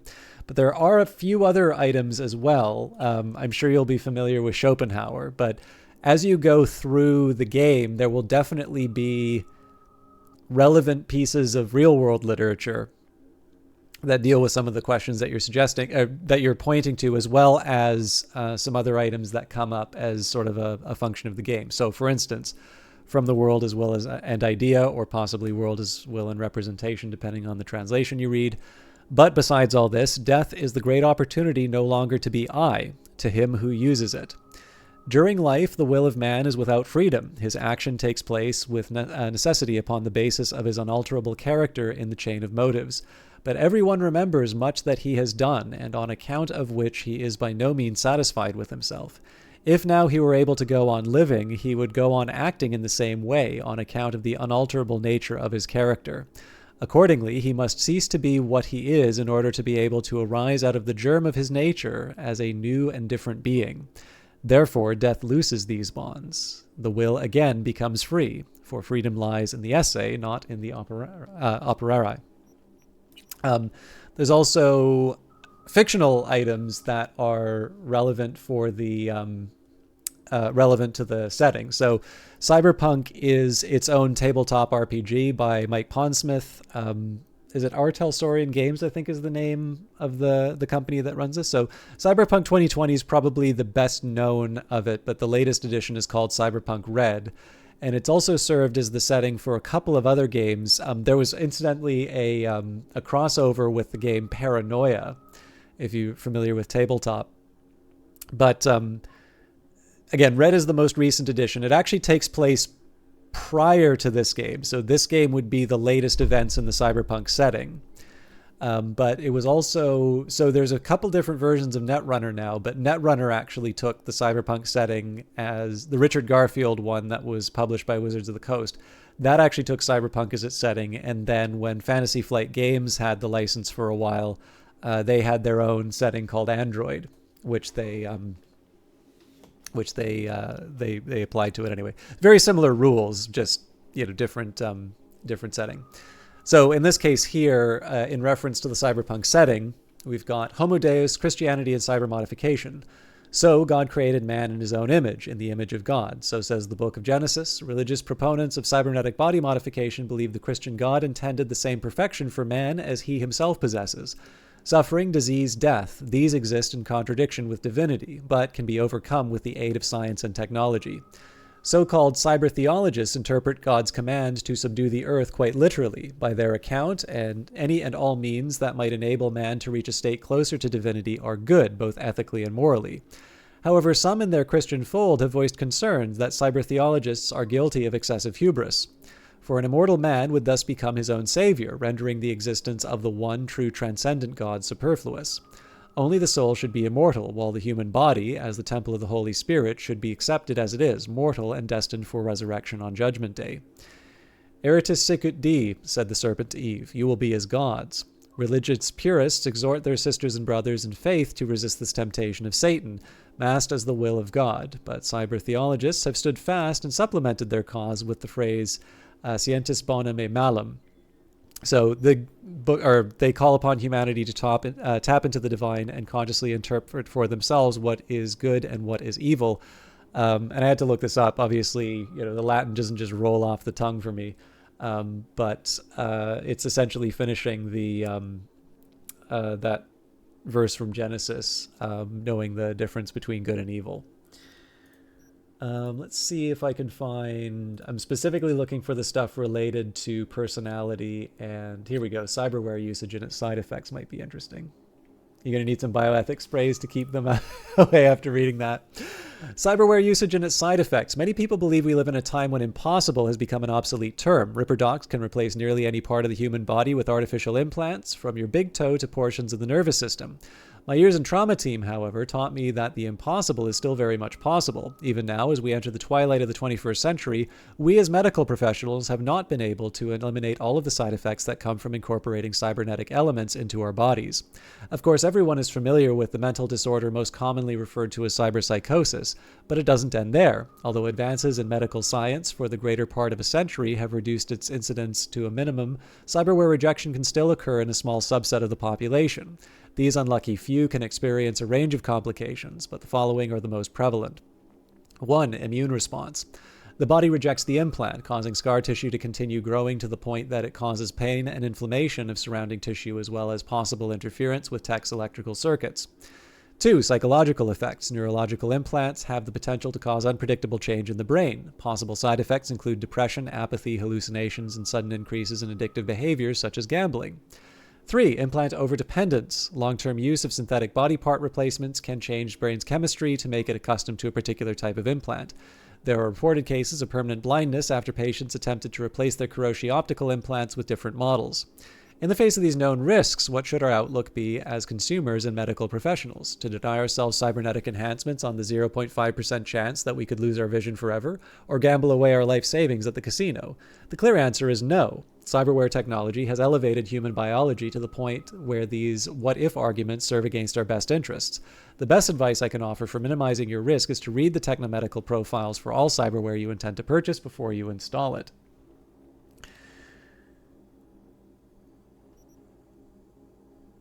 Where were we? There was also an interview with a Buddhist.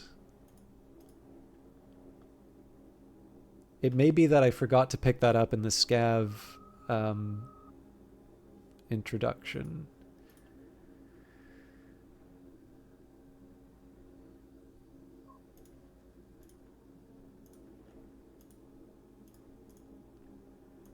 There's also some Homer in this as well, but yeah, suffice to say, the game definitely doesn't just pay lip service to some of the ideas in the setting, and I think it definitely deserves some credit for that.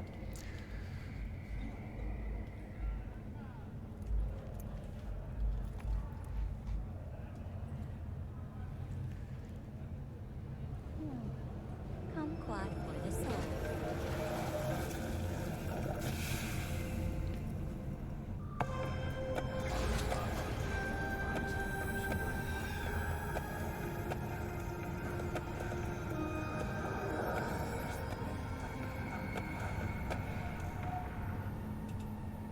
Rage! Fury! Carnage! Rude! Follow your instinct! You had a plan, you tried, it fell flat. Now you're flat. Don't look in any condition to find help.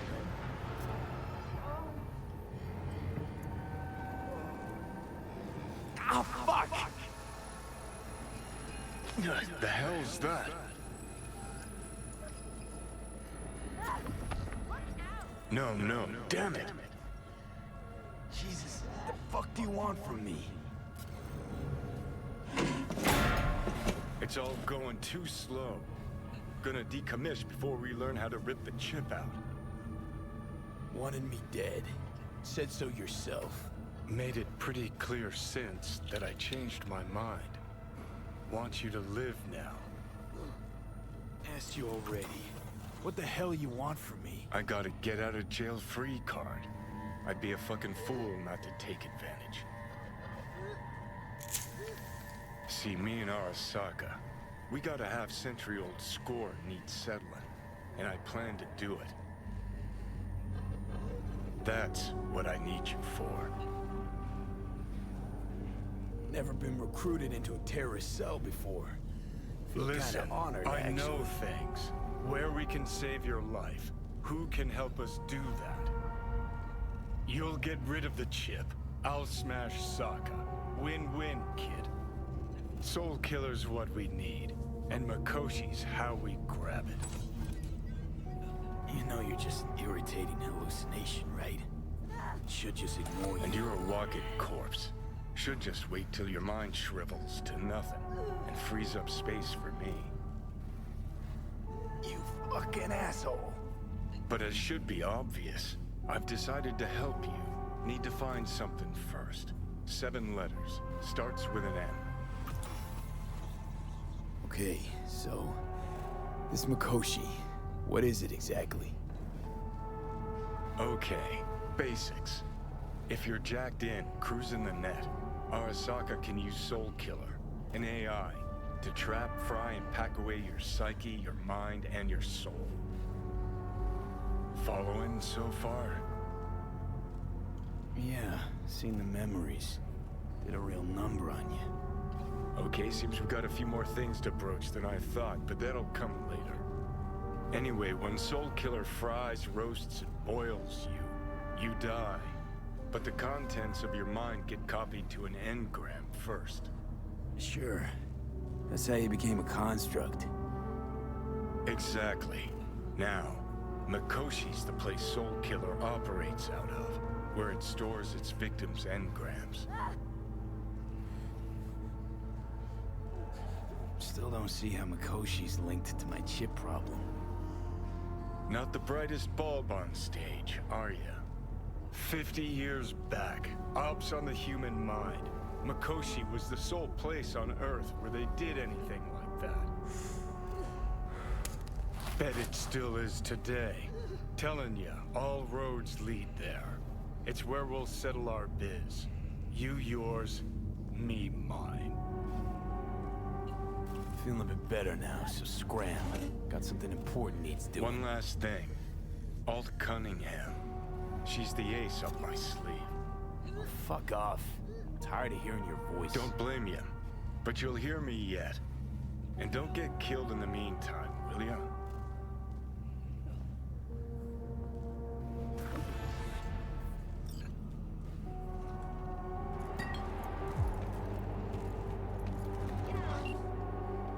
I think Night City's kind of a shithole, but I'll tell ya. V, you called. Promise I'd call, didn't I? Promising's one thing, keeping it's a whole other bag. So, managed to learn anything? Evelyn's not at Clouds anymore. Behavioral chip was damaged. Apparently they carted her off to a Ripper dock. Goes by Fingers. Oh shit. Know where to find this Fingers character? Yeah, runs a dinky chop shop off Jig Jig Street. Fuck V. Guy's all kinds of bad news. Heading there now, to find her. I told her to stay the fuck away from Clouds. Alright, later, V. Okay, I am going to need to take a minute to... one, I want to refill the coffee, so I might need a couple more minutes. I also need to go to the bathroom. And I will be going later tonight. I'm already an hour past what I normally do, but I'm having fun with the game. And yes, it does look like it wants us to do the space in between. So again, we'll keep following this until we can get to the until Phantom Liberty. I suspect that probably this stream is going to be. I suspect that this stream's probably going to be a bit more about getting to Phantom Liberty as opposed to doing any kind of substance through it. But if I can make it there, so much the better, right? But yeah, I'm going to take, I don't want to take too long, but I will be a little bit longer than normal. And that's just purely a function of me, I don't know, trying to balance getting a decent sleep with also trying to, you know, run a broadcast. But anyways, I'll be back in a little bit. I encourage you all to maybe get up, have a stretch, get a glass of water, do your thing. But yeah, we'll see you all in a little bit. Bye.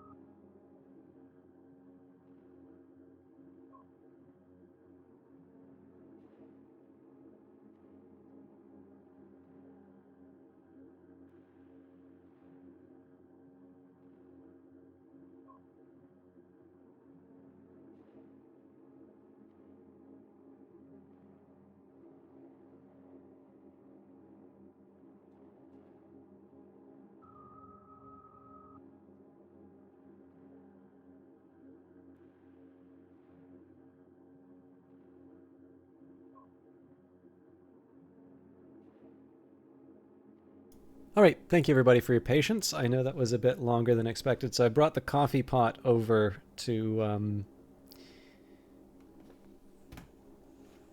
to brew while I'm at the desk. But yeah, yep. I mean, it's so I am maybe now's not a bad reminder for everyone. I am playing a copy of the game that was given to me from GOG for promotional purposes, both Cyberpunk 2077 as well as Phantom Liberty, and of course with that, the recommendation for the GOG link up above and so on and so forth. But I do so whenever I'm going to be talking about like something that could be perceived as a recommendation for the game, I kind of feel it's worth kind of reiterating the kind of that interest there. But this game definitely was controversial when it came out. I tend to think that for my own part, I think the negative assessment of it was overstated, and that if you looked at sort of the revealed preferences in terms of people's like the amount of time that people were playing it, number of concurrent players, so on and so forth, I think people have always been enjoying Cyberpunk, but it did have a very large, and I think some would fairly say arrogant, marketing campaign. And I suspect that there was a level of interest and hype for the game that maybe, couldn't have matched what was released. But the funny thing is that while I was very skeptical of the game going in, I did actually really like it when I first played it. And the big update that they've done, it does, again, my view is there seems to be this narrative that games media have been pushing in terms of this whole redemption arc for Cyberpunk. And I suppose the problem that I have is that for there to be a redemption arc, I sort of feel that there needs to be, something to redeem. And I suppose in the end, I just question how much weight we want to put down to what I feel was a vocal and still very real, but, a fairly vocal minority. I think basically that probably the problems with Cyberpunk were overstated, and that it was a perfectly good game on release, and it is a perfectly good game which has gotten better with an expansion. But I think a lot of the things that you're interested in are not just to reflect. I think there are two things going on here, which is number one, it's a very interesting setting which was established by sort of Mike Pondsmith in the form of the RPG, and I do know he collaborated on this game. But I do feel that CD Projekt have done a very good job of taking those themes and going interesting places with it, right? Just because you have a very interesting setting doesn't necessarily mean that the developer will make the most of it. Not every BattleTech game is equally interesting. Not every Shadowrun game is equally interesting. Likewise, Cyberpunk can be Cyberpunk can be incredibly interesting, and it can also just be a vehicle to sort of reheat the old Blade Runner leftovers. So I definitely think the game is sort of punching above its weight. I don't think it's perfect, and I mean, there are, especially in the introductory parts of the game, I have sort of talked about how I feel that some of its themes are undermined by some of its the choices that it makes, but I think it hits far more than it misses. And one other thing that I've noticed is that I probably would have liked this game less had I not done a series of playing the Elder Scrolls games from Arena up to Oblivion. So basically the first 4 major entries in that series. It actually gave me an appreciation of CRPGs in a way that I, probably primed me for liking this game. So I found myself in this really weird spot where I was skeptical about Cyberpunk going in, and yet when it was released, I actually rather liked it, and so felt that I was sort of on the opposite side of popular opinion on both ends. But yeah, in any case, it is definitely one that I find easy to recommend. It is a little bit conditional on the types of games that you're interested in. Obviously, if you don't like shooters or you don't like CRPGs, there are going to be some things that are, you know, it's going to be tough. And actually, you can see one of the imperfections here. Oh, that's my coffee. I do notice, like, when I'm switching between the map or my character and the world, there's a bit of a lag between the two. Sorry, I'm dripping hot water on myself. Okay, that is a very, very full cup that I've got, so I'm probably gonna have to set that aside. So, you know, again, it's you know, if you let's say didn't like Fallout or Skyrim, or you just cannot abide first-person shooters, that will probably be a major sticking point in terms of the game. But overall, like, I think it's a really, really solid game, and it's one that I find fairly easy to recommend, beyond, of course, the awkwardness of the, you know, well, number one, you know, the fact that I've been given a thing of value to, you know, to sort of promote it, but on top of that, you know, they have asked me to recommend the specific storefront. But yeah, I don't know. I wanted to at least kind of give you an idea in terms of the cases where it may not fit. If you don't like shooters and build as Netrunner makes that. Well, okay, so like when I'm saying shooter, like I'm really referring more so to the first person thing, right? Like, because when some people play RPGs, they're going to want something that's a little bit more like the Larian or the BioWare games. So like, sure, okay, you know, it's like saying, oh, you don't like shooters, you can do a full pacifist run in Deus Ex, and it's like, I mean, yeah, but if somebody doesn't like first-person games, are they really gonna find Blade Runner, or not Blade Runner, Deus Ex the best use of their time? Like, you know, even if you don't do a lot of combat, like, most of the game is sort of doing this sort of thing, right? So I think it would be fair to say if you don't care for shooters, you may be missing out on a substantial part of what the game has to offer. And again, like, that's fine. Like, it's not a good or a bad thing, right? It's just more about finding the best fit for Hey, not one step closer. Here to see who. Looking for a Ripper doc. Goes by Fingers. Know where I can find him? Who's asking? And why? Got a problem with an implant. Not from around here. Couldn't find another Ripper in the city to patch you up? Heard Fingers was the best. Yeah, the best for joy girls. Are you a whore? No, but you are, from the look of things. Yo, you hear what this motherfucker said to me? Best watch your tongue. I'd say it again, but what for? Your little skull sponge can't possibly get its gray cells around it.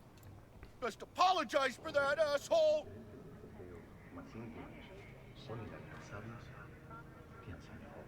All right. Might have overdone it a smidge. What? Sorry. I didn't want to say that. Fucking late now. Can't unsay words you said. Little Loco will just stuff him back down your throat till you choke. Woo! That's right! You get him, boy!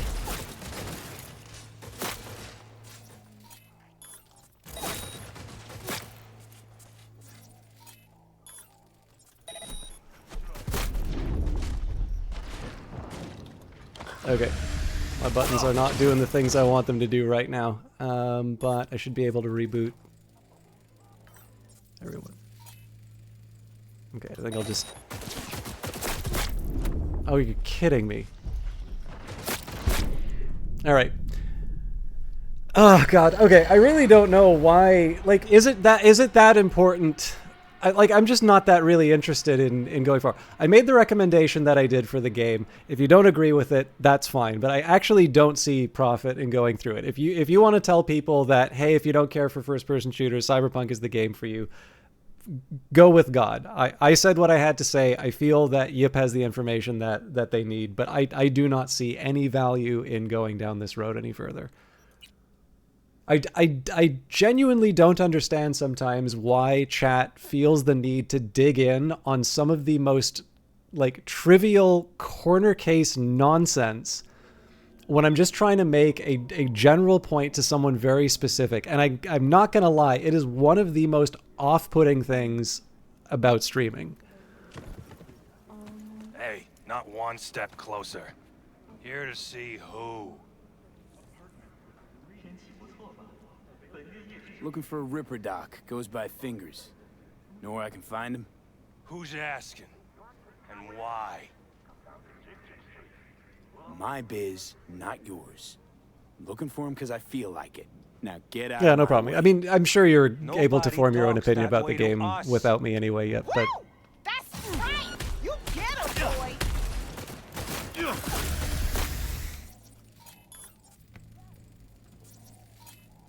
Oh!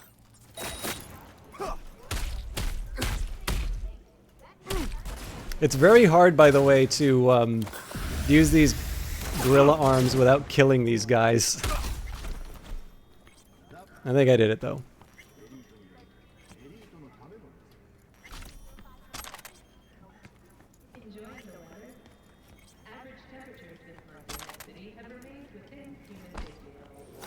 I don't think that guy made... Oh, no, he still has a head.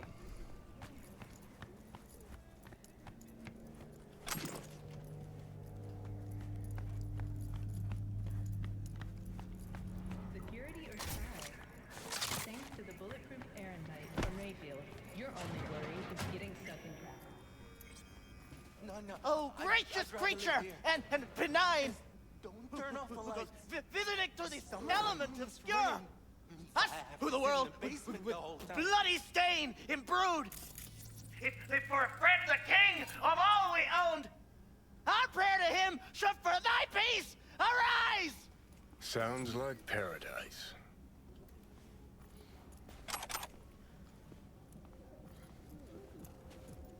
Unfortunately... Know where I can find him? If I could, I'd swap, you know? Why does everything have to be so damn convoluted? In the end, all I got left are shredded cables and empty bottles. I think what he had to say might have been a quote, but unfortunately I'm not quite well read enough to be able to recognize... What the hell are they taking? To recognize it offhand. Actually, there is sometimes a log of what people have said. I'm guessing that background chatter won't... Yeah, that's probably probably more for one of them top-down RPGs. Don't make trouble. Be trouble. Where there's smoke, there's fire. Alright, this is more one of them smart person bits. America, a prophecy. The terror answered, I am orc, wreathed round the accursed tree. The times are ended, shadows pass, the morning gins to break. The fiery joy that Urizen perverted to 10 commands. What night he led to starry hosts through the wide wilderness. That stony law I stamped to dust in scattered region abroad. The four winds as a torn book, and none shall gather the leaves, but they shall rot on desert sands and consume in bottomless deeps. To make the deserts blossom and the deeps shrink to their fountains, and to renew the fiery joy and burst the stony roof. That pale religious lechery, seeking virginity, may find it in a harlot and in coarse-clad honesty. The undefiled, though ravished in her cradle night and morn, for everything that lives is holy, life delights in life. Because the soul of sweet delight can never be defiled. Fires enwrap the earthly globe, yet man is not consumed. Amidst the lustful fires he walks, his feet become like brass, his knees and thighs like silver, and his breast and head like gold. So that's William Blake, who has the distinction of being somebody who writes absolutely lovely poetry that I do not understand in the least. But I actually seem to recall if I'm not mistaken, Roy Batty in Blade Runner also quotes Blake. I think it's when he first meets... I think it's when he first meets Tyrell. It has another reference to Orc, but there's like a series of them, the Continental prophecies. But America is the only one I'm sort of immediately familiar with.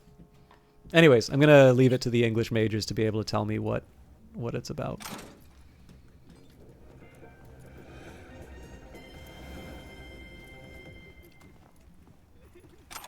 Or at least somebody who does a Google search for tell me what America means. You will be when every mox in town descends on this shithole. You got a financial claim? Take it to court, you pussy. Fine, I get it. Hope that teaches those candy-ass Scotch suckers not to come round here no more. Hello? There's a line. Nuh-uh, you ain't cutting. Sit your ass down and wait your turn. Fingers guy. You know him? Heard some things, yeah. Like? His hand sometimes slips. Glad to see a familiar face. I'm worried sick about her, V. Had no idea anything had happened. We'll find her. I know we will. After the heist, Evelyn holed up with the Mox for a while, right? That's right. So why the hell she go back to Clouds? Thought she'd be safer there. God knows why. Tried to get her to see straight, but she wouldn't listen. You talked to Fingers yet? If only. He's harder to get in to see than the best docs in town. We're gonna be here forever. I just know it. Maybe you could talk to those girls, see if we can cut in front? Why me? I don't think they like me. Just give it a shot. That or come up with something better. I don't know if I ever noticed that you can force it open. I'm not going to level up the points for it, but... Think Evelyn's being kept here somewhere. On the one hand, hope she is, because I want her back fast. But on the other, hope to God no, because who knows what that sick fuck could have done to her. She means a lot to you, doesn't she? And you've arrived at that conclusion how exactly? Moment you knew where she was, you sprang into action. Once you get close to Evelyn, you never want to let her go. You worked at Clouds. Not as a doll. Tuned their virtues. That's where I met Ev, Tom, and the rest of the crew.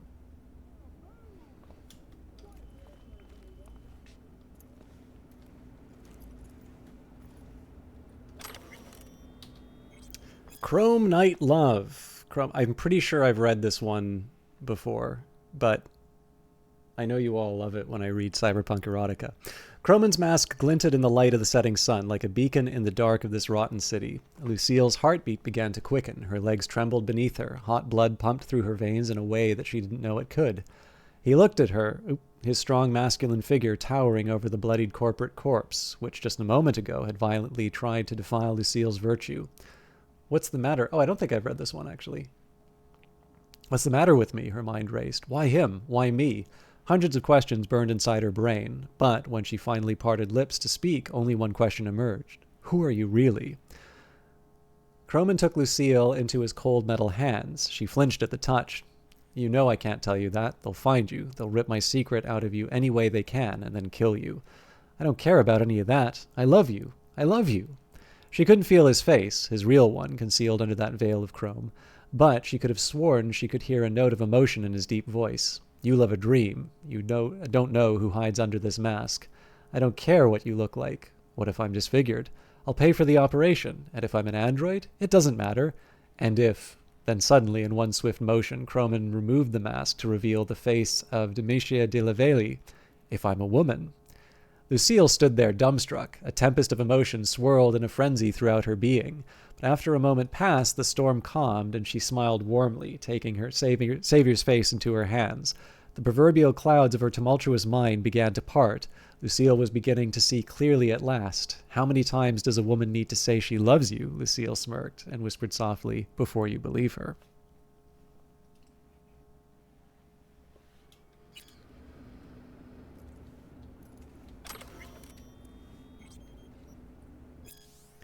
Crime block. McCrane scanned the room with a deft Kuroshi sweep. This corpse was no different than the dozen he'd seen over the years, the dead man's eyes frozen in fear, his ligaments, wires, and intestines strewn about the floor. None of it made any impact on McCrane anymore. I've lived too long, he thought, and cops who don't die quick, usually find themselves playing for the other side eventually. This case is as clear as a used napkin on Deputy Zhao's, he murmured to Junior Inspector Malinowski. Cyberpsycho. Come in through the window. Victim let him inside. Must have known each other. Prints are all over the glass. Holy shit, Malinowski shook his head in disbelief. How the fucker get all the way up to the 11th floor? See those grooves on the windowsill? Climbing spike. Implants kids these days are getting installed to pull stupid rooftop stunts. Get cheap thrills. Malinowski made his way over to the window to examine the evidence his superior had so effortlessly pieced together.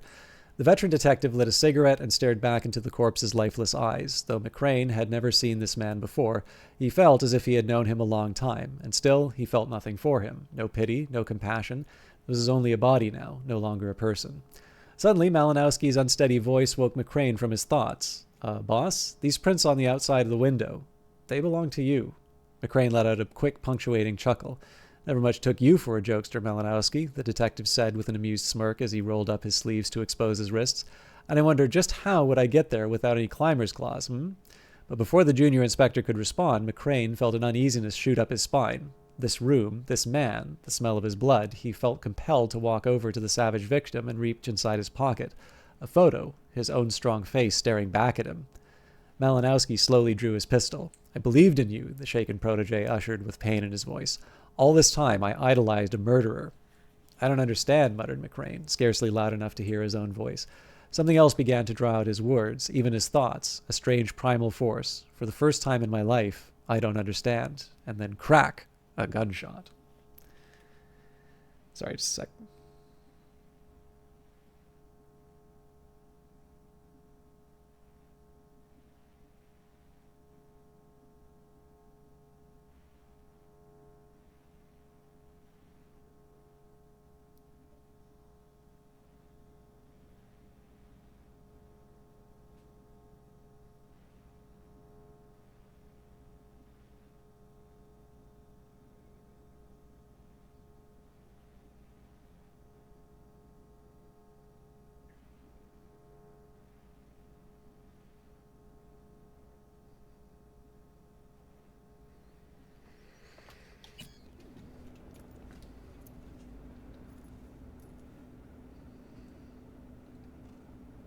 You see a woman with blue hair around here? Had a doll chip. Think I know who you're talking about. Fingers worked on her, sure. She's still here? No idea. Gotta ask him. My friend here, she's in real sorry shape. You couldn't let us cut in front, just this once. Of course. Honey, be my guest. Well, now hold on a sec. Didn't seem so bad just a minute ago. She's a toughie. Keeps it inside, mostly. Now try to open those luscious Come on, lips. let's go.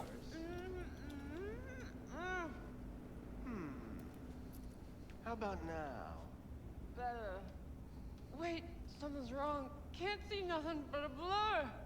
Faceplate's previous owner had a longer face than you. Edges are stretching your optic nerve. I think he's done. Don't We going in? worry. Your eyes will adjust. Eventually. Yes? Hello? What can I do for you? Looking for a girl named Evelyn Parker. I know she was here in your clinic. Ah, so that's what this is about. Where is she? Ah, a loaded question if I've ever heard one. You Tiger Claws? Far as I know, I'm all paid up. We're with the Mox. The Mox? Why didn't you say so? So, what brings you here? These girls know you're chipping faulty implants? You might say so. I'd say they're the very best I can find. See? What's in it for you? Whatever they have to offer. And they always have something to offer. You're a sick fuck. Know that? You looking for a friend? Heard you help the working girls around here. Well, very few children will play with broken toys. So when skin goes flabby, sockets go out of whack, implants malfunction, I'm sure you get the gist. You pay for goods, you expect top quality. Consumerism 101. Please. Scrapyards offer better quality than this. Already told you. I'm looking for a woman named Evelyn Parker. Need to know where she is. Step into my office, please. Many girls come through here. So many. But let me put it to you this way. I believe in giving each of them the personal touch. Ask anyone. I'm more than a chop doc. See, I know what people truly want. To be flattered, praised, patted. To feel like they deserve it. Of course, I can't remember each and every one. Please set your exquisite derrieres down.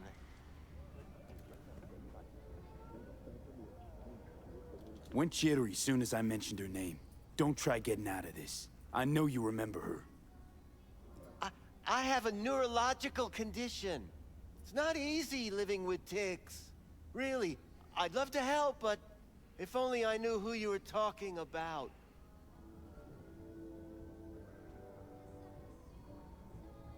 What about your logs? Gotta have some kind of record. Tech like this, you don't register. Don't put any names down for it. Blue hair, doll chip. Best brain dance gear ever, though damaged. Was she here? Poor girl. Tried to help her, I did.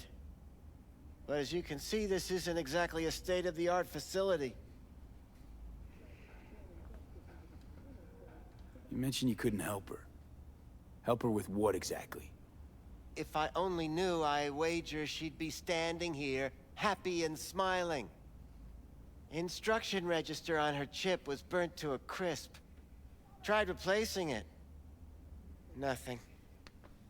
Damage was caused by a netrunner using homebrewed malware. Sounds about right. Get to the point.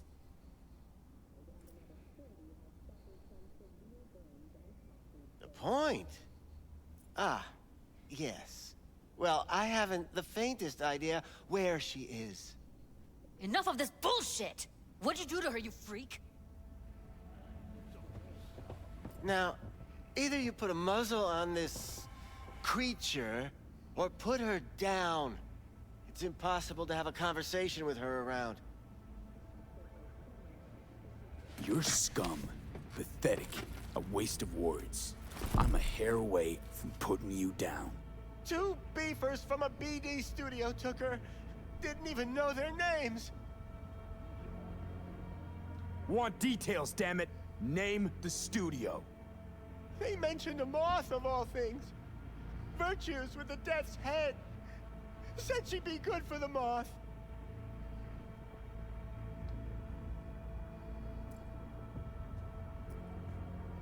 Need air. I'll be outside.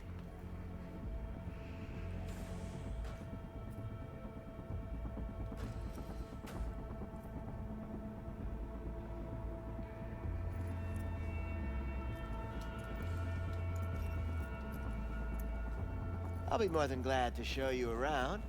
But, later, perhaps. It's weird. It still says interrogate fingers, but... This is the world is will and idea again.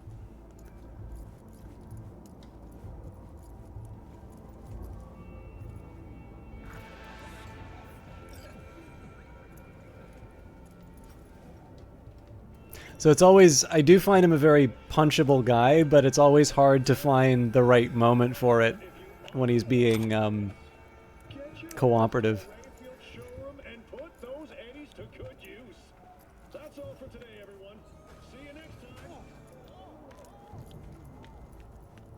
I let her go back to Clouds. Could have stopped her, but I didn't.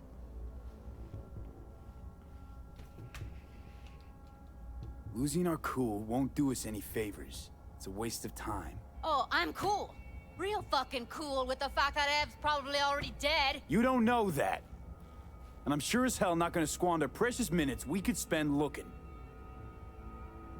Only lead we got's an XBD. Where's that get us? We also know we're looking for something related to the Death's Head. It's better than nothing. I don't get your optimism. Still sounds like a big fat nothing to me. Death's Head symbol bring anything to mind? Anything. Doesn't matter how small. This industry... I mean, market's looking for every kind of fetish out there. It's cavernous. But an XBD outfit'd be on the move almost always. Makes them harder to nab, harder to sting.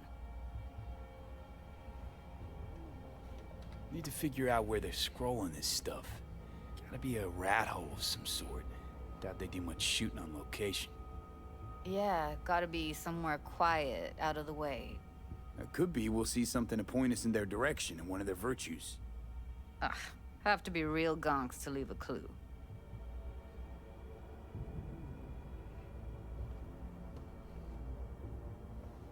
Everyone, everything leaves something behind. Just need to know where to look. Lucky for me, I'm running around with the best BD specialist in town. Has an extra pair of expert eyes. Well, your BD expert has a better idea. Pleasures of Night City, a domain with its twin on the dark net. Every kind of thing goes on there. Might stumble on something useful. Some of these bits of dialogue, like that, not that last line that she said, but just before it, definitely sounds like it was recorded after the fact. Know a fixer in Westbrook. I'll drop her a line. V, fixers don't hand out information right and left. Done a couple of things for her. Not that she owes me, but let's see what she has to say. Meantime, see if I can't find something on the NCP domain.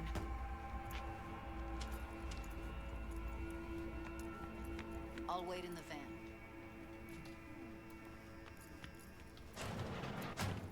So I don't think Wakako's willing to talk on the phone about this. The other thing I noticed is that I have a flashbang when I probably want a frag. I mean, EMP may not be bad either, but...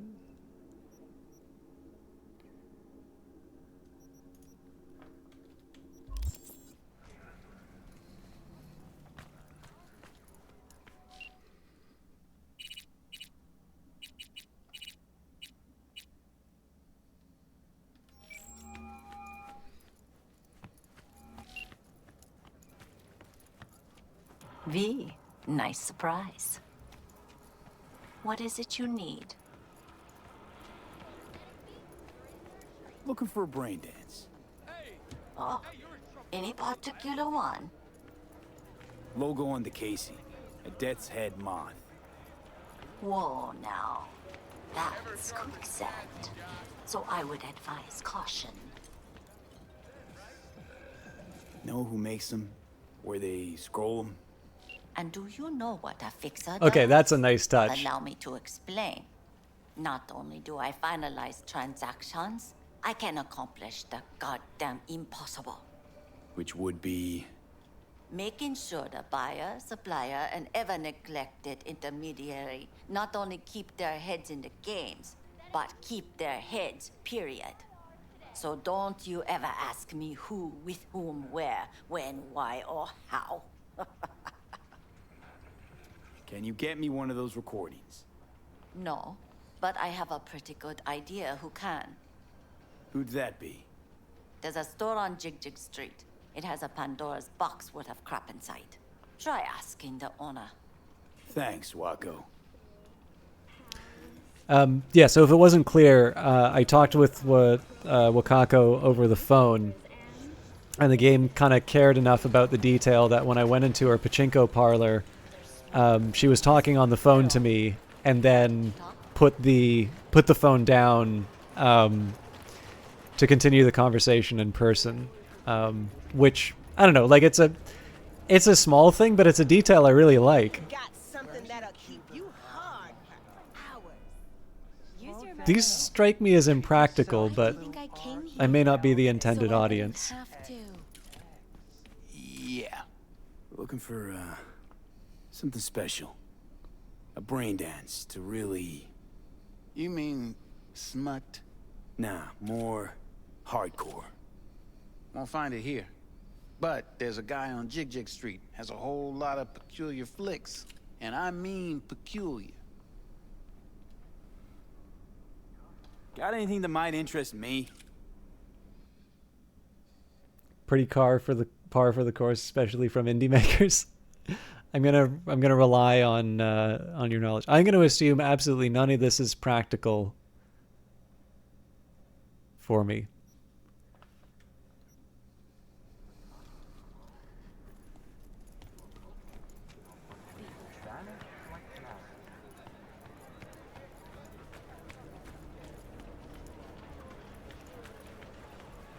So I'm fairly sure I know who this guy is, and I know I inevitably wind up talking about movies, so brace yourself. Looking for something raw, untouched. Raw's all you get with me. What's your edge? Want something that'll floor me, really scramble the neurons. We've got it all, man. Bare knuckle boxing, shootouts, black ops, interrogations, amputations. No. I mean something like, well, you know, fetishes. No, come on, you know what I mean? No, I don't. Think I'd be doing this job if I could read minds?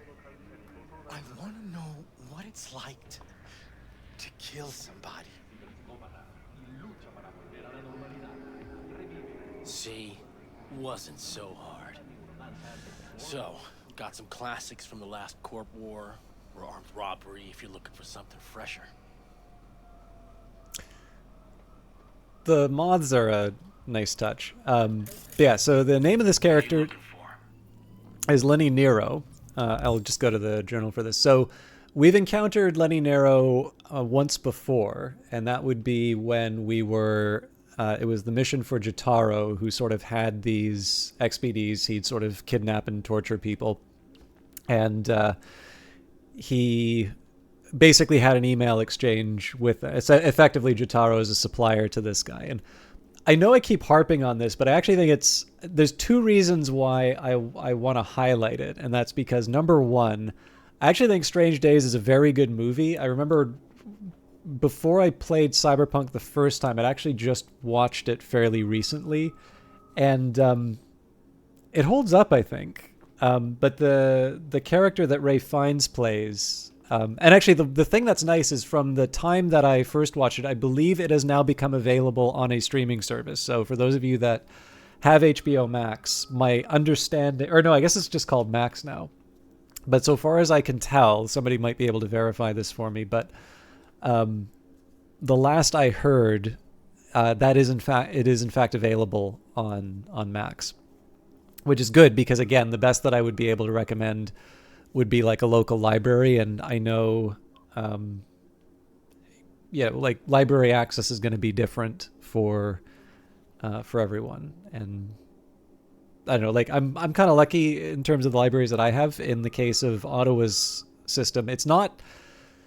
The number of books is not as the collection isn't as deep as it was in Vancouver. And of course, with Vancouver, I had the benefit of going to university there. So my alumni card also gets me access to, a library at an academic institution. So that's obviously going to have a certain type of book that maybe, a public library. Like, I'm not going to expect, a public library to have, the latest latest editions of all the math texts or something like that. It's helpful if they do, but that's a lot to expect in terms of just how much it costs them to do something like that relative to their budget.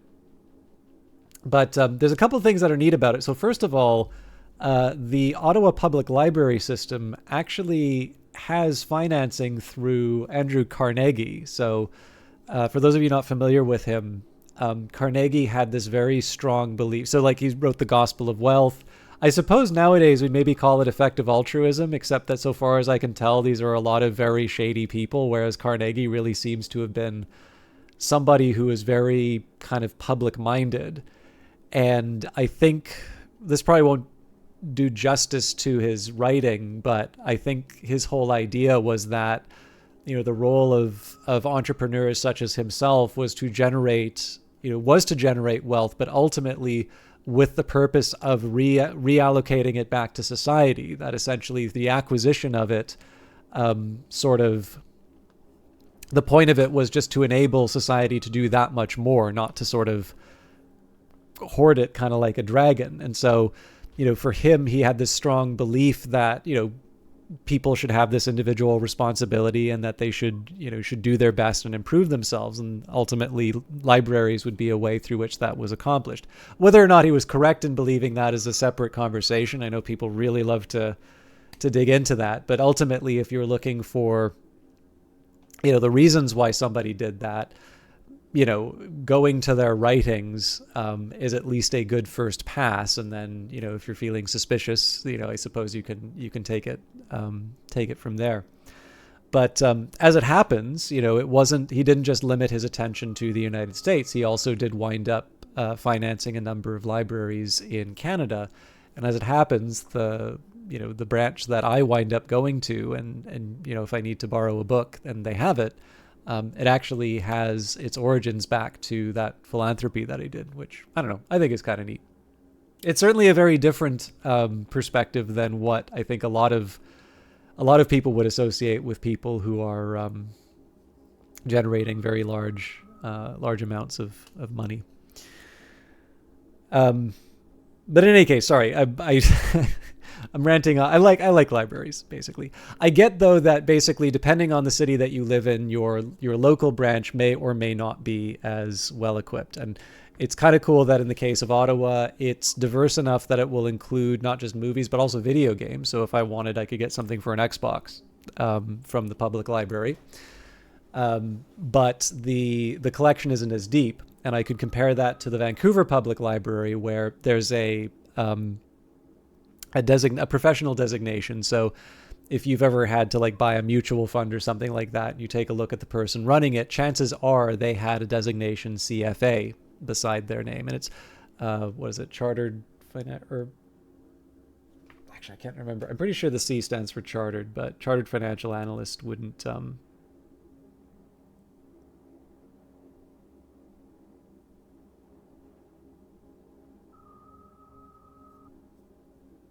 yeah, Chartered Financial Analyst. So,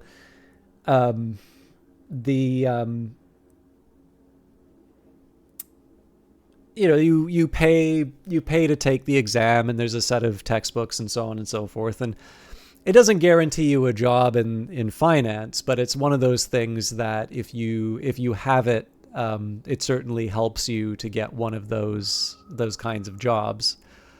And the nice thing about the Vancouver Library was, while you still would need to pay money to get the designation, if you are interested, they actually had in their reference section the most up-to-date, at least while they printed them. I think they just do them digitally now, so I suspect they don't have the most up-to-date one. But ultimately, they had the CFA manuals, levels 1 through 3. So if you wanted, and I absolutely did this, because there was a period where I was sort of transitioning from film into what I'm doing now. But I was curious enough that I sort of went up and just read those textbooks on my own. And this is the thing. This is one of the reasons why I really like libraries, which is that, some people want the piece of paper, right? So if you want to be a chartered financial analyst, and you want that CFA beside your name because you want to work at like RBC Dominion Securities or something like that, you got to pay the money, right? There's only one way that you're going to get that credential. But if you are just interested in financial analysis, whether or not you want to be able to, learn how to read like a balance sheet and an income statement, or there's also the cash flow statements, the third one, but or you want to understand what it is that the analysts do, or there's any number of reasons why you would want to read a particular document. For that, it does not matter if you own an apartment in downtown Vancouver, or if you're one of the homeless people who's trying to get out of the cold. You have access to that, and you can read it. So anyways, but the whole reason why I started talking about libraries was once upon a time, the only place I could recommend people would see Strange Days would in fact be the library. But so far as I can tell, Max might have it. And the character played by Ray Fiennes is Lenny Nero, who is a former police officer who becomes a dealer in something that is very much like Braindance in that world. But one of the defining character traits of Lenny in that film is that he doesn't deal in blackjack, which in this case would be a virtual reality experience where where somebody's killed, where you see somebody killed or you experience someone's death. And I think it's actually introduced at the very beginning. I mean, he's basically a smut peddler, and in the film, he is a fairly sleazy character, and you maybe realize the depths to him as you go through the, as you go through the movie. But yeah, the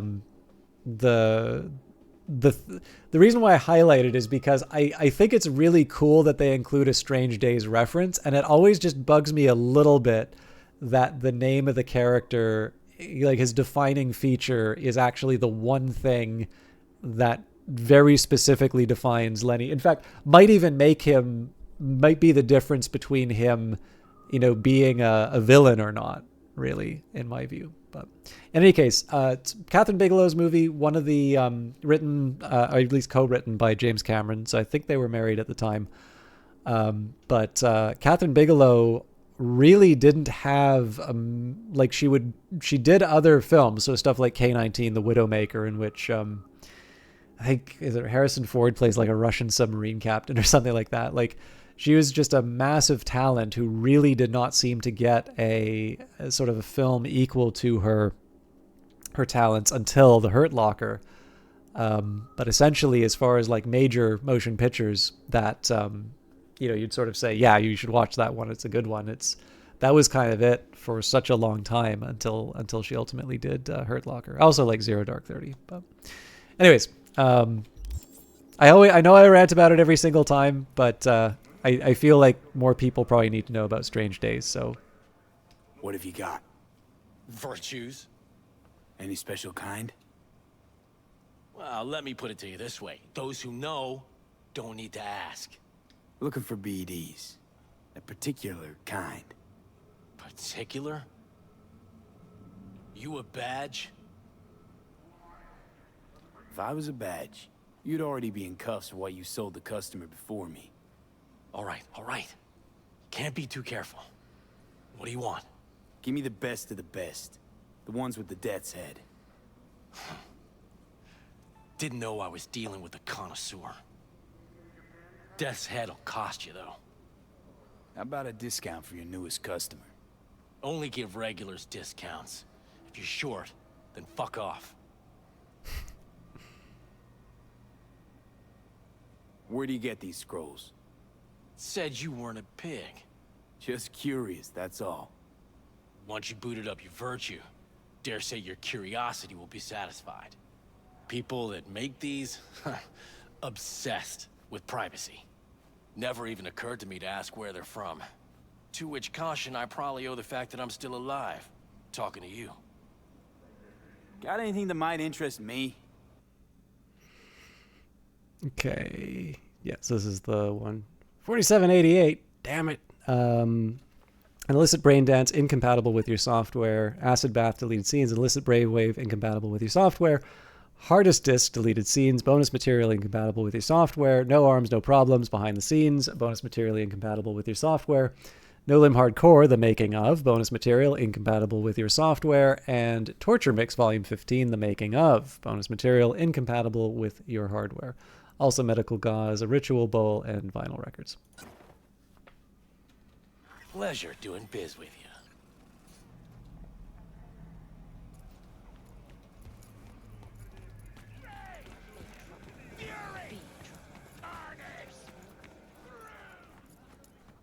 Another, I'm not sure if you're still around yet, but this bit that's coming up is quite uncomfortable to see, but I think is just another test. Sorry, I'm sounding like a complete salesman for this game, but I'm very intrigued at how good it is at making me feel quite uncomfortable, because obviously that's not something we can always take for granted in terms of games. Hop in. Let me get everything prepped. You make sure the wreath's snug on you. You'll watch while I edit in real time. The old one, too. Ready when you are. Want you to describe what you see. My catchphrase.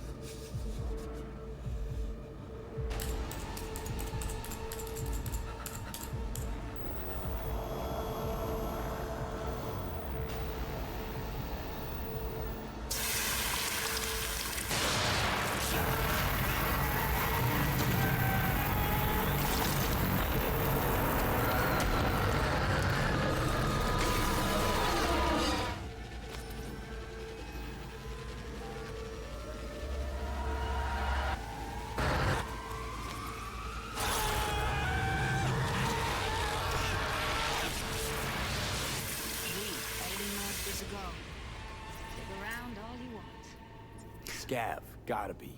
No one else with that kind of fashion sense. So the this is the brain dance sequences where you'll be sort of it's basically a recording of someone's senses. You do get to do these sort of detective. Scav woman. Who knew that sides chopping people up they were scrolling XBDs? You kind of get to do this detective job of moving outside. So essentially the sequence that we just experienced would be the product that the person purchasing this is what the buyer would be experiencing, whereas this is edit mode where you're taking sort of the raw data and this would be what an editor is sort of using to do the this is sort of what what an editor would be using to try and tweak it. This is effectively Judy's job. So these are definitely kind of standout sequences. The one that we did before was recorded by this woman, Evelyn, who was the one who hired us for the job, and we sort of used it to plan the job. Whereas in this case here, what we're trying to do is put together the evidence for, or not evidence, but we're trying to piece together where the people who have Evelyn may be. Ordered recently. The aroma of anchovies, modified olives, and tuna proteins. Pizza from Buck a Slice.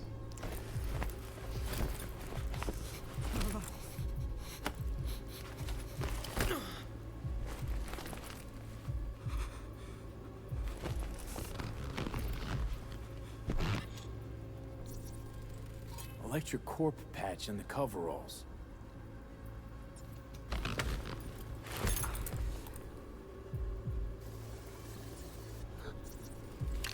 Ordinary box. Decker, Tanaka, Rogers logo. Standard for a trash heap.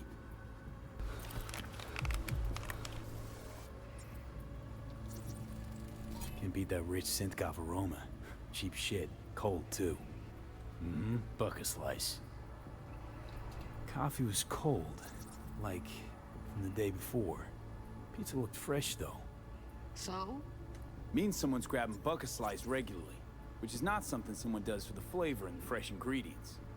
Pizza shares its DNA with styrofoam. Nobody's gonna schlep across town for it. Okay. We're looking for an electric core power plant located near a bucket slice. EC used to have a big old complex in Charter Hill. Bucket Slice checks out too. How can you be sure though? So we've got Dendrian in here. Let me shout out my good friend Dendrian, noted for his opinions about how eggs can melt. Not Digi Inferno, sorry.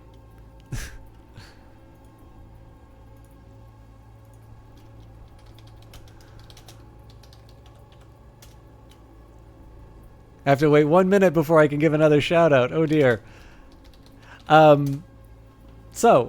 will answer the questions here for a little bit, but let me talk to you a little bit about Dendrian. Dendrian is a wonderful broadcaster who I last saw doing Dicey Dungeons, but I don't know if that's what you were playing today. We were actually talking about the CFA, so I do happen to know that he works in finance. But yes, Dendrian is actually somebody who I found originally through Against the Storm, or possibly found him through me. Strong opinions on melting eggs, brought to you directly from Quora. But I genuinely felt bad that you brought that up again, because I never really thought about it again. But I've had a great time with Dendrian. For those of you that like watching the channel for just sort of background noise and that, I know Dendrian likes to highlight himself as that, but he is somebody who is good to interact with. In fact, something I would say maybe he doesn't quite get as much of an opportunity because he does a good job of selling himself as someone who you can passively watch. But there are rewards for sort of interacting with him. He's definitely a very thoughtful guy and somebody who has a broad knowledge on a lot of topics. So Thronefall had an update. I don't think I've seen you play Thronefall. But in any case, somebody who I definitely have a strong recommendation for. Let's see if I can do the shout out again. I have to wait 8 seconds before giving another shout out. It's very important that I not abuse the privilege, apparently. But yes, definitely somebody who I like to talk about. And Cyberpunk, Greystorm 3, and Dendrian, of course, everybody else who's come by, thank you very much for doing so. I know it's a very different and probably better experience than me, so I totally get it if Cyberpunk is not your thing. I'm still very happy to show it off and hopefully convince you that I'm better than that nice finance guy who seems to actually be having a hard time at work. So maybe I should probably lay off on the jokes for a bit. But anyways, somebody at Cyberpunk asked, would you rather marry a horse or a duck?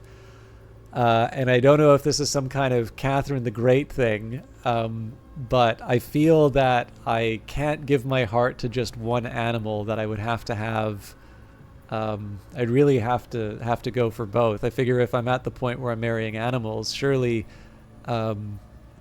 surely having more than one would be, or maybe I could have like the duck. I would marry the duck, but maybe have the horse as a concubine.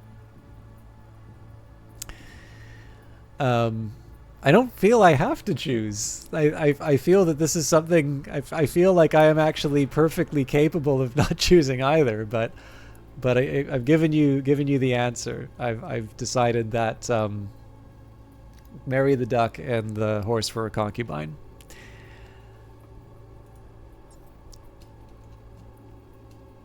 Christ, it's hot. Thermal readings are off the charts. Keep looking. Oh no, this is interesting.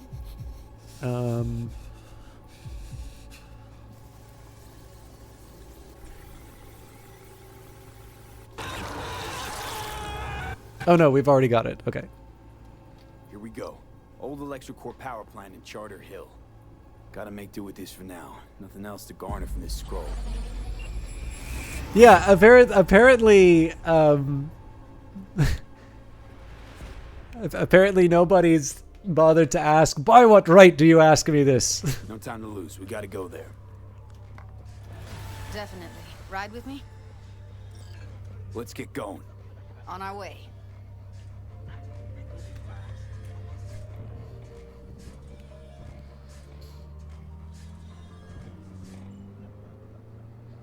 Still can't shake it. That virtue sample we saw with the Death's Head moth. If all they scroll is snuff, then... Stop it. They'd have to be utter gonks to waste her on something like that. What do you mean? We're talking about a girl who's not only a natural at what she does, but also has got a doll's implant. I mean, that's not a package you find lying out in the street.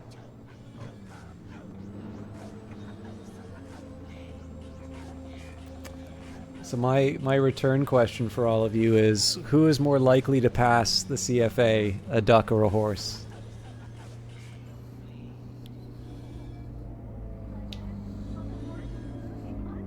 I'm also curious, so what, is there a follow-up to this question, or is this just to sort out my barnyard preferences?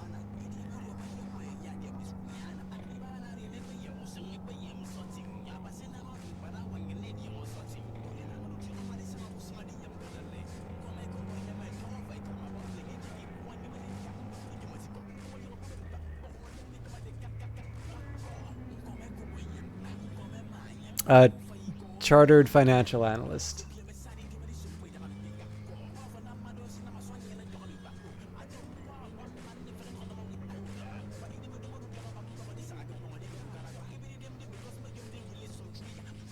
See, if you included octopus, that would be an easy answer. The octopus would definitely get the CF. Its octopus would do better on the exam than I did. The horse-sized duck has its worth.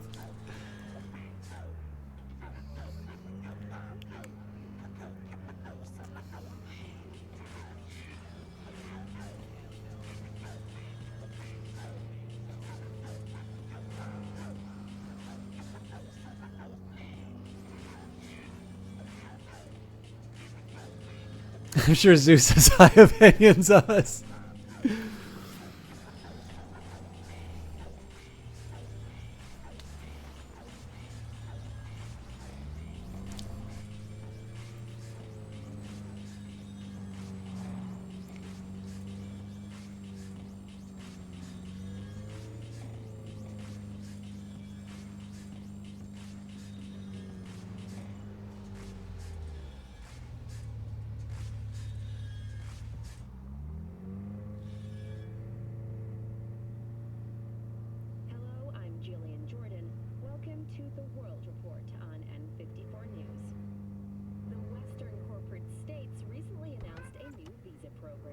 Did we just hit somebody?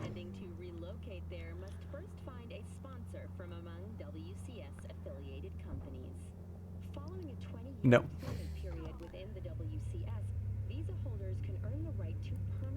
And here we are. We going in? Find us a way inside. I'll hang back, scan the subnet, see if there's any blueprints of the complex lying around. Join you as soon as I find something. Let's link on Hollow till then.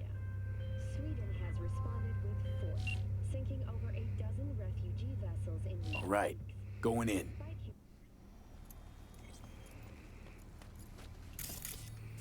Okay, so I did this one later on my first run, so this is going to be interesting to try again without my capabilities. I am, however, going to change my loadout. Ooh, that doesn't have a silencer. Alright. This one I think is explosive. Yeah. So as fun as that would be,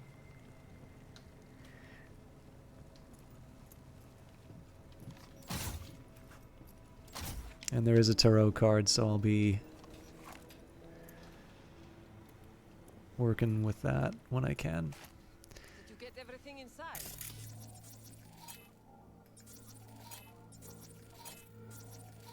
Almost. Grab a crate and get your ass moving.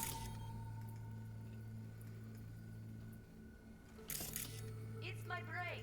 Chill. Alright, enough slacking around. Get that shit off the street. If you're in such a hurry, you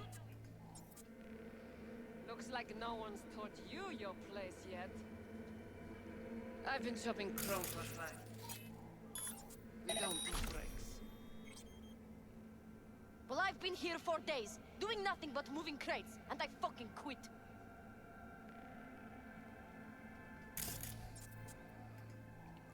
Why are there tools to make weapons more silent but not more loud?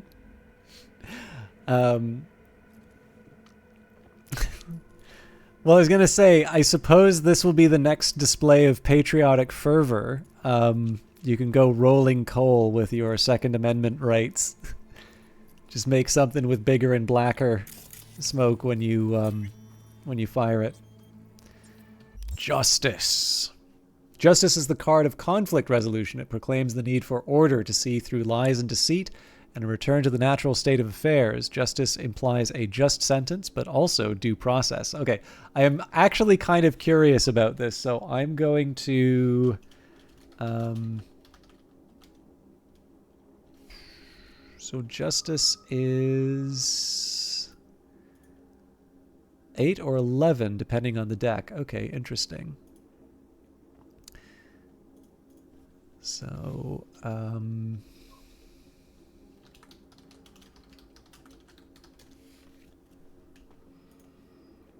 I just want to see which one of these corresponds with, oh,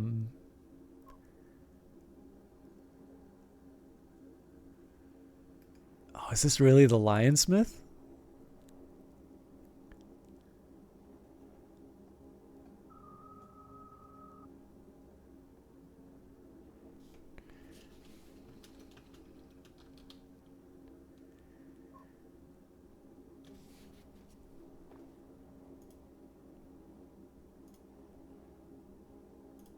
Apparently not. Meniscate? That sounds a little more pro... Oh man, that actually looks a lot like it. Yes, the Meniscate takes the place of Justice in the Tarot of the Hours. The Justice card can represent truth, balance, and law. It is a reminder that all actions have consequences and compels one to value honor and integrity in matters.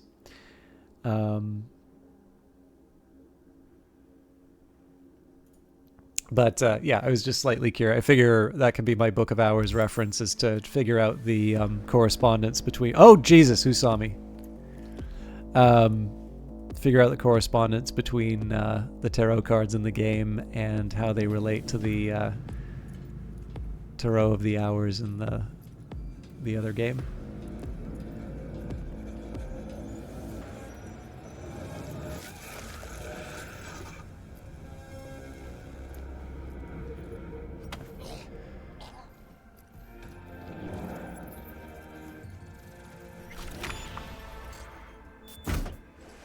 So again, in contrast to the earlier game, if you want to hide the body, you always have to kill them. But I do not feel the least bit bad about it when it comes to the people who are recording these XPDs. Welcome to N54. It's time for your local news. 75 Years of Cyberware by Tsutomu Takashi. Introduction. A century ago, losing a limb meant tragedy. It meant living with permanent disability. With severely reduced physical capability and often with chronic pain. What's more, people with disabilities frequently suffered from widespread discrimination, both active, e.g. employment bias, and passive or unconscious, e.g. poor infrastructural inaccessibility. Today, assuming the dismemberment victim is financially stable, loss of limb amounts to little more than a minor inconvenience. A century ago, employers could impose specific dress codes, hairstyle regulations, and piercing and tattoo bans. Many even pressed their employees to maximize productivity, often in violation of the law, such as through anti-pregnancy policies. At the time, however, deeper involvement with employees' bodies was simply impossible, legal or otherwise. But with the advent of cyberware, employers in the second half of the 21st century have imposed requirements for skin, bone, muscle, organ, and eye replacements in order to improve performance and workplace effectiveness. In extreme cases, security sector employees are commonly urged to undergo so-called full-body conversions or full cyborgization. Much has changed over the past 75 years from when cybernetic implants first hit the mass market. Many in the field of history of technology have argued cyberware is a positive force for progress, and many have argued the opposite. This book attempts to describe and contextualize the changes, for better or worse, that it has introduced to our professional and personal lives. How has cyberware led us to where we are today, and where is it taking us next?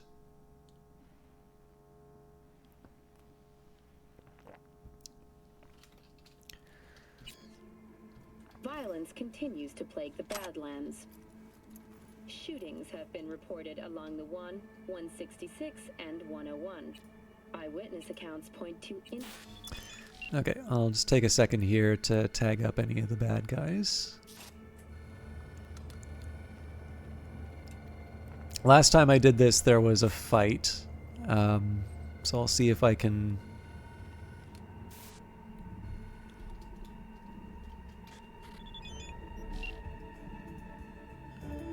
Tip-off. Ivan Medvedev. Someone on JigJig asked about our studio, so either we're about to get nominated for an award or get robbed. Peeps are asking because we got good shit. Word's out and it's spreading. It was just a matter of time. And if they want to rob us, they can go ahead. I'd like to see them fucking try. We should at least double the guards outside so we don't get people coming for autographs. Mine collapse that occurred just outside Novosibirsk in southern Siberia has concluded. Okay, 5E955, then I can do a BD55. Yep. With a happy ending. As you recall, 35 miners became trapped deep underground following a high-magnitude earthquake. But thanks to their Suez Lake 2 hibernation implants, the miners were able to survive So, without access to food and fresh if they go on the patrol that they did before, I should be able to stuff them in the dumpster. Following a brief rest for technical evaluation, the miners were able to immediately return to work. Moving from below the earth, Alternatively, I just leg it and then I deal with them at the front. the proposed base will be subdivided into 3 areas: industrial, scientific, and residential. 10 residential modules are already available for purchase.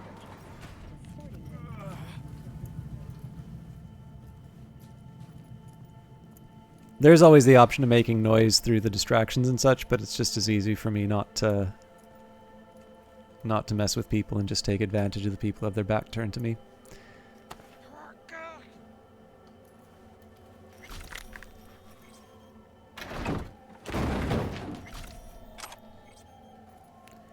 Can you tickle people from behind? I don't believe you can in this game, but I believe mod support will be returning after a little while. I think they encourage you to disable your mods, so I do believe that there are highly personal devices that you can use as one of your melee weapons, and they're non-lethal.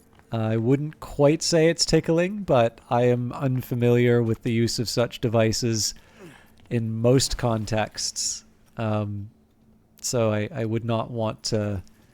I wouldn't want to rule it out, but I don't quite know if that's quite what you're looking for there. But do report back. Okay, looks like they're on their way, so I'll just stuff them in the trunk. Nope, maybe not.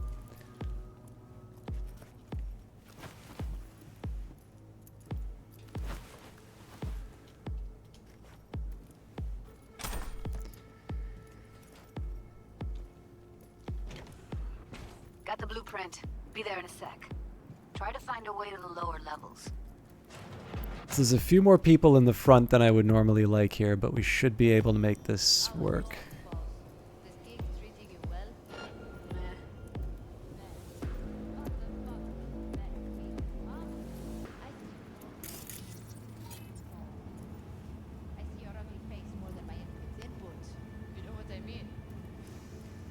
Hmm.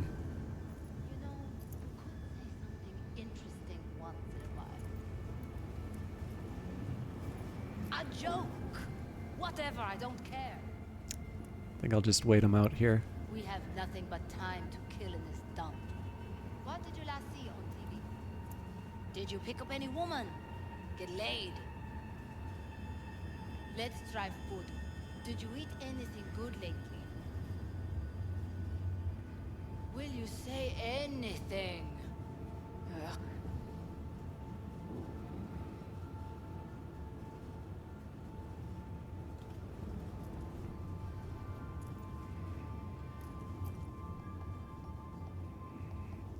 Okay, that's a possibility, but you're kidding me.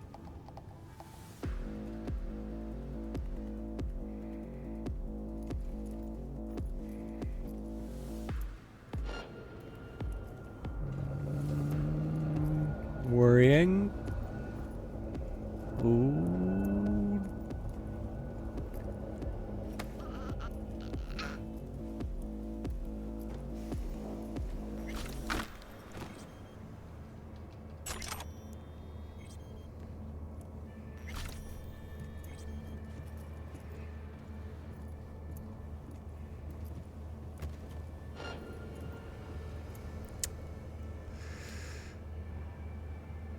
I do still want to deal with the front, but with the patrols up here.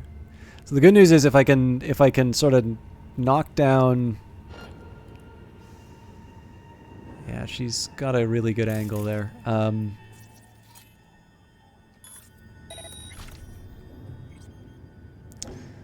That apparently is out of range.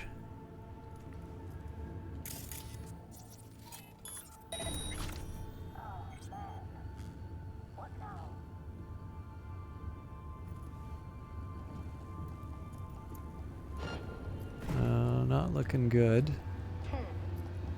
Well, maybe.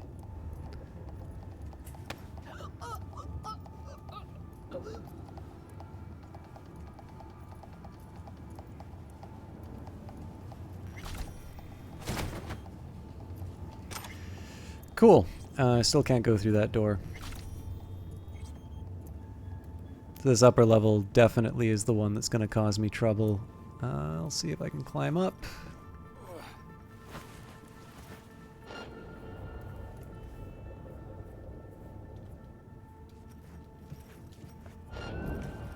Ah! Come on, come at me, fucker! I think I'm stuck here. Oh, there we go.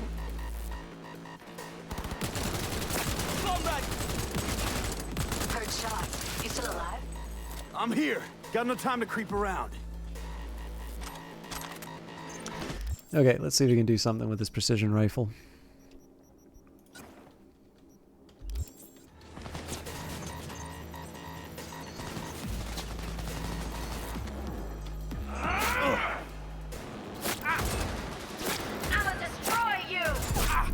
Apparently not. You won't get away with that!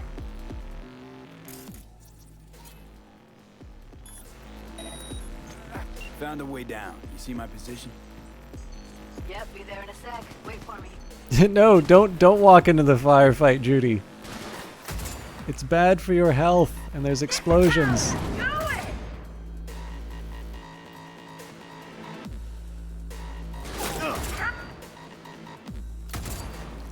Yeah, I'm not really sure how I feel about this precision rifle. It's like it's nice for the damage, but if I don't land the headshots, well, even with the headshots, it takes more than one. Bet that's where they're keeping her. But that is why I have the assault rifle.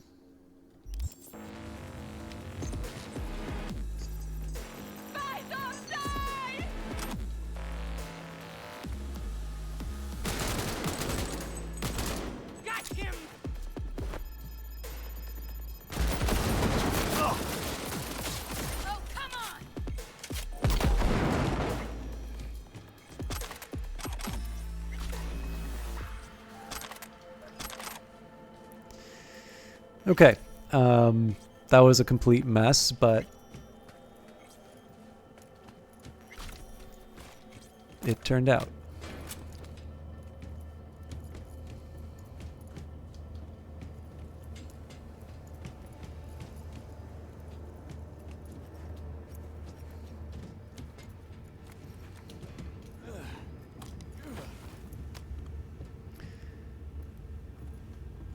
I can, of course, just do the boring conversation anyway approach to this lower level as well, but I would still at least like to pay lip service to the idea of a stealthy approach. Especially because if I get into too many firefights, I tend to do very stupid things, and that just means I have to repeat the segment.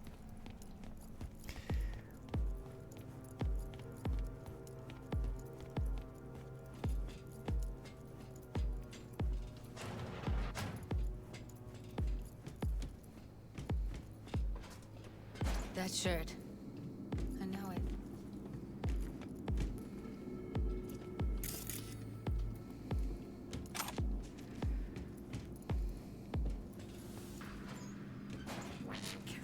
Ah. Relax. We'll add RTL and the weight will be right.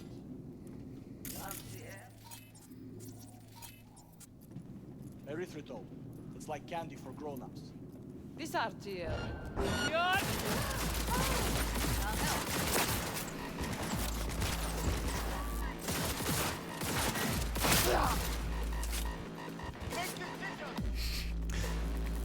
That one was just a straight up mistake. I thought I was going to be able to get the drop on her.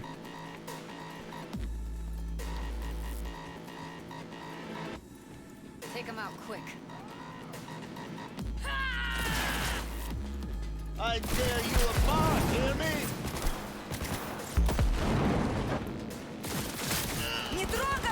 Oh, come on! Judy, better door than a window.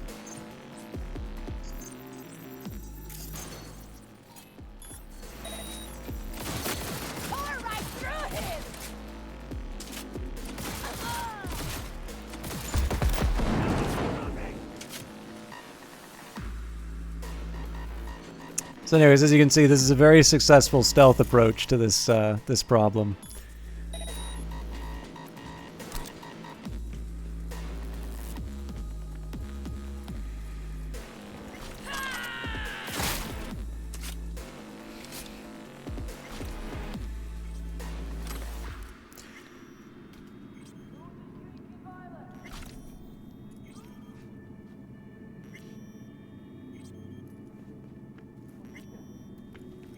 Chemicals, the invisible killer. We've long known that AVs crisscrossing our skies are busy dumping harmful substances in the air, such as aluminum, carbon dioxide, sulfur trioxide, and sulfuric acid. Studies have also revealed the presence of dead red blood cells in E. coli, as well as sodium chloride, table salt.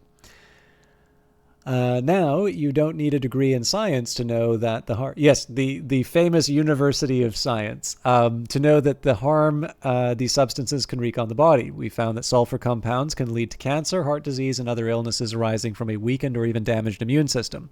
They can also lead to spontaneous dental hydroplosion and acute meningitis.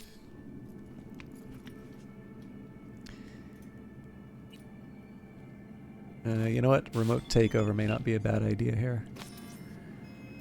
I'm going to assume that anybody left... Oh, no, there you go. And they've got a big gun.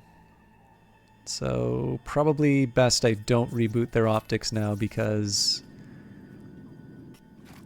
I can get the drop on them.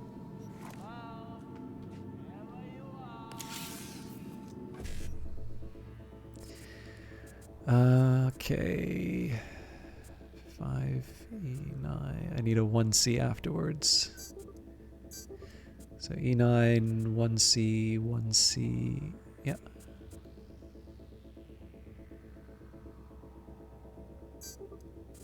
Never mind. And sorry, I've been sitting on... Okay, sitting on my leg, probably going to say isn't that normal sitting, but I've been sitting in an odd position. I've cut off the circulation to my right leg, so I just need to slightly adjust And I'm going to be very numb and uncomfortable for a little bit, so sorry if I need to pause unexpectedly.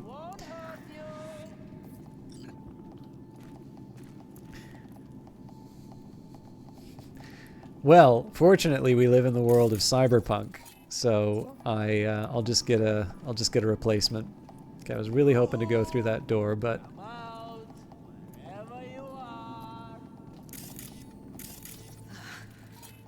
Looks like snuffs are only the tip of the iceberg.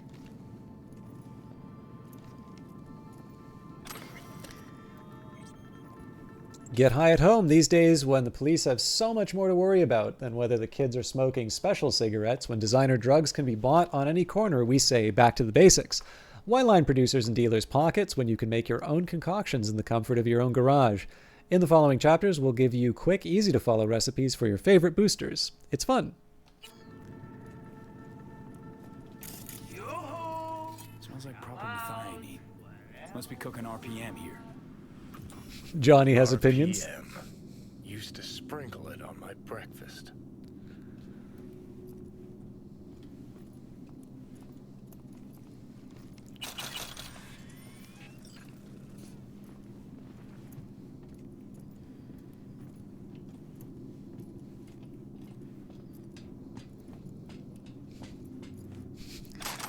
Apparently decided that it was too much trouble. He took a look around the blown up area and called it a day.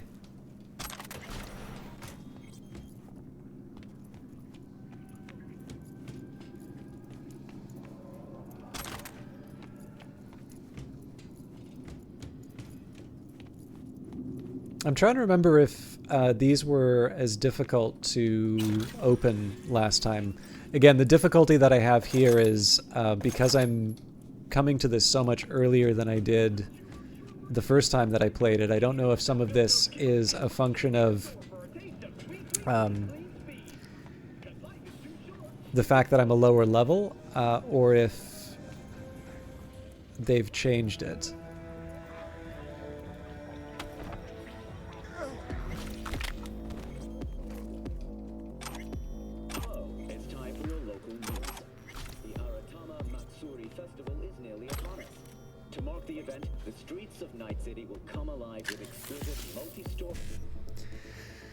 Okay, I don't have an E9 to start with.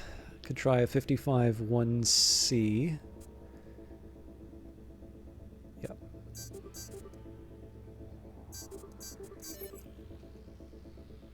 She floats. The festival program will also include musical performances by biwa virtuosos and theatrical performances in the No tradition. The sponsor for the festival is the Arasaka Corporation.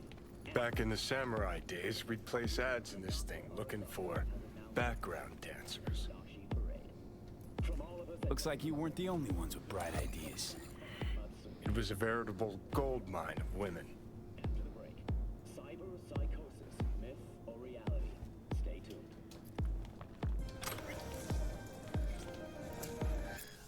A wicked acid trip, but not the kind you think. Ever wondered what it feels like to fall into a pool of acid? Well, wonder no more, sort of.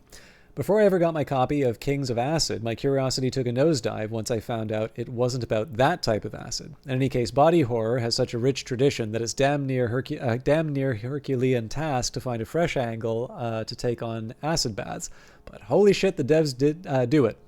You play as Arthur Kerr, a klutzy and somewhat awkward rocker boy who gets himself tangled up in a shitstorm with Maelstrom. The Borg goons entrust Kerr with handling a mysterious shipment containing a protozoa capable of instantaneous regeneration. But in an unlucky twist, a painfully common occurrence for our hero, a rival gang ambushes the exchange at a corpse science lab, and Kerr is pushed into a vat of mutagenic acid.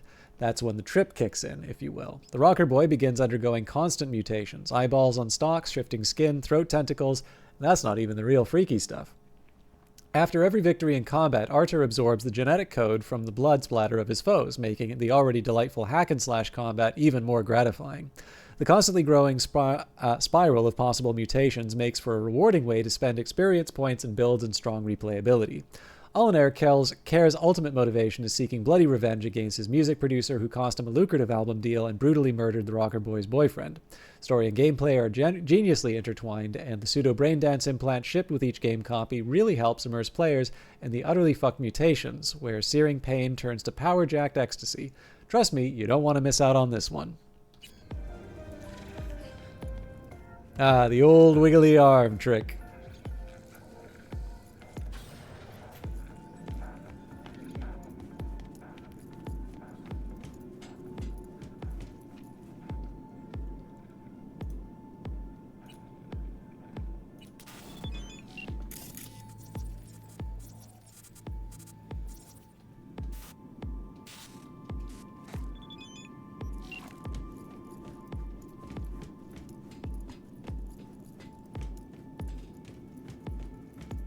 I see a way. They're on us. You're in deep shit. Oh, I didn't even see the guy.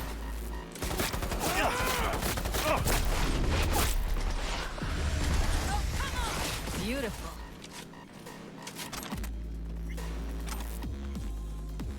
I might just switch to the assault rifle and go barreling through at this point.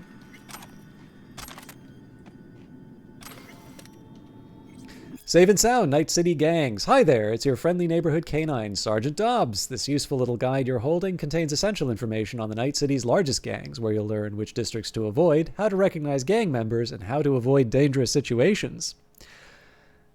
Animals. The animals aren't real animals, they're freaks of nature. Pumped to the gills with strength-enhancing hormones, they look more like piles of meat than people. They generally avoid cyberware, with the exception of cosmetic modifications that supposedly make them look more like, well, animals. They're extremely aggressive and don't need an excuse to start a brawl, but despite their name, the animals are not a territorial gang. You can find fierce, hostile packs of them throughout the city. Six-string gang. From a distance, they could easily be mistaken for soldiers on leave. Military uniforms, combat boots, buzz cuts, shouting "Hoorah!" every chance they get. But don't let appearances fool you. These are violent, dangerous thugs, ready to slit your throat without the slightest hesitation. You'll want to watch out for them, especially in Vista del Rey. The Mox. Handsome girls, beautiful guys, but wait, it's a trap. They'll reel you in with their charm, and when you're least expecting it, bam! Your eddies are gone. Or worse, the hole in the wall that passes their headquarters is called Lizzie's Bar, best seen from far away and never entered. Maelstrom. If you ever find yourselves in Watson's industrial area, and it's better that you don't, watch out for the sinister faceplates. That's Maelstrom. To be part of the gang, you have to get your eyes and nose cut off and replaced with demonic fiery red optics. Ouch! If they do that to themselves, who knows what they'll do to strangers? We'll find out. Better leave that mystery unsolved. Tiger Claws. Effervescent neon tattoos with Asian motifs, katanas and shurikens, racing bikes.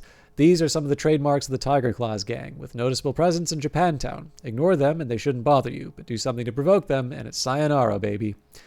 Valentinos, golden grills, golden implants, golden crosses, and golden machetes. Say hola to the Valentinos. Despite the Catholic symbolism, they're not exactly the love thy neighbor types. Those who get in their way usually end up chopped into pieces and topped in the Del Coronado. Voodoo Boys. These predominantly Haitian gangers are based in Pacifica, but they hunt their victims elsewhere, the net. The Voodoo Boys are the most skilled net runners in the Night City underworld, but beware, that doesn't mean they're not dangerous in real space too. Be sure to give them a wide berth, or you might just end up like one of their black roosters without a head.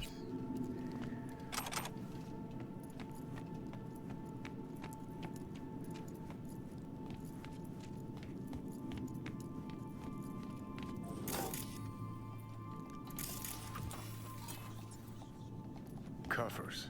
Classic. Can't go wrong.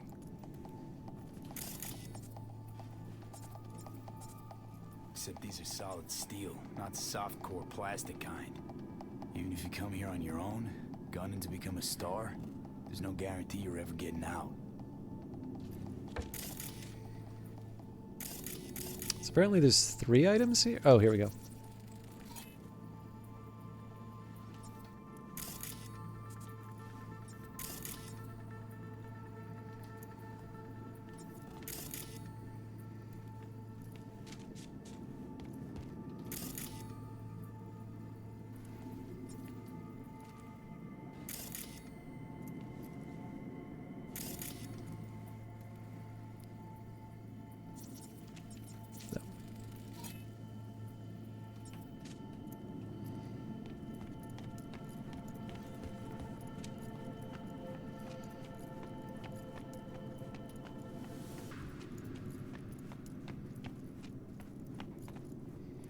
So this last section, even when I was a higher level, I don't think I ever got through it stealthily, but hey, it's worth a try. I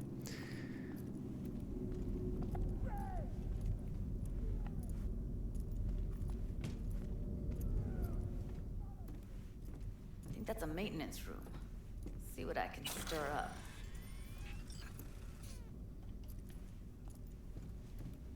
Take your time, Judy. There's no rush.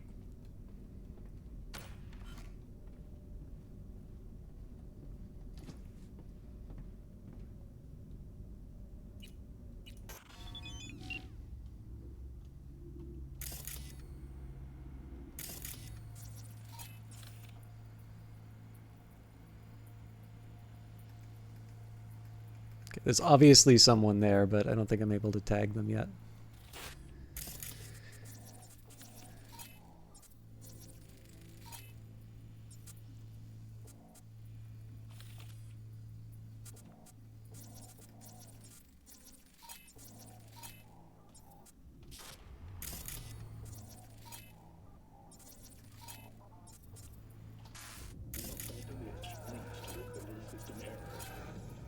These two aren't really threats, but...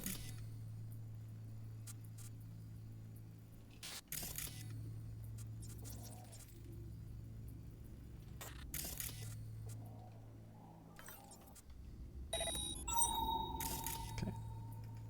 That's one I missed. 2.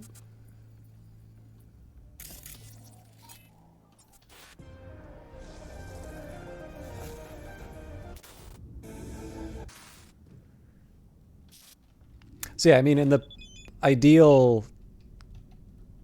case, I'm just able to pick them off one by one.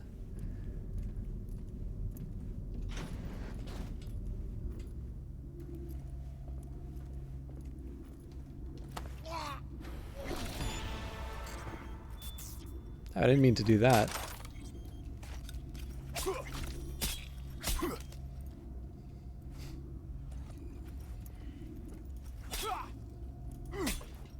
I'm sure he's dead at this point. Again, not the button I wanted to press.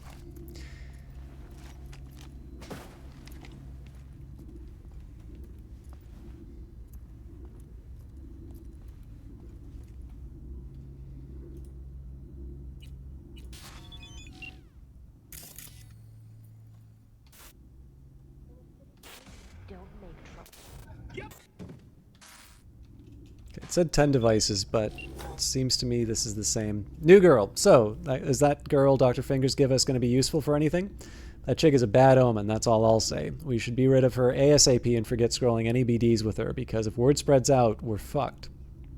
Sorry, word about her spreads, we're fucked. What omen are you talking about? Next thing I'll find you staring at... next thing I'll find you staring into crystal balls. What are you, my reincarnated babushka?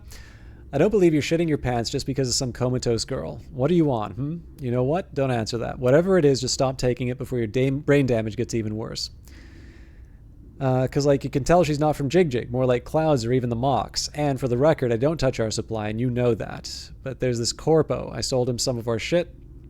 Apparently it made him aggressive. Smacked some Joy Toy across the face. He told me when it happened, he noticed that the shadow of Lizzie on the wall, the girl who started the Mox. And guess what happened? A week later, he was dead. They found him in some back alley, tied to a gutter, suffocated with a stocking. It's not like I was chooms with a guy, but still, that's no way to go. Who cares how you go if you're dead, decapitated with a nail filer or shot in the spleen? It makes not one iota of difference. If it's not the RPM, then it's the BDs that are fucking with your head, because your imagination is starting to get more whack than when what we're scrolling. So you don't care how you're remembered? What if you die on the toilet, huh? You fucking gonk, get back to work. Don't you understand nobody cares about you? Whose fucking memory will you be in? You would barely fill up any space on my deck, you and your fucking omens. It's about as friendly as my workplace. Gutted out all her implants. And why stop there? Took a few internal organs while they were at it. How so very resourceful. Scavs. No matter how many you stamp out, there'll always be more crawling around somewhere. Figure you've made their acquaintance. Afraid so.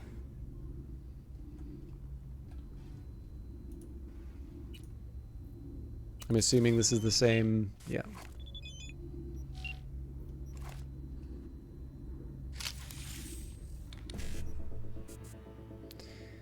Okay, BD and 2 1Cs followed by some 55s.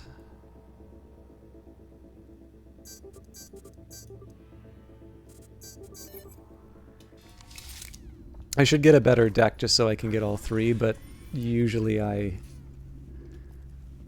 wind up messing up in other ways, so that's not a major priority. Okay, this is going to be tough just because you can see in the mini-map where those 2 guys are looking, but if I can get a distraction in... I hate this place. What's there to hate? That nobody checks on us and every day is chill. That we don't have to stand outside all day in the rain. That sucks so much, man. Yeah. No. I hate that everyone here is dumber than bricks. Hey, the door is open. Walk out. No one will stop you. Or I could just crack your skull. Shut you up. Who put sand in your ass? No one. I just hate it. It always smells like piss on a rotting corpse. Take a walk to the dogs. Your brain needs air. I hate the dogs too. The whole city is one giant rot pile.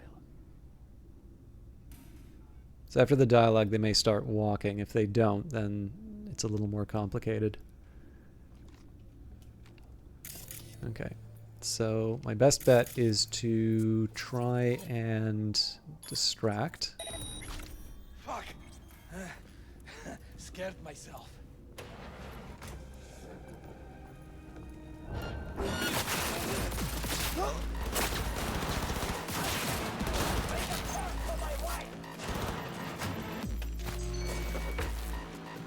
Okay.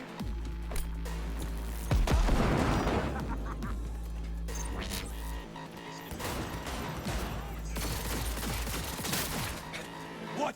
Where? Shut the fuck Not up! good.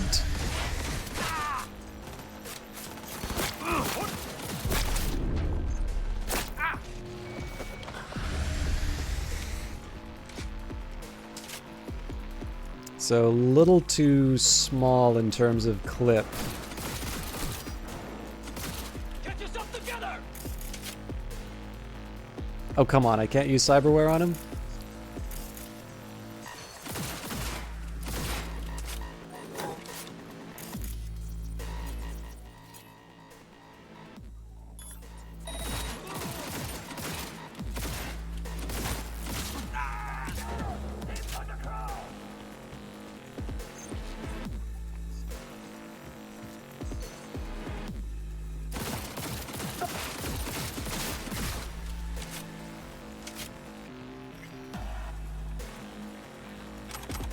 So those 2 in the other room we don't need to worry about because they're busy watching a movie. Maybe she's here already. Used him as a puppet in a virtue that killed him, then tore out his implants.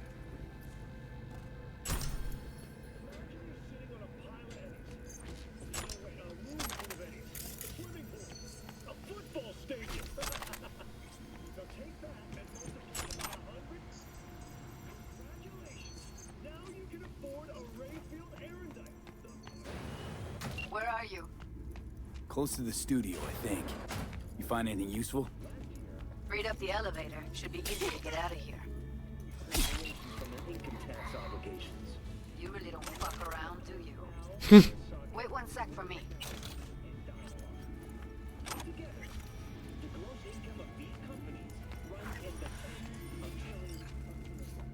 All right, I'm here.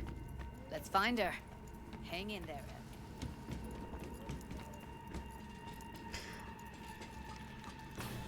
I don't remember if that was in there originally or if that's I just didn't remember it, but I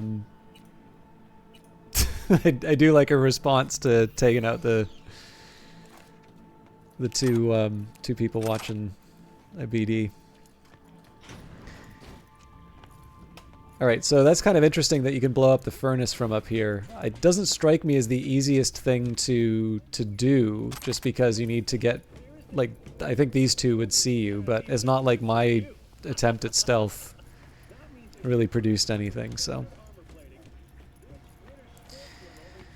Mind you, there was a skin modification that you could get that makes you go invisible, so that's another possibility.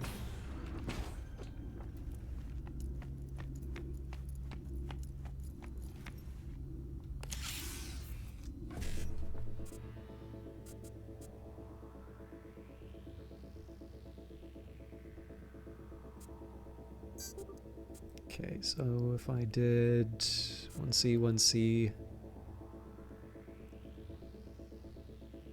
I wouldn't be able to get the other one, so I need a BD 1C. Okay. Yeah.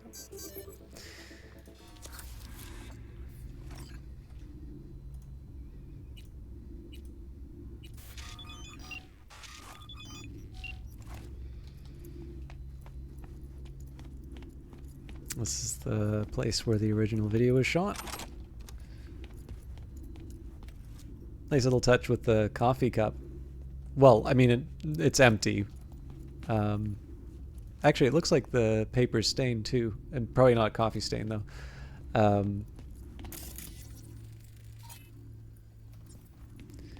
But nice little detail nonetheless.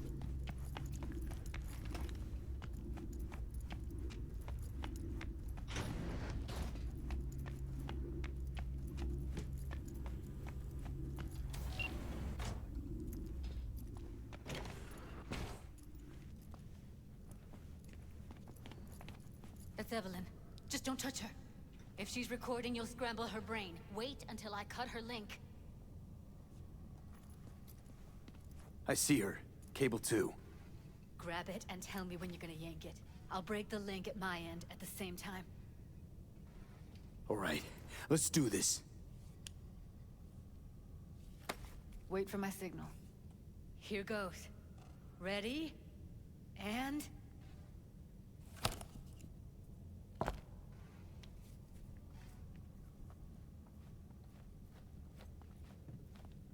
Thank God. Evelyn, you hear me? What's wrong with her? Honestly, I don't know. Jerking around the cable probably didn't help. She okay to be moved? No brain hemorrhages, damage to the spine? Doesn't seem to have any wounds. Guess we got no choice. Let's get her somewhere safe. Fast, too. Which way? I sealed the doors and managed to power the elevators. Elevators it is, then.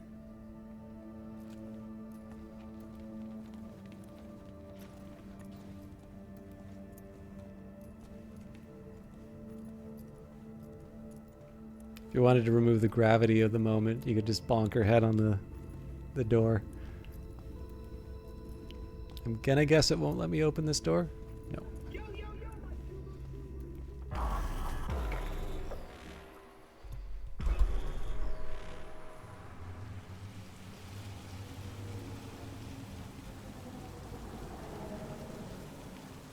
Come on, is it really that hard? Please, just one. For me? Smoking's for posers, and it stinks, too. Say whatever the fuck you want, but just light up. No. Non-smokers are the fucking worst. Just my luck. We going in? Let's give him a couple. You saw how she looked. If it was up to me, I would have splashed some water on her face back at the studio and asked her straight up. It's not up to you, though, is it? Let's go. Militech played out as I hoped, thank you. And remember, we don't know each other. Shame. Wanted a closer look at your ink. No-tell motel. First floor. Come alone.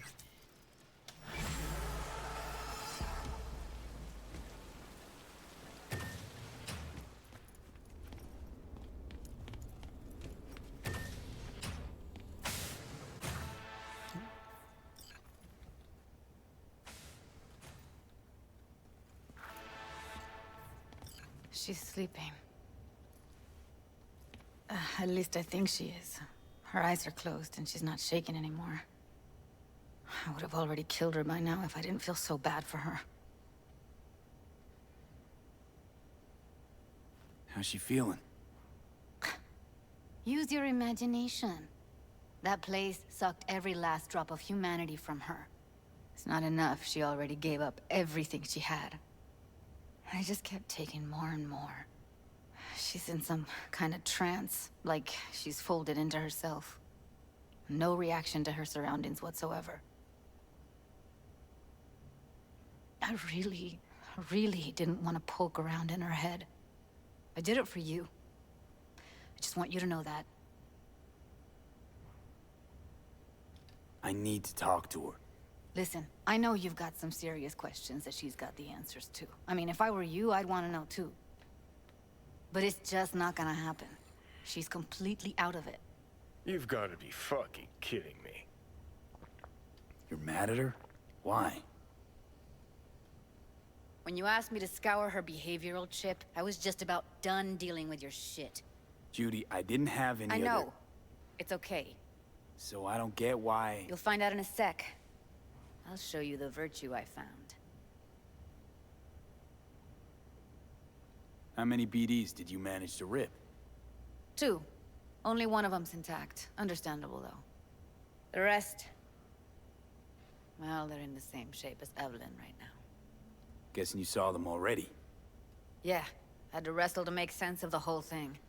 But I don't want to say anything and taint your perspective. You should go in with fresh eyes. Okay, show me. Give me a sec while I set the parameters. Guess we'll find out if our doll really did lose her tune. Come on, V.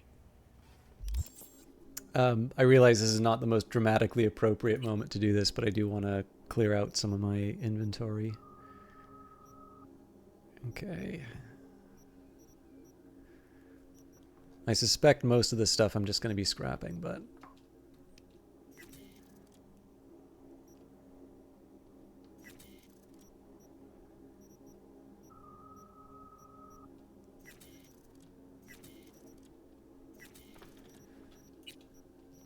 So I'm still kind of keeping my options open as far as alternative weapons. So, for instance, the copper... I think I'm going to avoid using that for now. Like, I'll still keep a submachine gun. I'll still keep a assault rifle and such. But only one of you... And the precision rifle, another example. But the iconic stuff I'm going to hang on to. Okay, $11.99. I think if it's like the white one, I'll probably just scrap it automatically. And I can't really see myself using a light machine gun.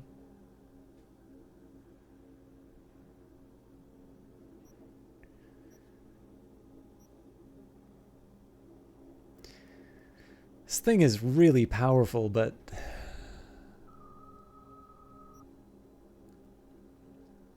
Well, it's also because I seem to recall the iconic ones can get some nice upgrades, so there's always... Like... Clearly there is a point where the... Like, the benefit of holding on to it just isn't there. But it's kind of hard just because in the end you're trying to quantify something that's not like on the screen.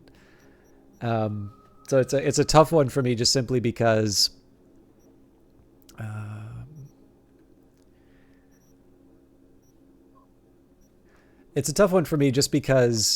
you know, if it turns out, like, I didn't really get into upgrading in this game until much, much later.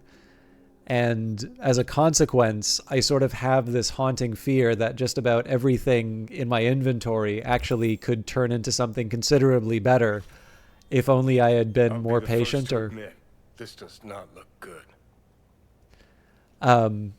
you know, if I'd maybe just been a little more sensible in terms of how I approached some of this stuff. But yeah, I don't know. The iconic stuff seems easy to keep in your stash. It doesn't take up that much inventory space. And then occasionally, like with the revolvers, I'll keep more than one of those. So I'm pretty sure we've read cyber usage and its side effects. Yeah. And pain editors and mortality rates we've also read.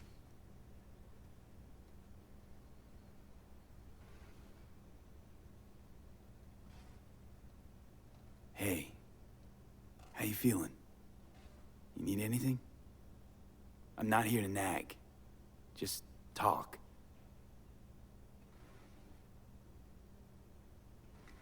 Listen, Evelyn. I really need your help. It's important. If I don't do anything, and do it soon, I'll die.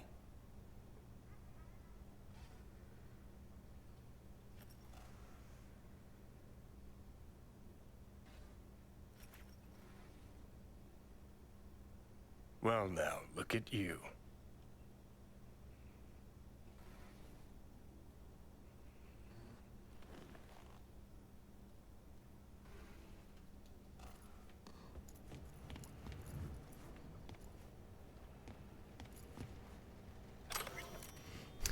There's like a million copies of this particular document. Thornton Owner's Manual. Congratulations, you are now the proud owner of a Thornton. We are proud to offer our Thornton guarantee for reliability and convenience at an affordable price. Before you embark on your new adventure behind the wheel of your new Thornton, please take the time to read this owner's manual. Table of contents, instruments and indicators, anti-theft system, seat belts, rear view mirrors, lights and warning signs, starter, transmission and brakes, ventilation, heating and AC, engine and driving tips, what to do in an emergency, maintenance and care, service and warranty information. I'm sure all of you have read the manual for whatever vehicles you own. The Green Death. Wait, we've read this one. The Green Phantom. Yeah. Have a seat. All right. Roll it. Data was in pretty rough shape. Not all that editable. Huh. Glad you managed to salvage them in the first place.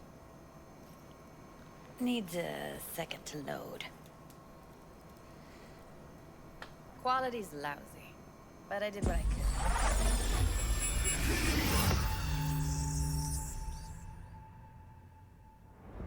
What am I looking out for? Every single piece of tech I see? Security? We need a layout of the whole room. We will get everything else we need from the Virtue. What about his messages? Only if you can do it and be parfait bourré. It's most important that he suspect nothing. Try to be your usual, relaxed self. And if he starts talking about the biochip himself, should I... Biochip? Where you hear this? That is not of interest to you.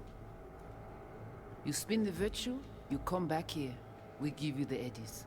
That is your one job. The rest is none of your concern. Understand? So obviously at this point we know it's the Voodoo Boys, but I thought one of the things that was really interesting about I think one of the things that was really interesting about this one was that you got a really good indication that you could be dealing with the Voodoo Boys just by some of the different symbols that you'd see around the area and the accent and such. See your face. Under normal circumstances, that kind of encryption's easy to crack. But not this time. Whoever she is, she's got serious net running skills. And of course, that or someone's working it for her. At that point, this is more or less the unless you're completely new to the setting, that should be the biggest tell. Okay. I don't think this is intentional. Oh yeah, no, because this is where I would have been. Nope. Yeah, I'm trying to figure out what that is. Anyways, neither here nor there. I think I recognize these. What are they? Vive markings. You familiar with them? Not enough to know what they actually mean. And One of who might use them, though. Who? Could be the Voodoo Boys, but that's just a hunch. Can't be 100% sure. And I read. Spine chilling Netrunner crew, hard to find because they don't want to be. I wouldn't know where to start. I also recognize I am the last person that should be commenting on pronunciation, but I am near certain it is pronounced Vave.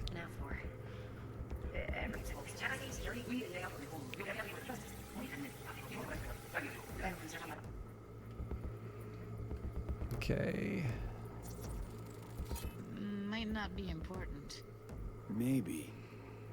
But all of them are from Pacifica. Narrows down our search at least. What now? Looks like I'm going on a field trip to Pacifica. Alright, think we got everything.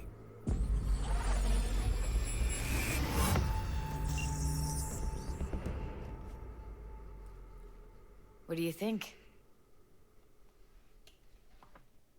The woman who hired Evelyn. Any idea who we're up against? Your guess is as good as mine. Sorry, V. Now we know what happened to Clouds. They're the ones who tried to flatline her. Launched a nuke at her ship. So it was punishment? For getting played by her? She knew more than they thought she knew. Couldn't let that go. So that's who she was running from. Looks like Evelyn never told us the whole truth. You're telling me? If I'd known what she'd gotten herself into? I'm so mad at her. Her only job was to record a virtue. It's pretty damn amazing she managed to organize a full-blown heist. And swipe the biochip from under her boss's noses. So that's where you came in. She hired you. And brought this all on herself. On you two. There's one more recording. Wanna see it? Sure, why not? Nothing can surprise me at this point.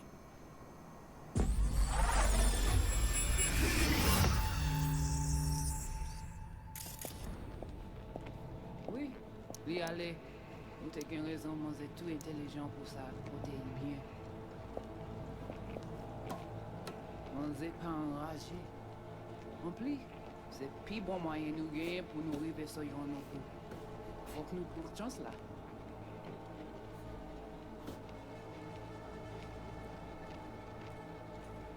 Vous gagnez plus bon l'idée? Très bien. Si vous décidez si c'est bon critiquer ça me pense, à continuer à faire travail.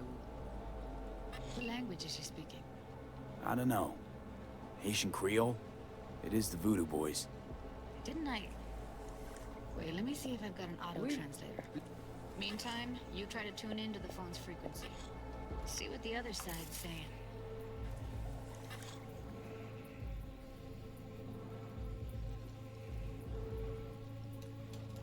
Try scanning the... Got it. Give it a second.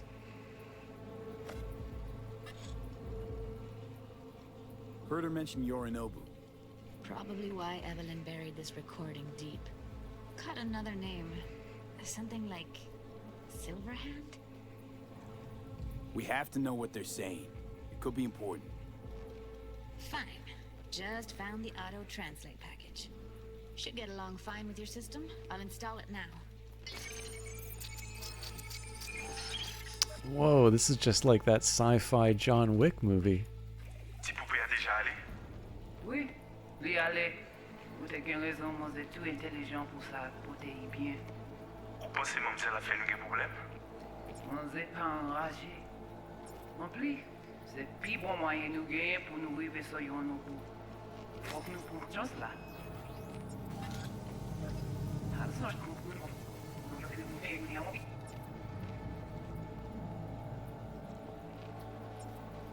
En plus, c'est plus bon moyen nous gagner pour nous arriver sur yon nous.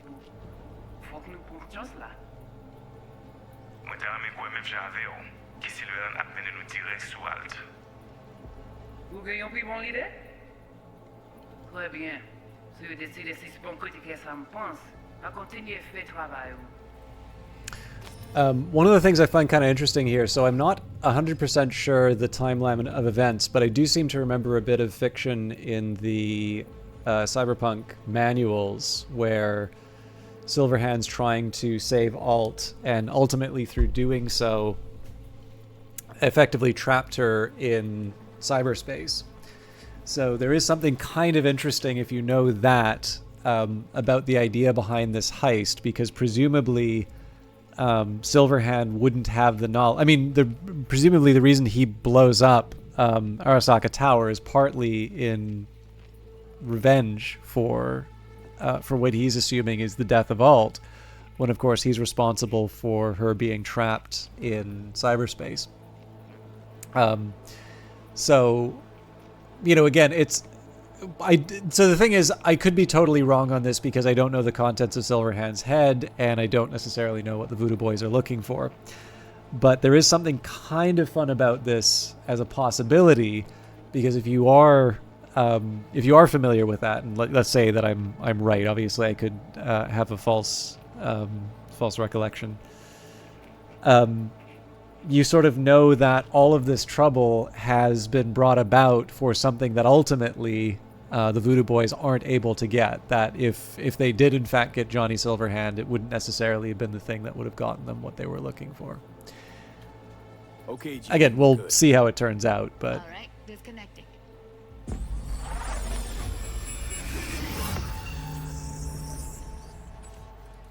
I don't get it. What's this have to do with Johnny Silverhand? He died, like, forever ago. V, you got any idea? A biochip we stole. It's got Silverhand's engram burned onto it. Engram? Digitized psyche. Personality construct.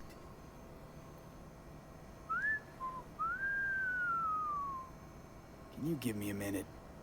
I need to go over some stuff in my head. Of course.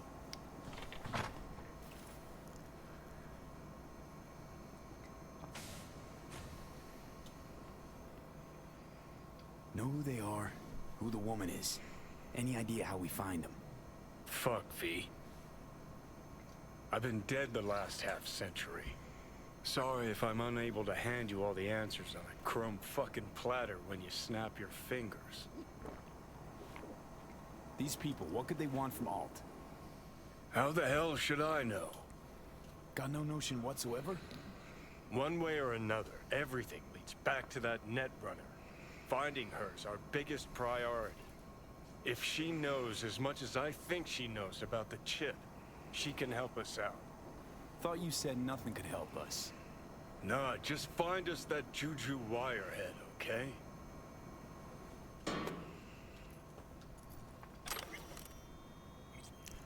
Bushido and neo-postmodernism. This one annoys me so much, but I think it annoys me in a way that it was intended to annoy me. The Bushido franchise is a litmus test of our time. This groundbreaking film series puts on full display the entire spectrum of American society, masterfully pointing out the greatest problems of the neo-modern era. Live Fast, Die Never was, in its own way, a generational manifesto on the affirmation of life. The use of vivid colors, shaky cinematography, ubiquitous blood effects, and pervasive brain splatter testifies to the extraordinary self-awareness of the director, who once revealed in an interview how he fucking loves it when hot chicks dissect the shit out of the bad guys. Perhaps no other concept more aptly describes the underlying societal ethos when Bushido 3 was released. Especially worthy of note is the repetition in subsequent installments of the implant bomb motif, through the prism of which the protagonist reinterprets reality. One example of this convention's flawless implementation appears in the latest film in the series, Bushido 10, Fade to Black. The scene in which the powerful Gorira disembodies the arm of Jake, as played by the transcendent Tim Kelly, demonstrates in brilliant form the duality of the human condition. On the one hand, Jake loses his cybernetic arm, a symbol of both his tragic past and the ongoing techno-ontological conflict within his psyche. On the other hand, it is precisely due to this dismemberment that Gorira is blown to bloody bits by a sensational explosion sequence, and the final disintegration of the antagonist's body into a blood spray of gore. How should this be interpreted? It is a metaphorical cry of deeply rooted despair, a manifestation of the personal transgression. This fragmentation of body could likewise be interpreted as the fragmentation of the individual mind, thus provoking the question, whose mind? Indeed, had everything the viewer seen of Jake's struggle been, in fact, a personified, embodied fear? Had he not been had he not been embroiled in epic battle with a vile monster, but rather only with himself? Could the entirety of Jake's narrative been only a manifestation of some cyberpsychotic dream state? Among all the depth and nuance that has defined this franchise since its inception, only one thing is truly certain: Bushido has forever changed the world of cinema.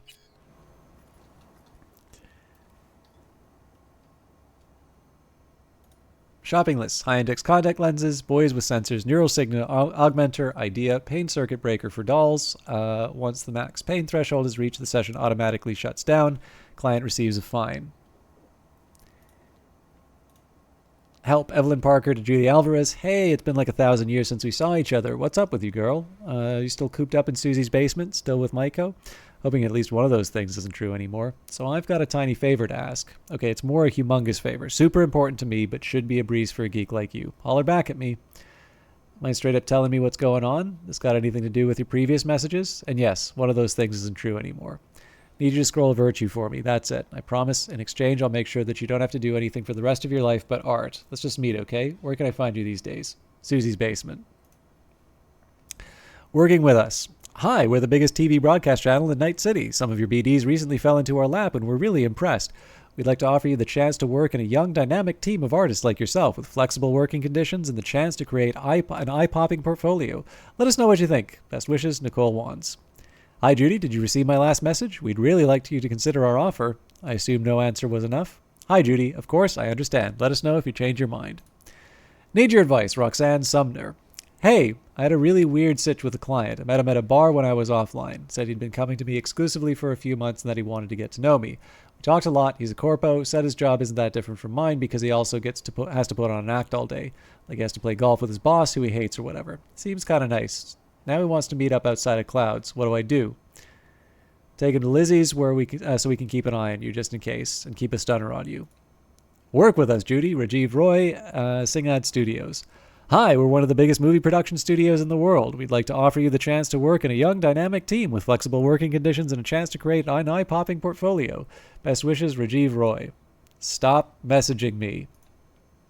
Actor, Judy Alvarez to Evelyn Parker. Hey, Ev, I'm looking for a BD actor. Client wants as little chrome as possible. Age doesn't matter. Know anyone who'd be up for it? Eddies aren't spectacular, but they're not terrible either. I'll ask.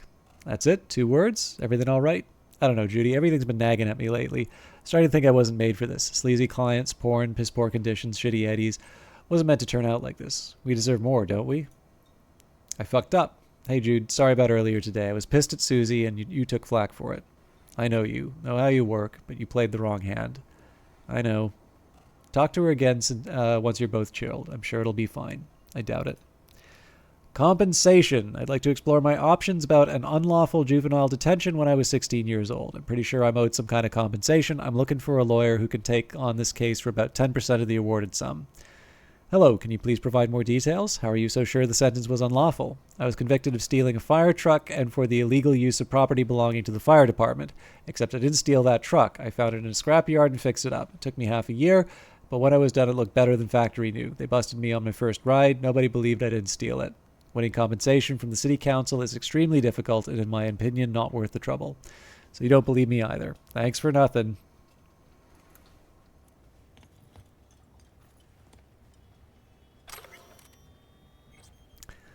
Why Be Me? Confessions of a Brainats Addict. Preface. Do you want to be you? Seriously, take a moment and let that question sink in. Do you feel at home in your skin? Do you like your job, your friends, your family? When you look in the mirror, do you say to yourself, I'm the luckiest person alive, then hop in the leather-upholstered backseat of your chauffeured Rayfield? If you answered yes to any of those questions, put the book down and stop wasting your valuable time. If you answered no to the above, I understand just how you feel.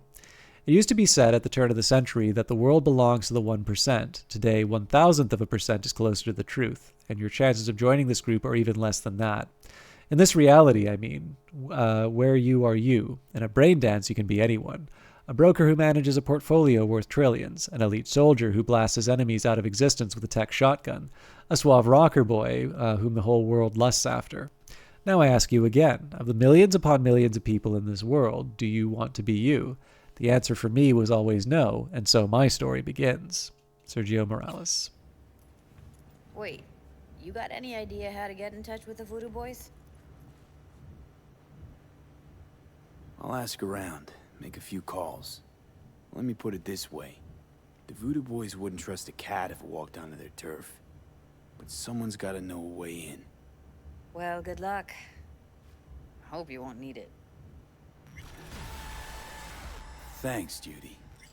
No, V. Thank you. You're a good person. Evelyn could never see what was under people's skin. If she could have gotten to know you a bit better, then... who knows? Things might have turned out differently.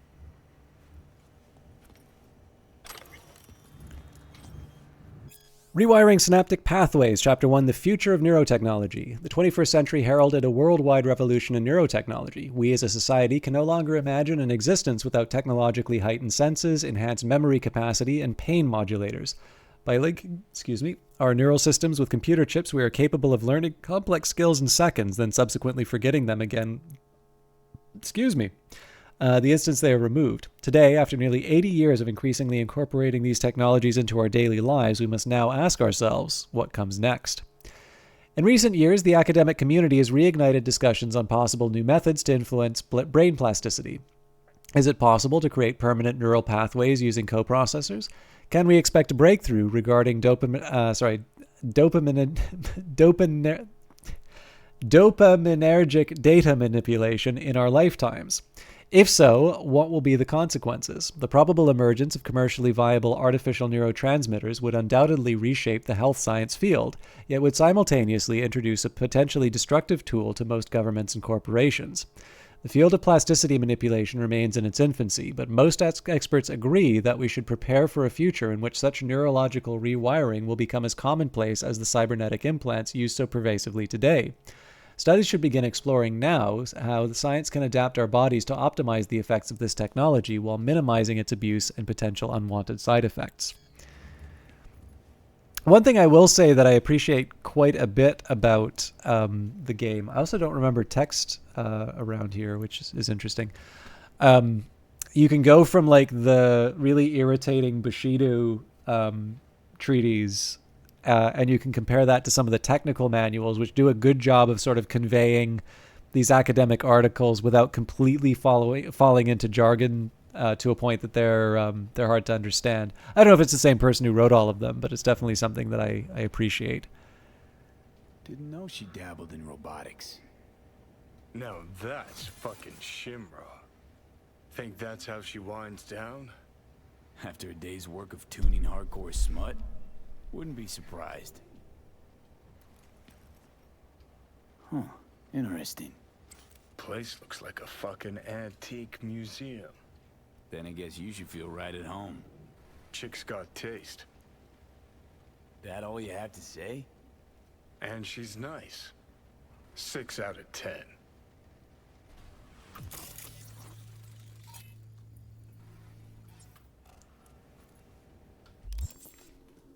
Sorry, just 1 second.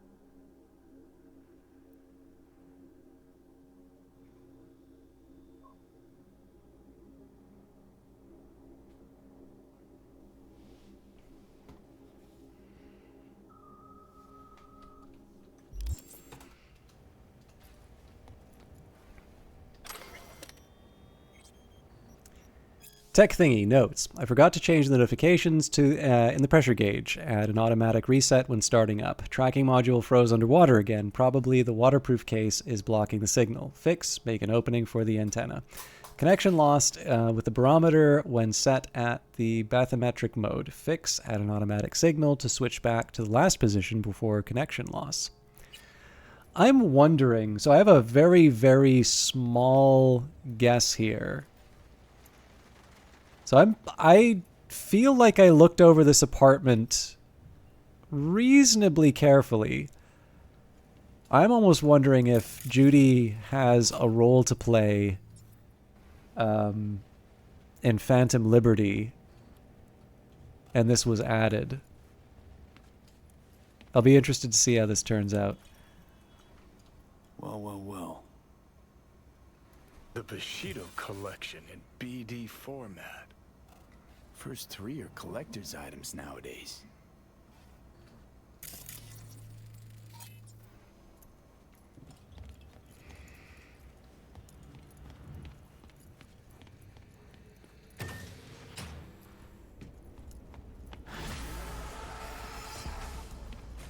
Okay, so I'm going to need a minute to just sort of recalibrate here. Well, I wouldn't have done her side quest, so I couldn't tell you.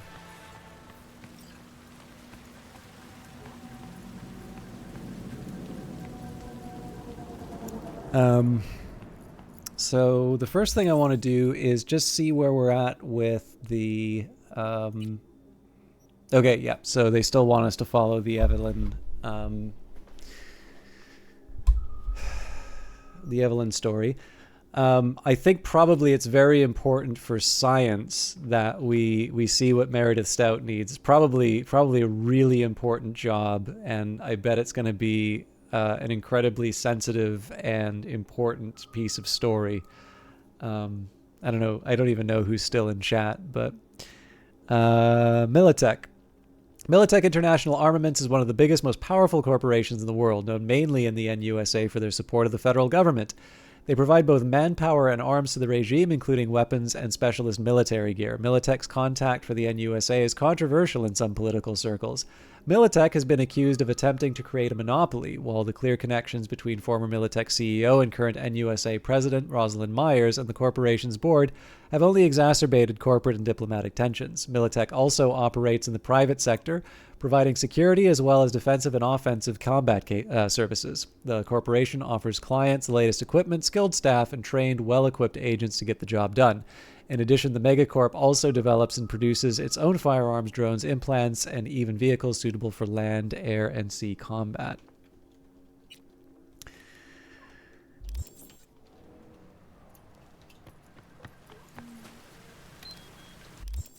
So yeah, the mission that I'm going to is absolutely not necessary for the game. It's going to mean that I have to classify this for my for YouTube. I was amused and rather embarrassed. I kind of ran into this by accident because the last time I went to the No-Tell Motel, it was for a job with Royce. It's not really a job we're going to here, but it's definitely for very mature people who have extremely sophisticated tastes in art. And you do get a collectible, so...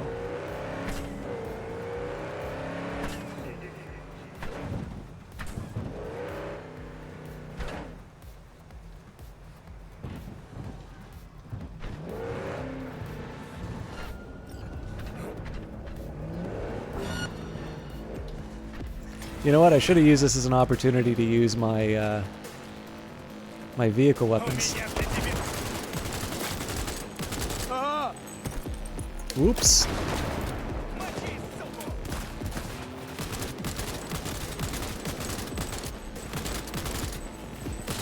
God damn it! Oh.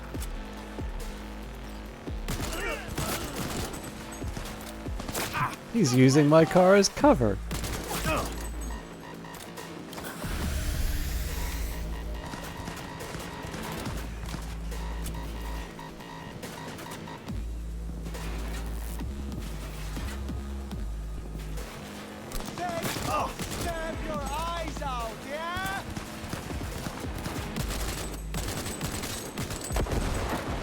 You know, it really feels like the pistol's a bit more effective here.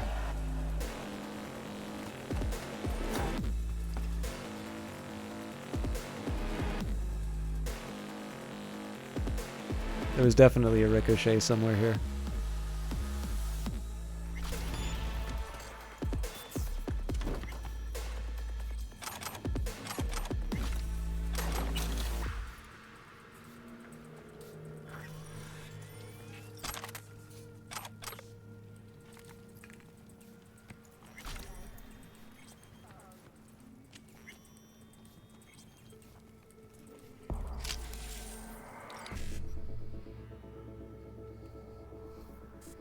Not really. I mean, YouTube definitely has a bigger problem with like depictions rather than descriptions.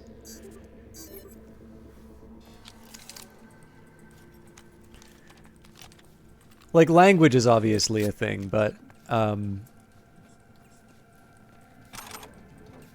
think the big thing for language on YouTube tends to be if you use it like really early in the video. So current inventory, Roaring Phoenix, 827, Max Stock, 647, Quartz, 876, Aspis, 352, Be Right Back, 1372, Black Lace, 189, and Carano, 674. Also looks like there was another shard that I didn't get. Conversation, Charles and Arif. You done? All good? Choom, you're fucked. What happened? Fucking White Tim and Boris. I told you there was a guard. Yeah, well, he was some 6-foot borged out solo. Barely brought him down. But you got the stuff, right? I'm a fucking zero you. Yeah, motherfucker, we got it. You'll see, you'll see, we'll shift it and it'll cheer you right up. Just lay low somewhere and let the dust settle. Oh, you don't fucking say. So like that sort of stuff, I don't actually think they're as worried about. Because it appears much later in the video. Whereas you sort of, if you drop the F-bombs all over the place, or like even Twitch now, right? So like if in addition to the fact that you're playing a mature game, or maybe if you're not playing a mature game, like maybe you're playing like Mario Maker, but you just cannot, like you cannot keep it bottled up. You absolutely have to just, you know, F-carpet bomb. They're going to want you to tag it up that way. But weirdly enough, for whatever reason on YouTube, for them it's really about those opening minutes of the video that seem to matter the most, and I have no idea why. It's just one of those things. But I mean, in the end, they're going to be the ones to decide. Like, I know one big reason why Patreon is such a big thing for certain types of content creators is just because they get very tired of the fact that the rules can really change at any time. And you know, obviously if you're one of your most successful videos suddenly falls on the wrong side of those guidelines, you know, that's a big hit to your income. I don't rely on this stuff to make a living, so you know, the worst that happens to me is I just shake my fist at the YouTube rules and move on. But obviously, if I was making a living on, you know, doing, I don't want to say edgier material, like some of the stuff they don't like is just like twisted. Like it's not inherently bad. It just happens to be really weird in a way that horror fans sort of like that sort of stuff. But again, you know, they don't really care if it serves kind of a higher artistic purpose. If they perceive it as being on the wrong side of the rules, they're gonna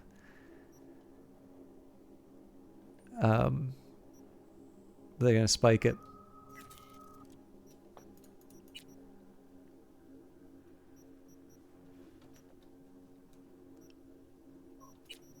I can probably afford to shard the clothes too.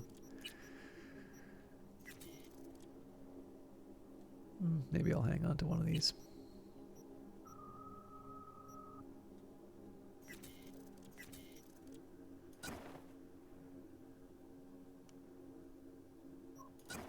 I don't know.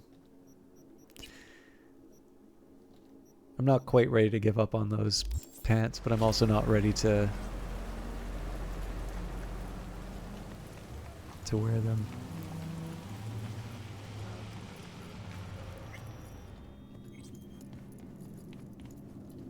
All right, get a good grip on yourself, chat. Hot stuff coming through. Mature audiences only. Bet you didn't expect to see me here. For those of you not familiar, this is a corporate agent who helped us out in a previous mission. So what now?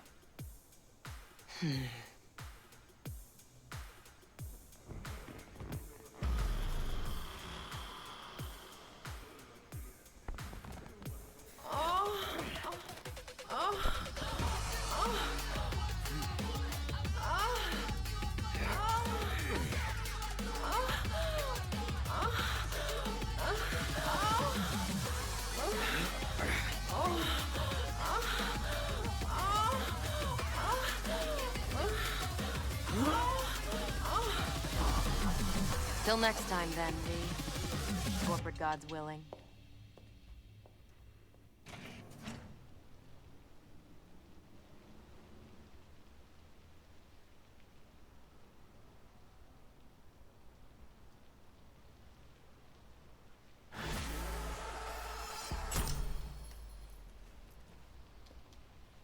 And now we get to loot the room.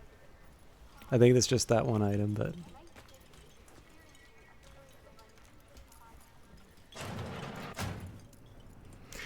But yeah, aren't you glad we did that? So the only thing I will say, this is actually a pretty decent... Actually, it's not decent compared to... Probably decent isn't the right word. But yeah, this used to be quite good for a... It used to be a really good melee weapon for me. So 25% armor penetration, I think that's new.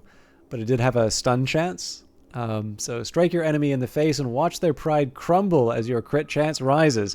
And if you really want to add insult to emotional injury, you could put some extra strength into your dildo slap. Sir John could even stun him.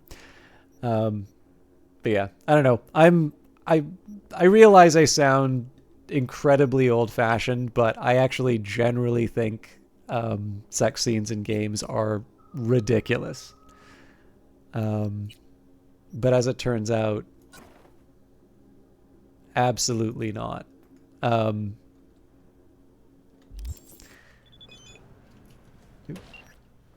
Sometimes two people find themselves at the wrong place at the right time. I actually don't even think that one gives you experience. But yeah, I get items. It's a useful item. It creates problems with categorizing my videos. But we've got it out of the way now.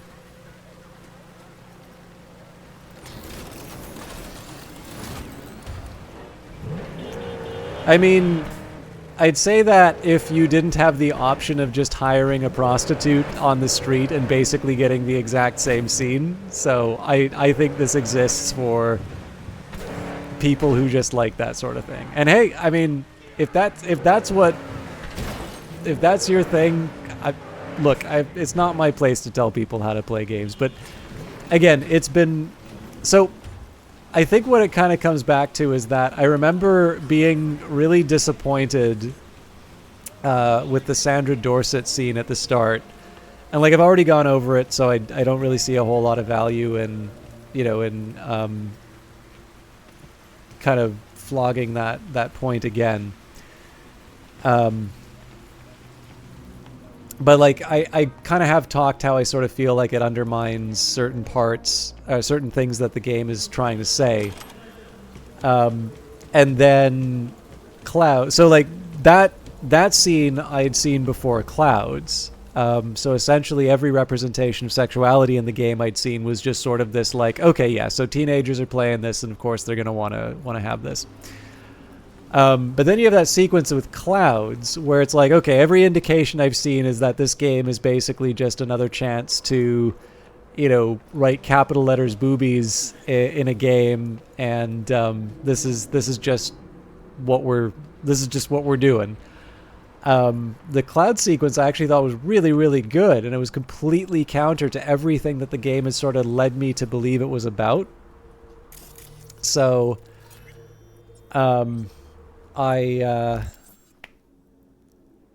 So yeah, I mean, again, the game definitely has some nice positive surprises for me, but But yeah, I mean, like I said, I mean, it's just a thing for me. It's like I also kind of think that sex scenes in movies are usually pretty ridiculous too. Like I have been on set, so like it might actually be because of the film experience or something like that. But like there is some really, really weird stuff that happens in movies when you do. And like, they always call them love scenes. It's like very rarely are they love scenes. Usually they are sex scenes. But you'll have like, depending on like the angle and depending on what's being shown, like sometimes there'll be like privacy patches that are on. Normally they'll do like a closed set, but like the camera crew is essential, right? Like you can't shoot something like that without it. There's the concept of the body viewing. So like the idea is that there's like I can't even remember what the guidelines are. Like this is all in the union contracts, I'm pretty sure. But like there's like the director, maybe a producer or something like that. The problem with this is like there's always a way for like a bad actor to, not actor as an actor, but you know what I mean, to like weasel in on this stuff. But it's like somebody being considered for a role will like strip down. They're allowed to have like one trusted person with them, so like a family member or something like that. I'm not entirely sure that is necessary, but that's absolutely a thing, or at least it used to be. And then one of the things that can be really weird and mildly funny in a certain way. No, the intimacy coordinators were definitely something that happened after I was in film. And again, like I didn't shoot a ton of them, right? But like this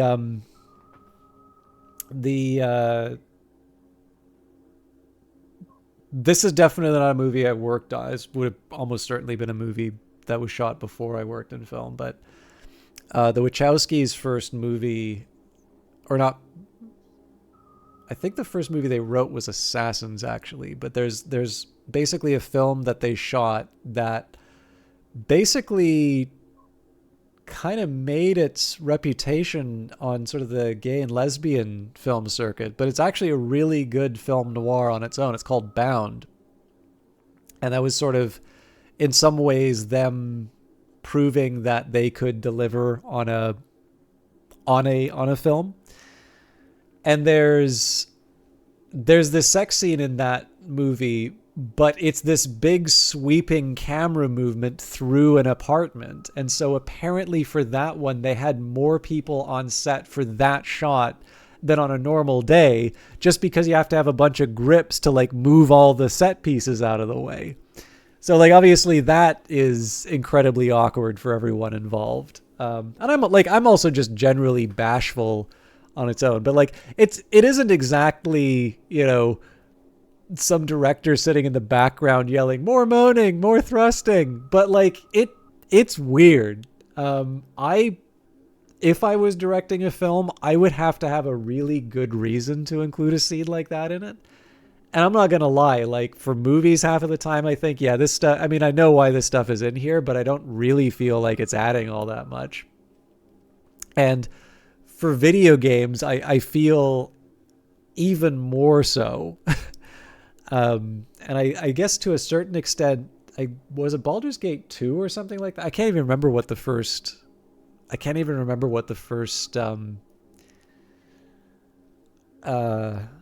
game to sort of do it was. But I don't know, it really, I've never really been able to shake the feeling that to a certain extent it's an effort to achieve a level of maturity in storytelling that actually achieves the opposite effect. And some of them can do it in better ways than other ones. But like the thing that's notable about Clouds is you go in totally expecting that you're going to see a scene like you saw with Meredith. And you actually get something that talks about exactly what your character is worried about. And I think that scene is great for it. But it is precisely because they withhold the thing that you expect that makes that scene so effective. So, maybe it is the fact that we have such low standards now that that a scene like that can have the impact that it does, but overall, like, it's hard. Even like, I like the Mass Effect games. This isn't even saying that this is a bad thing about games in general. The games in which this stuff are in, they're very good games. And I'm not opposed to like doing them on stream. Sometimes I like trolling chat to like not include them and stuff like that, but I've never really been able to sit down and say that this is a really essential to the game. And generally, I don't necessarily think that the game would be any worse off for removing that option. But I mean, clearly that was such a big deal for everybody with Baldur's Gate 3. Like, so much attention came from some of the romance options. So, what can I say? I'm either too shy in real life or I'm too much of a prude on stream. I don't know. The sun. The sun symbolizes success. It is a card of freedom, renewal, and a bright future that lies ahead. The sun also represents truth, for its light will always pull back the curtain of shadow that hides the world's secrets. It also represents greatness and splendor.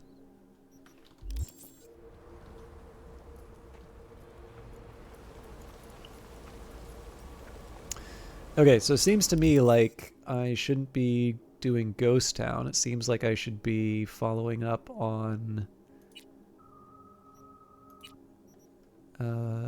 Maptan Pelin. Well, we know the Voodoo Boys were behind all this, so that's one step forward. Problem is, we now have to reach them somehow. 2 steps back. There are a lot of things to be found in Pacifica, just usually not what you're looking for. Good news is you already got your fixer, a man without a face, to help you find this fart in the wind. Sounds like a fun fucking delight.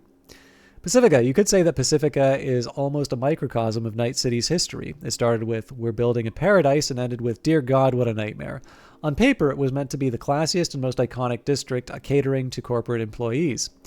Night City's take on Las Vegas in its heyday. Luxury hotels, entertainment halls, sandy beaches. Sadly, that Pacifica only existed in the blueprints drawn up by architects for fat cat investors.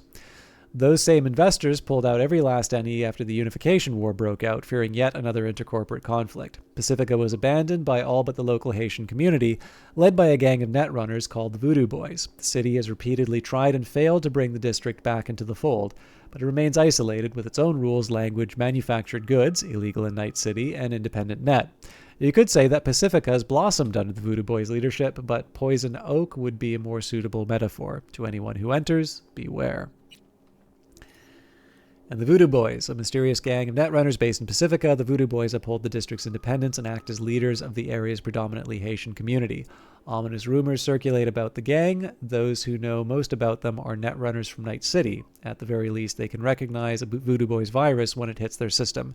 And Netwatch agents, who for years have been trying to eliminate them, unsuccessfully, of course.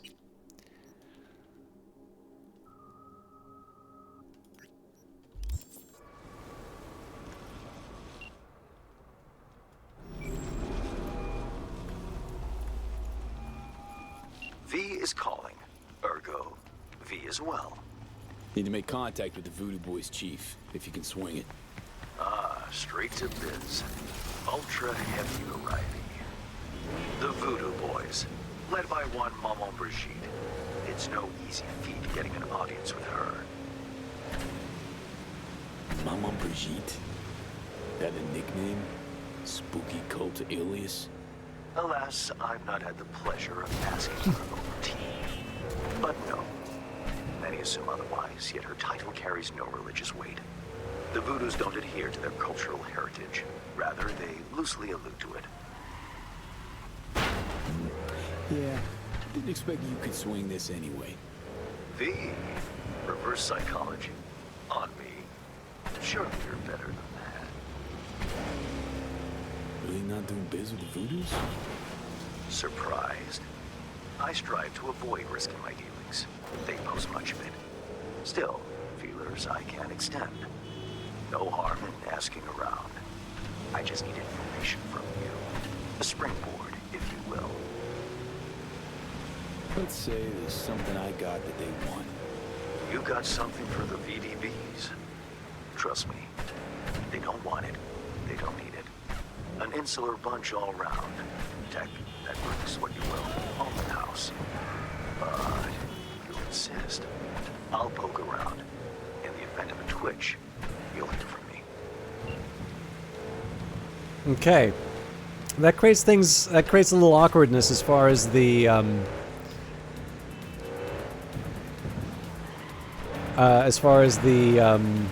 Phantom Liberty content is concerned. Because if I'm waiting for Mr. Hands to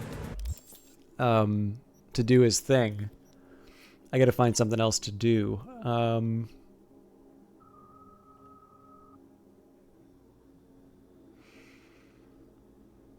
Well, let's just see what's available on the map nearby. I'm probably going to have to wrap up. We're at about 7 hours, and it's, I think, just after 4 o'clock for me. So maybe what I'll do is I'll do a few side jobs and call it. Yeah, actually, here's what I'll do. I'll take care of side jobs near my apartment, and then we'll follow up with Barry when the opportunity emerges. But again, I'm not quite sure. I wanted to do at least one mission other than Venus and Furs, but out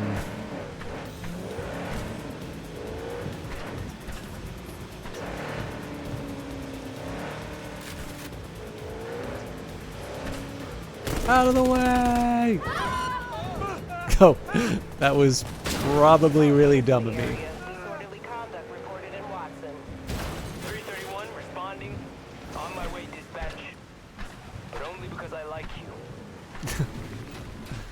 I'm gonna be in sight in a little bit.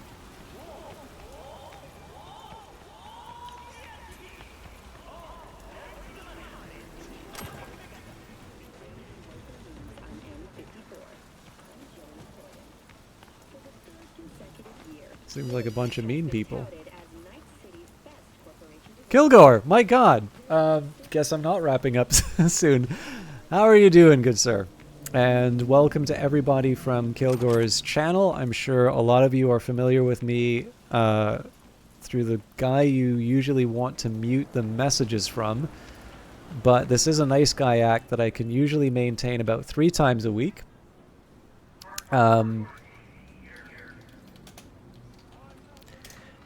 I'm sure Kilgore requires no introduction on my side of the internet or to all of you, but I will still sing his praises. Kilgore's got a really interesting site. He has actually done Cyberpunk. I think you were the one to actually do Cyberpunk and Phantom Liberty on the main GOG channel, if I'm not mistaken. But Kilgore's kind of claim to fame would probably be through his... would be through a lot of his retro and classic gaming, and he does have a nice little hook for his channel in the sense that he will play games on original hardware when he can. I also know that there's a few of you who very kindly mentioned the interview that I did with Weather Factory for Book of Hours, and some of you were even around for the Cultist Simulator one. But I will also mention that Kilgore has had many other opportunities than I have, or many more opportunities than I have, to interview quite a few heavy hitters, including Chris Avalone. And I don't recall who you interviewed from Night Dive. I think it might have even been the owner. But for the System Shock remake, I believe you did an interview. That was probably your most recent interview. But in any case, Kilgore is somebody who I always kind of like highlighting as somebody who does a great job of sort of capturing some of the excitement and interest of some classic games when they first came out. Not exclusively ones that were on GOG, but obviously there's a nice connection between GOG and his broadcast. But again, there is something kind of nice about hearing either what it was like at the time or why it's something worth considering, particularly for games that sort of... I know he doesn't necessarily like received wisdom about a bunch of games, so like obviously there's the meme about what Bethesda does with their games, or, you know, that Doom 3 apparently isn't a good game. He will offer a wonderful antidote to those kinds of narratives, and will offer sort of a thoughtful take on these things, and also just a genuine approach.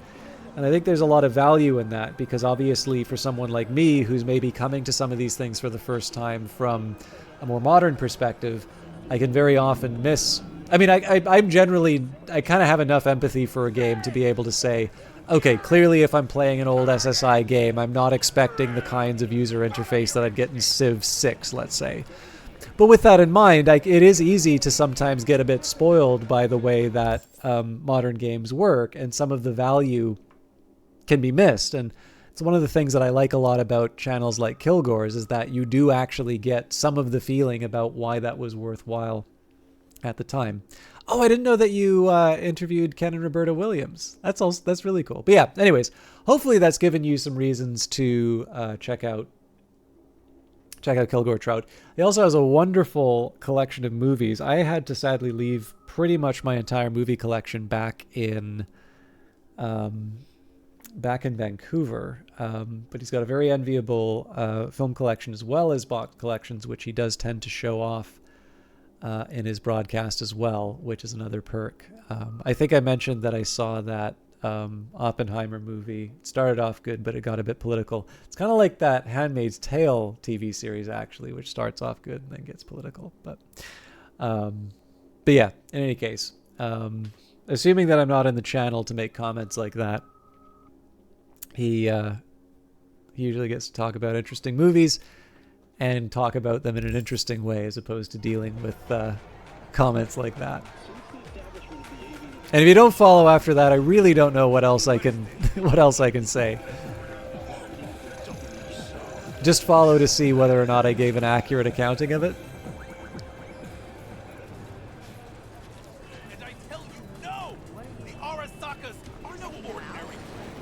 Are you? I better get experience for having to put up with this. Their bodies, they never age. But notice their eyes, cold and dead. Yeah, I did a Their corporation exists only as I did a new save because that seemed to be the or rather, to remain undead. I didn't seem to be oh, sorry, Saburo is not gone from our world. I'll just wait for the undisturbed in the family crypt. He feasts on the blood of his servants. Right, so Saburo is definitely dead. Like, trust me on this. Such conviction! You witnessed his death with your own eyes? Well, it just so happens no. I did not.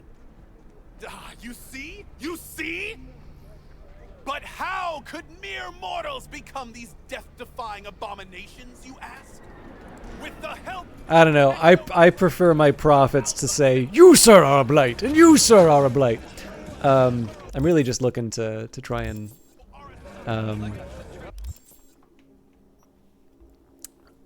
do things. But yeah, so the recommendation seemed to be to oh wow. Yeah, so much of this stuff is not stuff that I want to do. But the recommendation seemed to be to do a new save, and I appreciate that because it's definitely allowed me to appreciate the changes that came from 2.0. And then under the start menu, it sort of says that playing from the beginning is the recommended way to play, and I certainly don't mind that, but I do feel a bit bad, you know, getting the key from GOG, playing the game for a week and still wanting to get to a point where I can play Phantom Liberty, because it does seem to be a bit deep in the game. So, and yeah, actually, this is one thing I can say in terms of, you know, not accepting received wisdom. I would suggest that probably Kilgore and I have converging opinions on the state of Cyberpunk on its release. That there was basically an overcorrect, and I feel this is really true for me for just about every opinion, but this one I felt most acutely. I was very skeptical about Cyberpunk when it was coming out. And I realize it's kind of cool to say that now, and I know Kilgore wasn't, but I once the game was out, I was like, oh, this is actually quite a bit better than I thought. Okay, no, I'm not going into Afterlife. So at exactly the point when public opinion is turning against Cyberpunk, I'm sort of like, okay, actually, I really think this is pretty good. And then, I mean, again, like, if anybody bothered, you know, there was plenty of evidence to show the quality of the underlying game. You could look at concurrent players, you could look at the review scores, you could look at, you know, and I mean, even if you want the game's journalism generally was quite positive to it. When you look at the review scores as opposed to not user review scores, but like the critical consensus on the game, all of these were positive signals. And then, of course, the idea of the number of people not just playing when it first comes out, but months after, before some of the major, well, I guess there were a couple of major patches over the course of a couple of months, but every bit of evidence seemed to suggest that this was a game that, for the most part, people were playing and enjoying, and they were not doing so under some kind of duress. But of course, it's the internet, right? And if you got the meme, you know, you can attach 2077 at the end of attach 2077 at the end of something, and it becomes a signal of failure. And I just don't think the game on PC, obviously there were problems with the earlier console versions of the game. I just really don't feel like that ever really merited it. But again, like, it's, you know, try and tell the mob something different, and all of a sudden it's going to be you're carrying water for CD Projekt or something like that. So, but yeah, I mean, so the main reason why I highlight this stuff is that I do sort of feel, when you look at the journalism on this, there's sort of this effort to talk about a redemption arc, and I suppose the one problem I have is that I find it hard to accept the premise of the underlying premise for a redemption arc, which is that the game was never actually that bad to begin with. But again, I kind of know that I'm pushing upstream to Barry, say that sort of stuff. That right? Who is it? V, your neighbor from upstairs. Remember me? Talked about preem rides. Back then you were pumped about the Mizutani Shion. I said it was for flash posers. You don't forget a conk thing like that. You gave me this look. I was about to hightail it to the Badlands right then and there. I remember. What do you want? I think I'm going to level up for the dialogue option. But yeah, no, I mean, I think the biggest thing that I would say about... yeah, I haven't actually finished the game yet, but that's partly just because of, well, interest. You know, obviously, I understand. I mean, I was delighted to find out I was on the list of people who are given the cosmetic sniper rifle. Somebody actually went out of their way to gift some subs here, which surprised me, but in a nice way. But yeah, like, I do kind of need to acknowledge the interest. Like, if people are not showing up when I play Cyberpunk, you know, I do need to consider that. But yeah, no, overall, I mean, I will actually say, like, the thing that's funny for me about 2.0, so I think at this point, like with 2.0, if you don't like Cyberpunk, it's probably because this is just not the kind of game that you want, and that's completely fine, right? We are very, very lucky to have just so many. We're lucky to just have such variety in terms of games, that it's not that, like, it's not like you don't have something to play if the biggest new release doesn't work for you. Hopefully you find that within the refund window, obviously, but yeah, the funny thing is that the things that I'm kind of critical on the game about are things that have stayed with 2.0, because I think in the end they're kind of structural to the game. But, you know, it's like a movie, right? Like, there are very few movies which I would say are perfect. But I also tend to find that, you know, it's usually the ones that have some sort of weirdness or you know, there's some unusual features, let's say. Those are usually the most memorable ones. So I'm not, you know, when you're making something, I think you sometimes aspire to like really hitting all of those, you know, all of those high levels, and you want to do the best that you can. And yet when I think particularly of Skyrim, which I haven't played that much of, I remember that bug that people have shared where the, you know, where there's the woman who's like swimming in midair and then turns and says, you know, the gods know what you've done, and just sort of swims away. Now, that's an imperfection, but my God, that is hilarious. So, you know, I wouldn't want to, I wouldn't want to give up stuff like that in the name of trying to tick some kind of a box. I just wanted to see what was shaking. Friends say you never leave your unit. Think I've got an inkling as to why. I've seen that look before. It's all too common among people like us. Us?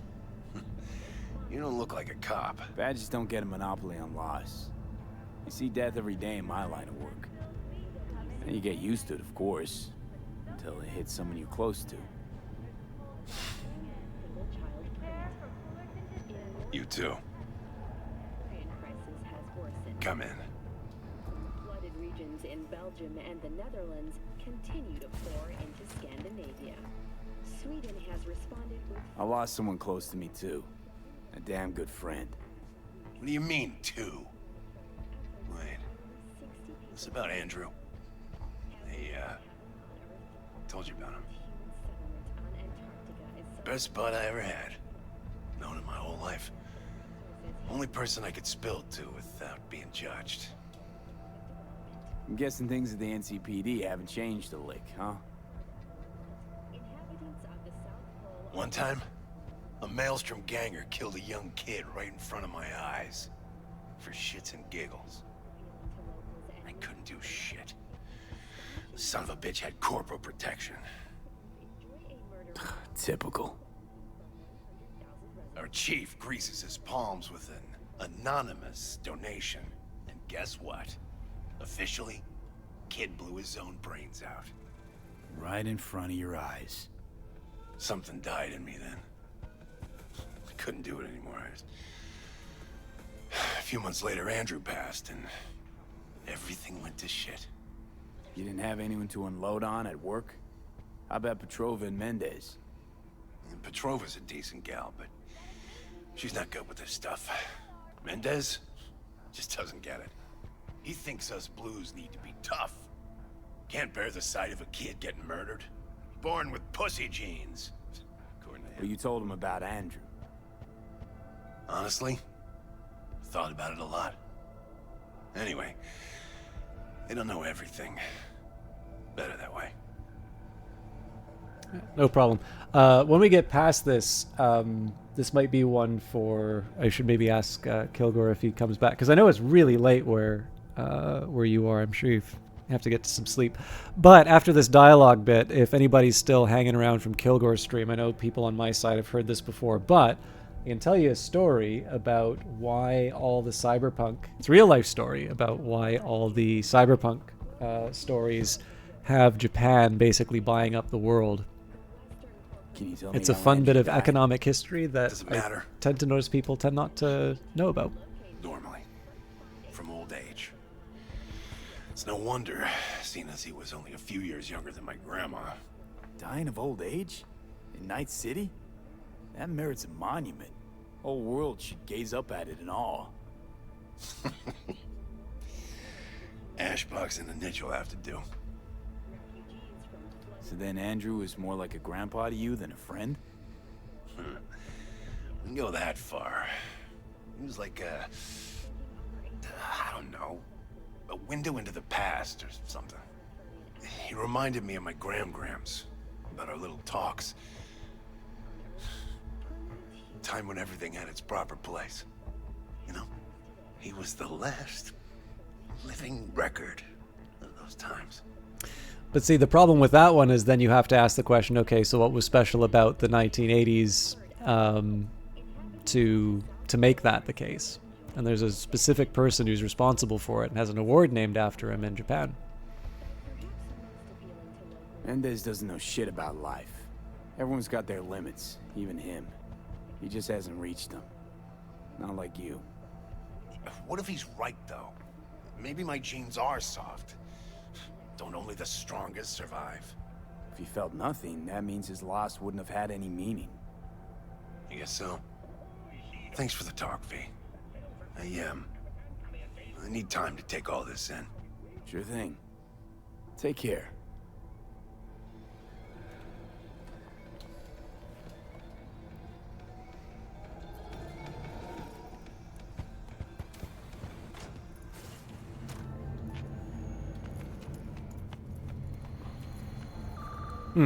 I will actually head out to find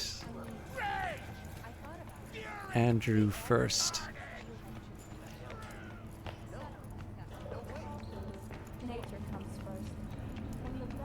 I'll see. I am actually kind of curious if Kilgore is familiar with this, but I will try to make sure that I tell that story before the end of the stream. Your instincts when a phantom itch leads to a portal system error or a body install at your own risk. Available only on Braindead stores now.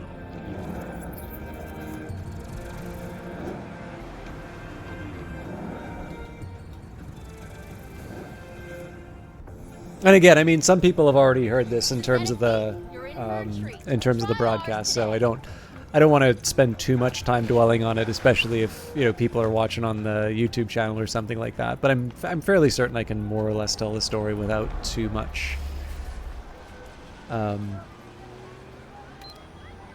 like too many digressions. But yeah, so like I guess the way I would put it to you this way is like if you were to try and draw an analogy to, if you were to try and draw an analogy to say the modern age, and you'd say it's like, well, how do we? Oh, Kilgore. So I posed a question to anybody who might be kicking around after your very generous raid, and this is almost going to feel like I'm quizzing you, but I'm curious how widespread this is.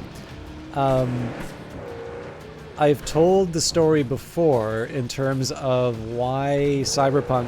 So other than the fact that Blade Runner has really great art direction and everybody's basically just copying that wonderful visual look, I was curious if you know the story about why in basically all the Cyberpunk stories Japan seems to be buying up the world, and why that's such a prevalent theme. Beyond obviously what was said inside of chat, which would be, just that being in the air. There's actually a very specific story in terms of how the world got to that area. And to me, I'm fascinated by it because it involves the story of a statistician and an economist. But I actually don't find that that's as... I don't know, it doesn't seem to be that well known. So I'm curious. Are you going to be able? Will you be the one to tell us that story, or should I sit you all down for a fun story full of statistics and I don't know, culty business practices? There's a Vonnegut book that deals. Oh man, what Vonnegut book deals with that? Slapstick. Okay, that's one that I got to read.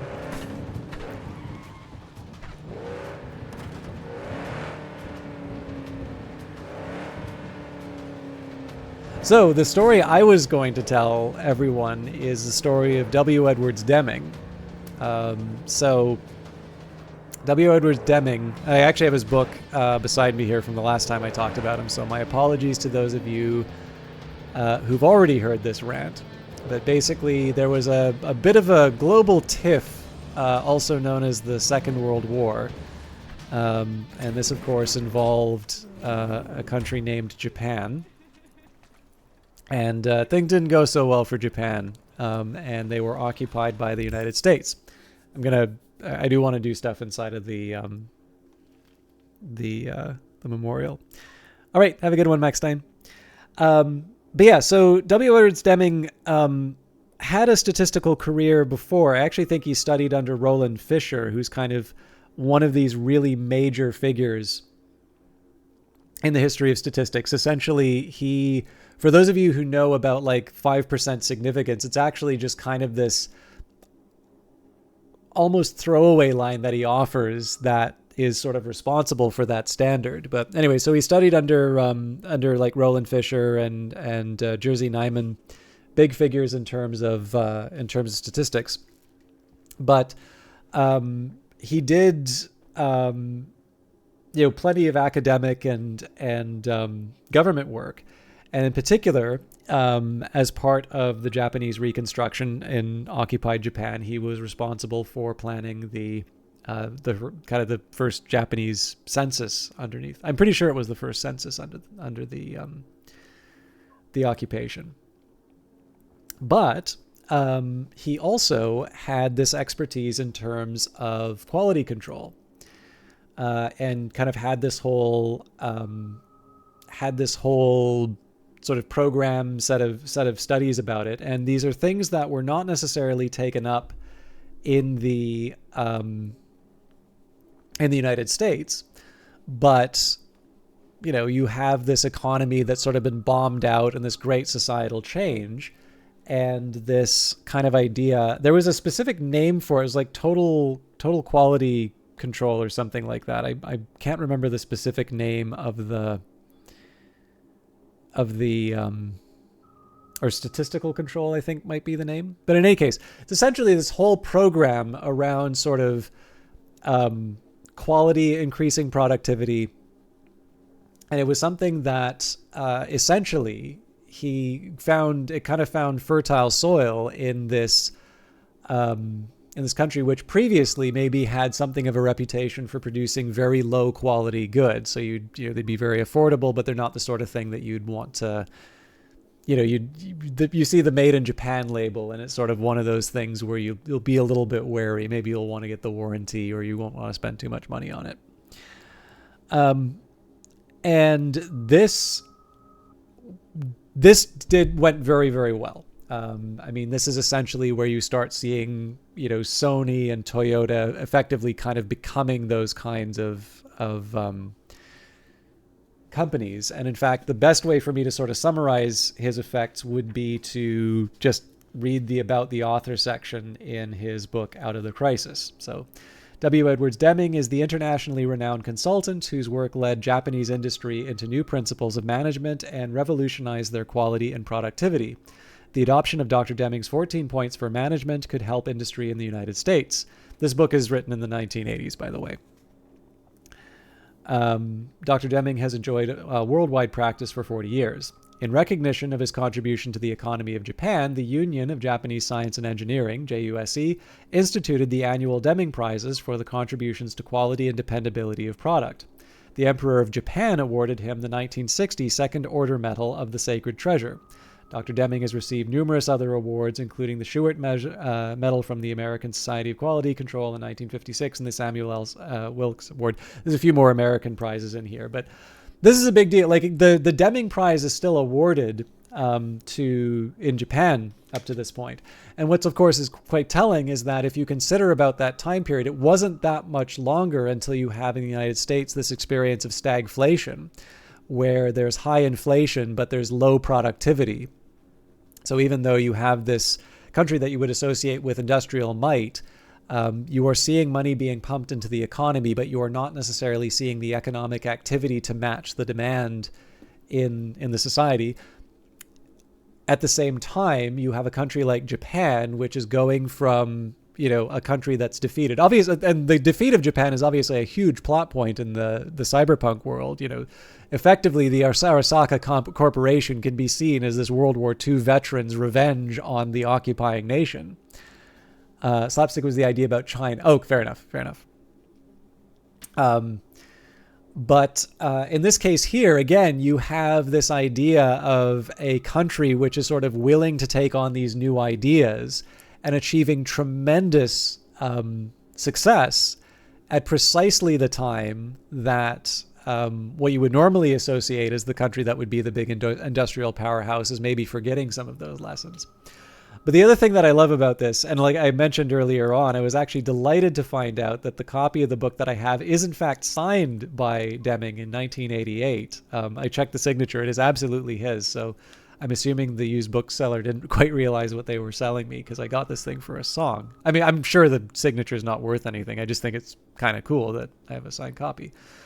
It is actually very fun to read his words. I'm not going to spend too much time on this, but it's really fun to hear this very cranky statistician like really ripping into managers. And I think people who are following some of the news in gaming might appreciate some of the points being made here. So this is the preface from his book, Out of the Crisis. The aim of this book is the transformation of the style of American management. Transformation of American style of management is not a job of reconstruction, nor is it revision. It requires a whole new structure from foundation upward. Mutation might be the word, except that mutation implies unordered spontaneity. Transformation must take place with directed effort. The aim of this book is to supply the direction. Need for transformation of governmental relations with industry is also necessary, as will be obvious. Failure of management to plan for the future and to foresee problems has brought about waste of manpower, of materials, and of machine time, all of which raise the manufacturer's cost and price with which the purchaser must pay. The consumer is not always willing to subsidize this waste. The inevitable result is loss of market. Loss of market begets unemployment. Performance of management should be measured by the potential to stay in business, to protect investment, to ensure future dividends and jobs through improvement of product and service for the future, not by the quarterly dividend. It is no longer socially acceptable to dump employees on the heap of unemployed. Loss of market and resulting unemployment are not foreordained. They are not inevitable. They are man-made. The basic cause of sickness in American industry and resulting unemployment is failure of top management to manage. He that sells not can buy not. And it kind of goes on like this. So, like I said, I first found out about this in a wonderful and very readable history of statistics called The Lady Tasting Tea. But I was interested enough, particularly in the Deming story, to seek out this book, Out of the Crisis. You can probably find it in most libraries. It's old, but it's still worth reading. And again, it is speaking more so to an industrial economy, but it does have some sections on service industries as well. But what is again, the big thing for me about it is I just find it so interesting that you can actually trace this line through some very kind of nerdy statistical ideas in terms of statistical control and essentially like lowering the variance in terms of certain products, quality control, essentially improving the quality of the product, lowering the costs of sort of rework and checking and all of that. The fact that the country that won, and this, by the way, this also has some precedent in history, right? So what we know as Blitzkrieg was actually originated by the British, specifically a guy named J.W.C. Fuller, who actually died thinking that the wrong country won World War II. So unfortunately, something of a shady character. But in this case, again, as the victors, not necessarily the people who will adopt the new ideas.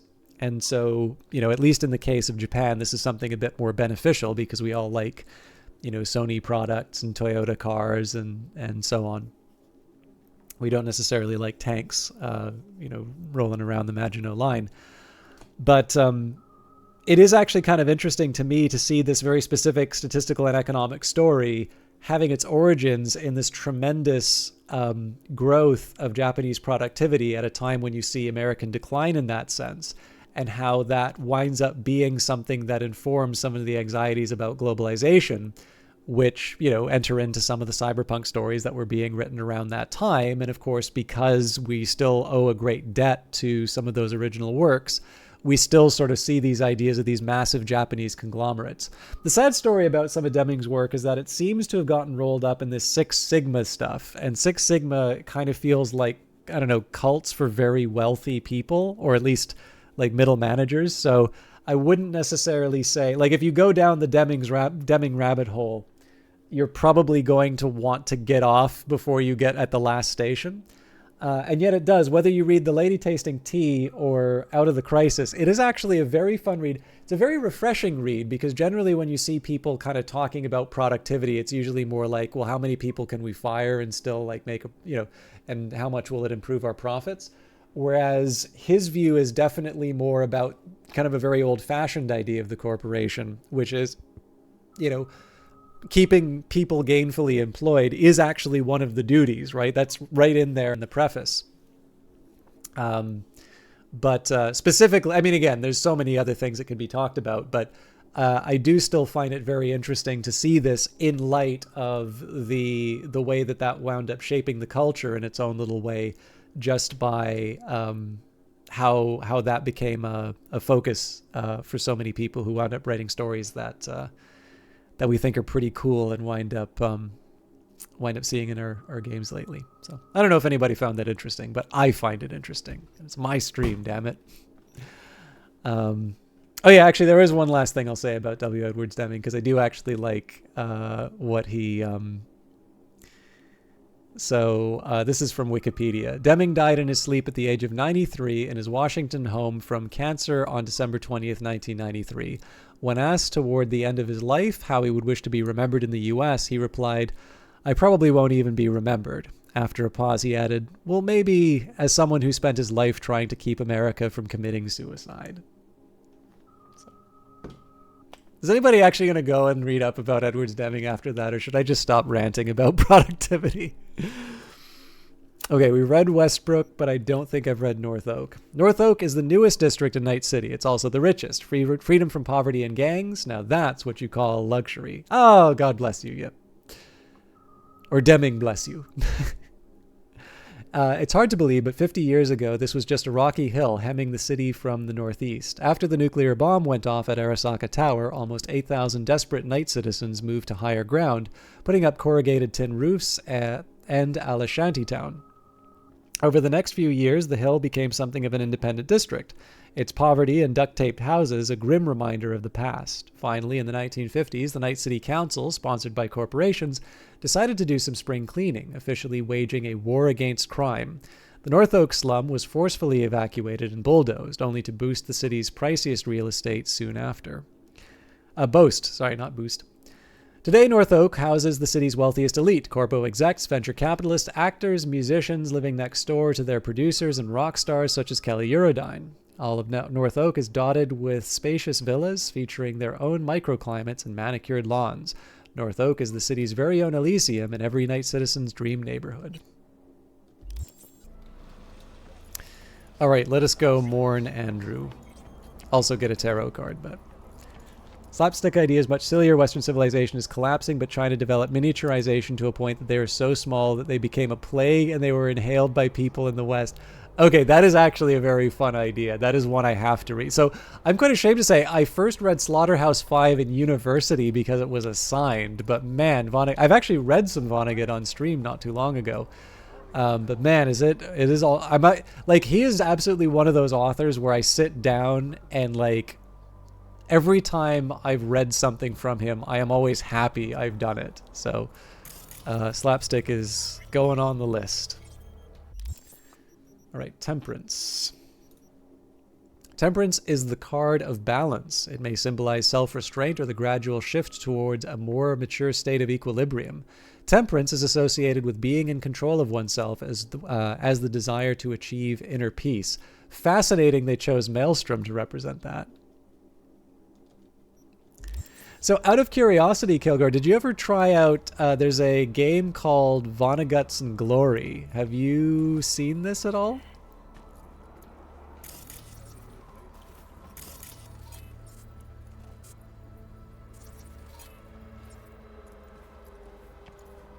Surely I can, there we go. Not even heard of it. It's Wolfenstein by way of Slaughterhouse 5, so it goes. Let me tell you, I know I've sort of been shirking on the whole playing Cyberpunk thing, but let me see if I can... By the way, I noticed there's a bunch of you just followed, so thank you for that. It seems my notifications are not working. Work on that. Let me see if I can find it.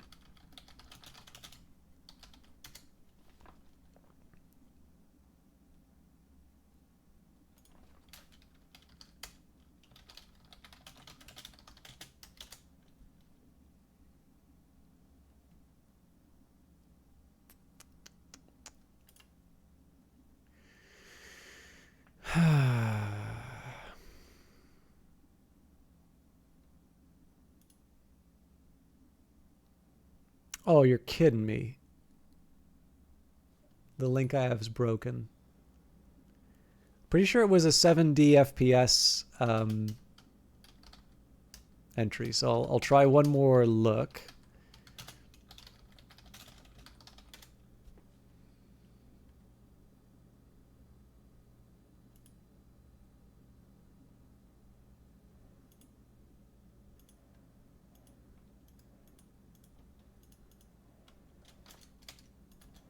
Okay, that one sadly isn't. Well, tell you what, I'll give you this link. This might be the author. The only thing is I couldn't get that thing working when I tried. So everywhere. Anyways, yeah, it's basically I'm sure if you do like a YouTube search, you can probably find a video of somebody playing it. It's a fun idea. I think they did a good job with it. So if somebody comes by your stream and wants to know why you're talking about fish, you can direct them to that game, and maybe that will inspire them to pick up a book. And if it doesn't, then you can just say, LOL, this stream is for smart people. This can't be that hard. It's like where it's... I could have sworn... There we go. Andrew, you were a tortoise, but you listened like a person. You were with me when Grammy explained what was right. You are the last memory of a better world. Rest in peace. Barry's not okay. I mean, if that tortoise was the one thing that got him up in the morning. Now you're starting to get it. His friends have to know. Hopefully it's not too late. You know how it goes. Stare too long into the abyss will stare right back at you. Taking a step into it wouldn't be so drastic, considering the shit he's seen in his lifetime. Jesus, Johnny, you take one introduction to philosophy course and you quote Nietzsche at me.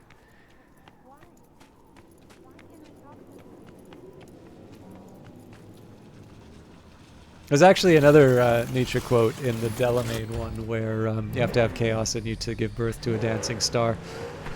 Yeah, that's right. I read books too, CD Projekt Red.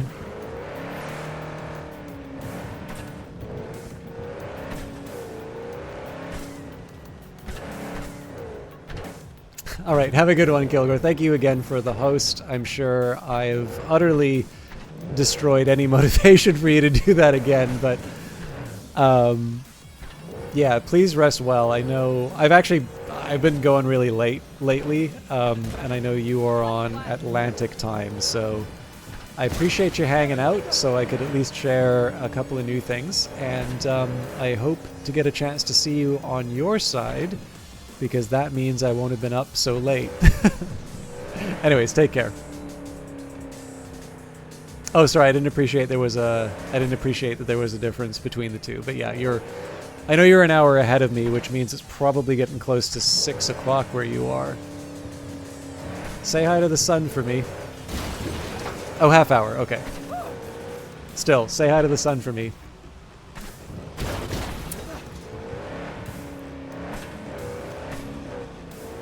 Well, tell you what, Digi Inferno, I can not read chat, and then you can get good driving.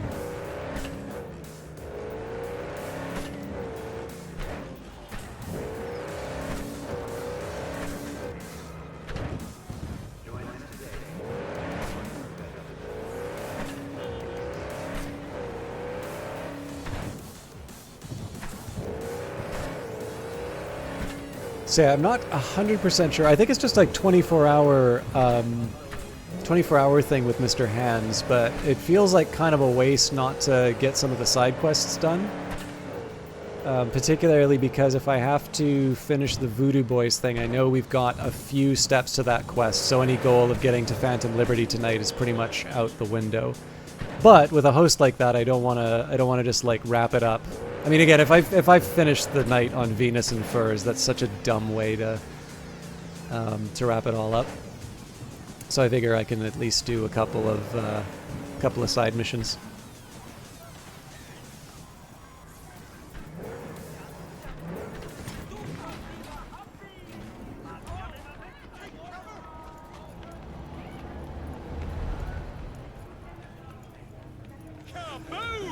I'm coming, Barry.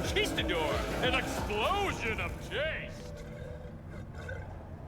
Yo, my tubers, shroomers, and fumers. Mr. Whitey here. Drop that milquetoast kibble and rush to the nearest store for a taste of sweet, clean speed.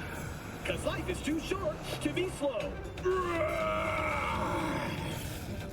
70% real blood-dripping meat. Slaughterhouse. satisfy your instincts. What I'd love is if that was actually a drink.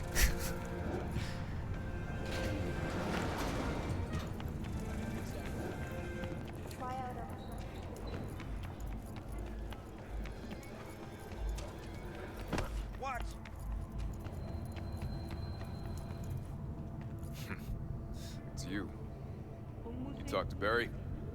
He finally decided to get his shit together? For crying out loud, Mendez. Hey, so what did Barry tell you exactly about that friend he lost? Not much. Hardly ever spoke about him. Said once he was the only one who could understand him. It's nice to have someone like that. Barry isn't in great shape. So much so, in fact, that he preferred to talk to a tortoise instead of you two. That's supposed to be funny? The complete opposite. It's sad as hell. Barry didn't handle Bad's life too well. He made fun of him. So he stopped sharing things. And apart from you guys, all he had was a tortoise. His best friend.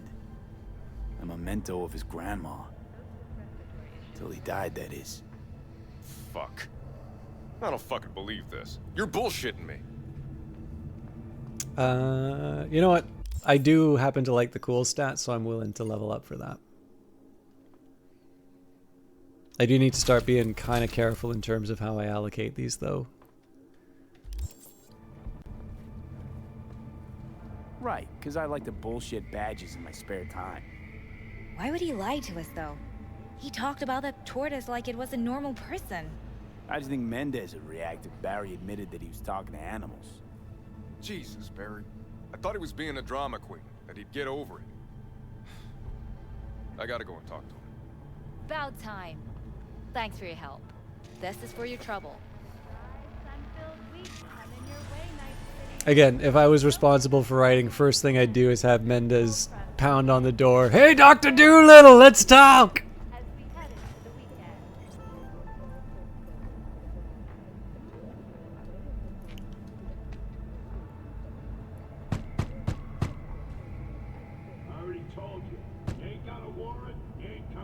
Damn it, Barry. Can't we just talk? Petrova told me your last case was a real ball buster. Boss told you to keep your lips sealed, huh? Had a similar situation once, you know? Fucking child killer. Dirtbag was on the Petrochem board, so it was out of our hands. Remember it to this day. A little kid's t-shirt. Green, with this funny yellow cat. 9999 Trump. You're worth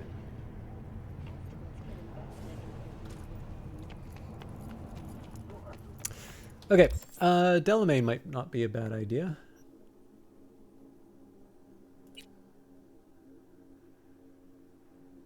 Although I guess it doesn't really say which...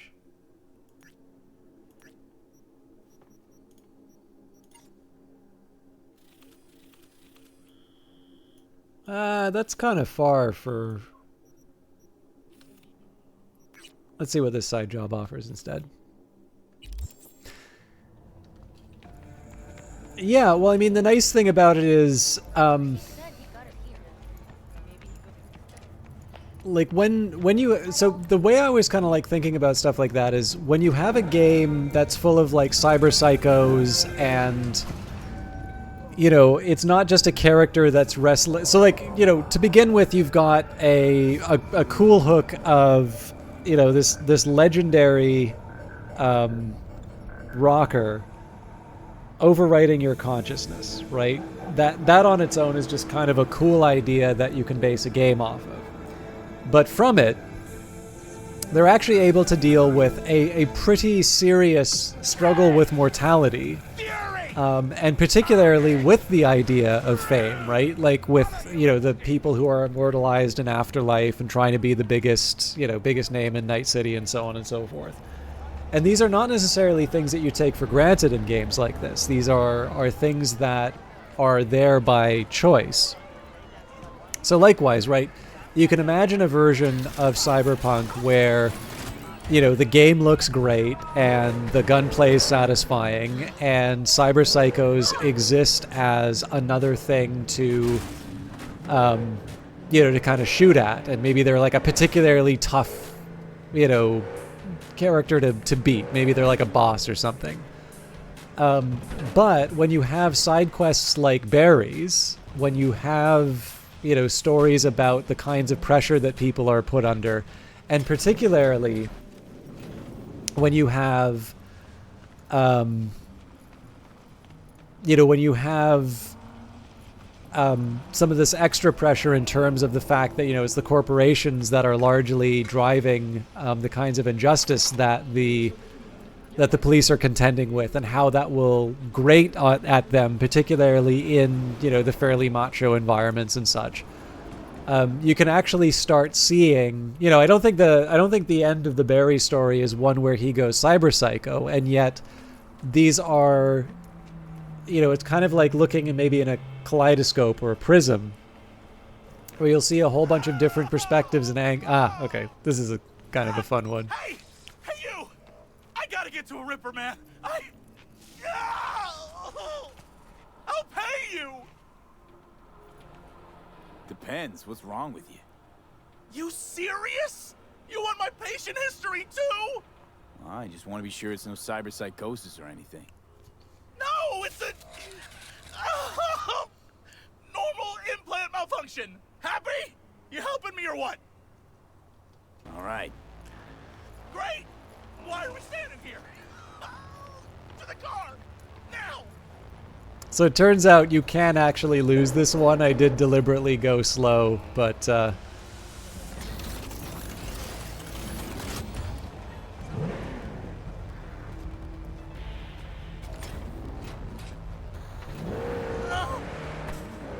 satisfaction guaranteed, they said.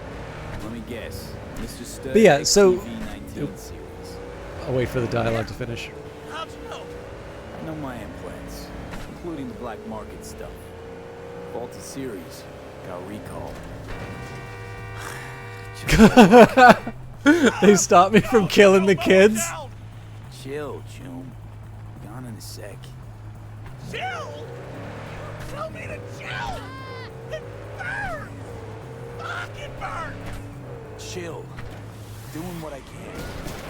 What I said to my output. She didn't like that too much.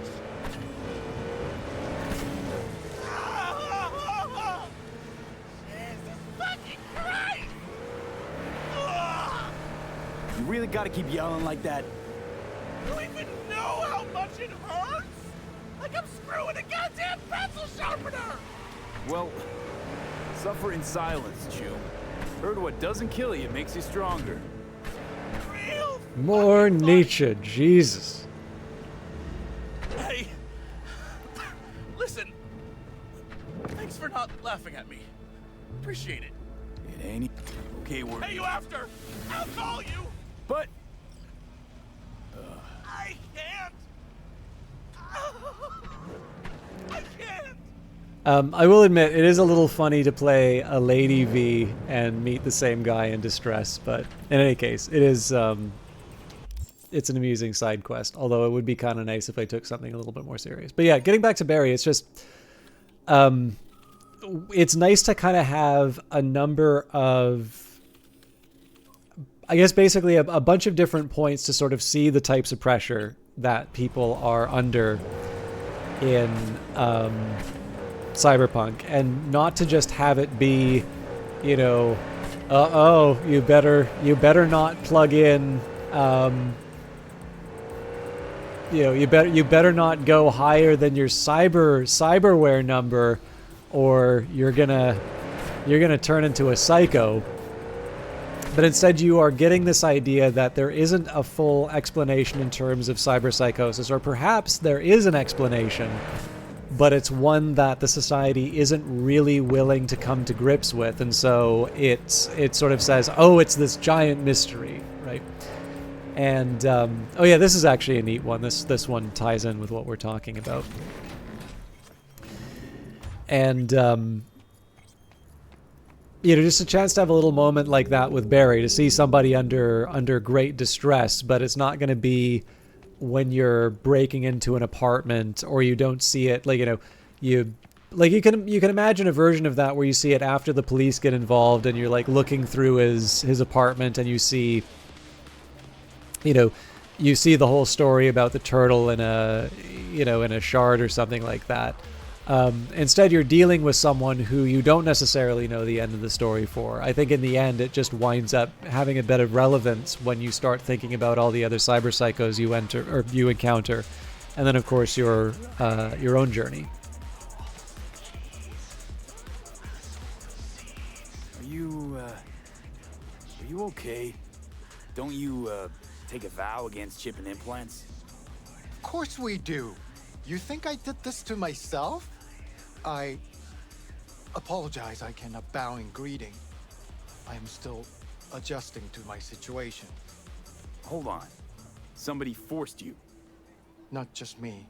My brother, too. They drugged us. Desecrated my body. And all the while, they mocked me. How can you do this to a fellow human being and still mock them? Makes no sense. Who'd go and do something like this? And why? We were out begging for alms when they approached us. They laughed at us and asked if we would take implants as a donation. They looked more machine than human. They told us they would improve us like tools. Maelstrom. How about your brother? He's still with him? Yes, I was first. Then they were trying to decide how to modify him. You look like someone who can reason with these people. I beg you, please, help my brother. I only hope it is not too late. I do not wish for him to end up like I have. Fine, I'll help. But just so you know, things might get ugly. Maelstrom doesn't mess around. There must be some other way. Help us, please, but without any bloodshed. I beg you. I'll see what I can do. Either way, your brother's getting out. I do not know how to thank you. They're keeping him in a shop just north of here. You shall find it next to the road along the docks. How poetic. A monk in distress. They should include this in your epic. What are you gonna do? Cross your legs and meditate till they drop dead? Wish you dropped dead. There's I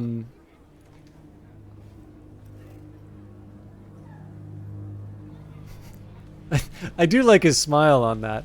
But yeah, so this is I remember we were talking about this with Yip before. These are some of the texts that I was meaning to read. Yeah, so your god, your Kuroshi. The Catholic Church has never taken an official stance on implants, but the significant presence of all matter of bodily modifications among the clergy would seem to suggest, just like in other branches of Christianity, that implants are completely acceptable in the eyes of the Church. Obviously, we read another document to suggest that there was a more complicated relationship there, but that would be probably under other denominations. The Mormon faith holds a different view. According to their tenets, no God-fearing Mormon can spot body-modifying implants, whether for aesthetic or functional purposes, the sole exception being life-supporting or other strictly health-related cyberware.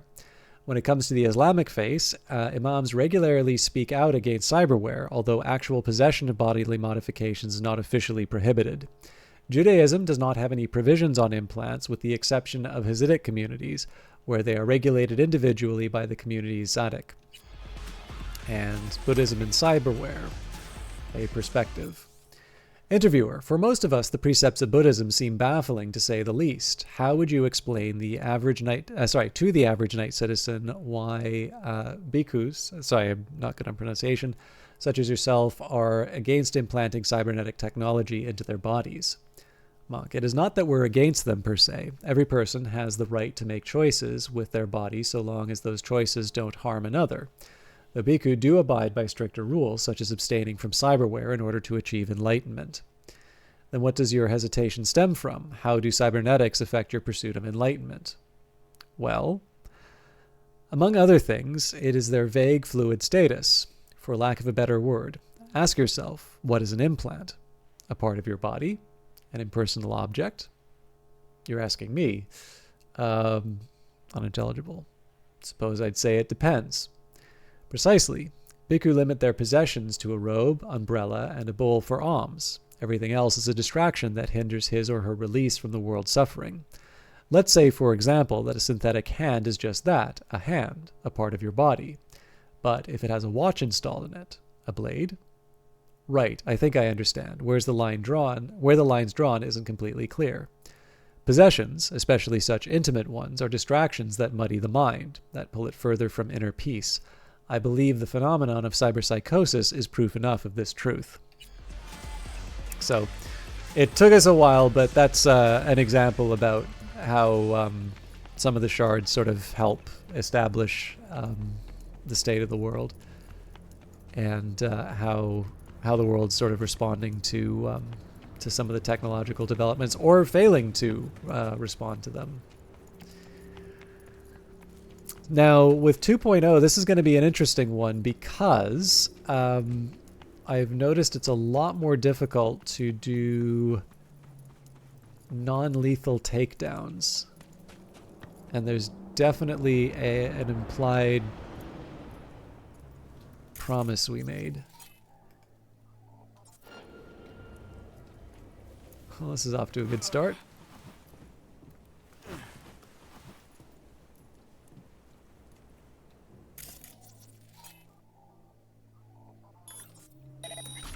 What the hell? Chubs, listen. What if instead of an arm, we chipped a vein? Have to take a I'm gonna start a next-gen Buddhist fellowship of, forget this, old men or monks.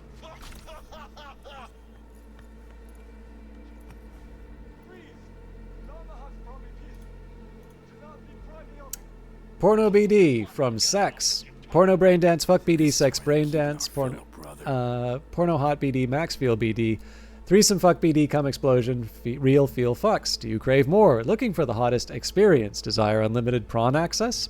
Find it all here. Firefuck Skin Melt, Fuck Yourself, BDSM, Orgy Fest, and so much more.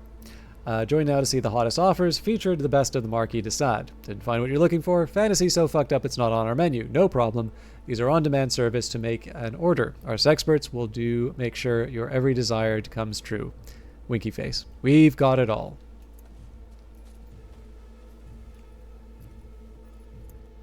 If any of you have ad copy for your pornographic websites, I am available and my rates are good. For the ad copy, not the...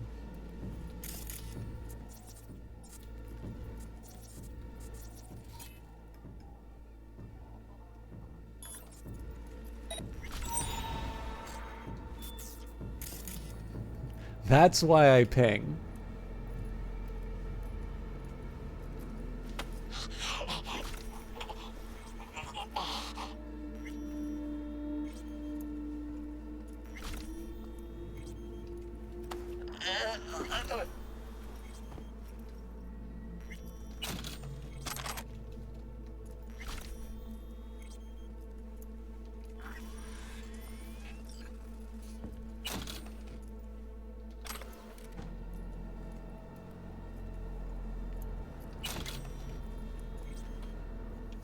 Tinnitus, music, ? Review, and attempt. Right, so I've never had a problem like this before. I learned members of Maelstrom Gang perceive the music from their fave brand Tinnitus differently than the average listener. Those crazy uber chrome motherfuckers describe these tunes with terms like complexity, range, and depth of sound. Ahem. Those aren't quite the words I would use. Music can contain noise, but in this case, the noise does not contain music. I don't know, that's the best I could describe it. Now, I've got two leading theories on this. Theory number one, since tinnitus only plays at the Totentanz, the acoustics could be the cause. Problem, Maelstrom's just a group of hyper-violent psycho scumbags. I'm not going to rust my good rep by jamming out at one of their live shows. How can I confirm my theory if I don't go check it out firsthand? Theory 2. Hallucinatory agents. Maybe tinnitus has its own homebrew chemical cocktail designed to pair with their music for some whole experience.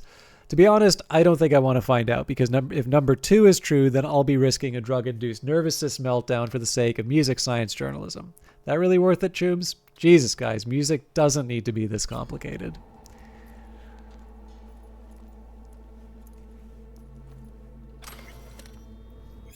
Understanding your teen. The teenage years are truly the most difficult period in a person's life. Not only is it a time of enormous hormonal changes to the brain, but also a time of searching for one's own identity. The teen starts to seek authority figures outside the family, most often among their peers, but also among celebrities, rocker boys, and even fixers or mercenaries. To become an authority figure to teens, all you really need to do is have a unique style, maybe throw in a few nice phrases criticizing the system, and most importantly, convince the teenager that you, and only you, understand. And caught in the maelstrom. I'm stood in the middle of the Totentas, my knuckles white, tightly gripped on an Achilles M179E rifle. It was shoved into my hands just seconds before the attack, my face, arms, and sin leather jacket soaked in the blood and brain matter of the psycho I'd just shot. My contact, a 30-year-old maelstromer with a green mohawk, patted me on the shoulder. "Man, Phil, you ain't half shit," he tells me appreciatively. "Took you for a pussy bitch, but I gotta admit, you got some steel-clad balls after all. Don't worry about that sad scop heap. If there ain't at least 20 bodies, you can't call it a maelstrom party." What had already been an unsettling experience took a turn on a whole other to a whole other level. The other maelstromers continued to mock me, but I could detect a tone of approval through all the vocal distortion. The Mohawk contact even proposed that they install in me one of their distinct rudimentary implants. Fortunately, they didn't have in mind their iconic optic suite, so I accepted. My popularity continued to grow. "No way you'd get the maelstromer mug so easy," he laughs. "That tech's only for initiates. We plug out their eyes and peel back the skin. No anesthetics. You survive, you're in." With the atmosphere now more relaxed, I asked if the rumors had been true. Do they accept contract killings? My Mohawk source nodded with enthusiasm. "Oh, fuck yeah. We make good scratch, and it's a great morale booster. You know, machines ain't bothered with a mess of feelings, and that's why we aim what we aim for. Doing hit jobs like that helps us gouge out all those gooey emotions we still got left. Recently, this one guy got all whiny and snot-nosed just because we roasted some kid. I told him, I said, "Dude, you better relieve some suppressor BD and fast, or boss man's gonna blow your head off." The gog should have fucking listened. As I listened to his explanations and anecdotes, I realized that amusement clearly must not be one of their blacklisted emotions, and then I couldn't help but wonder, are machines capable of laughter?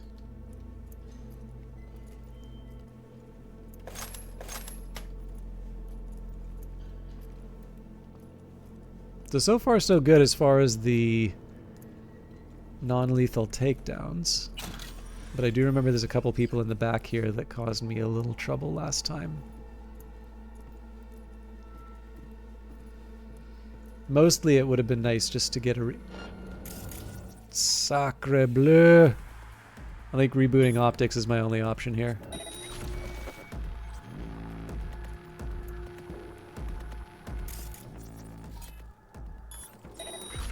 I have a limited period of time to get this sorted.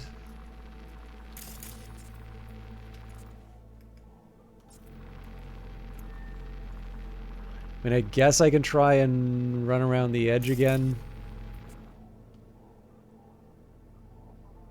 Yeah, that's just gonna make him mad again. I gotta wait and hope he turns around, but what I can do is ping and see if there's anybody else. So I gotta make a move if he's not gonna turn around.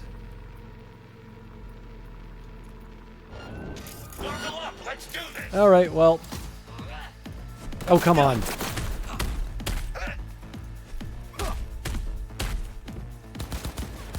Hopefully that wasn't fatal.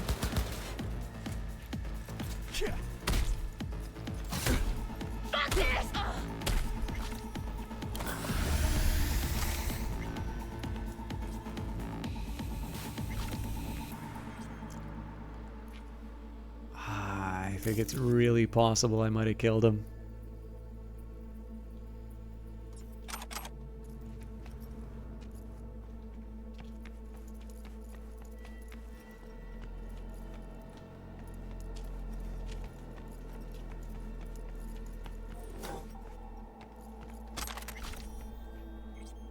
This one I'd be surprised if they were killed, though.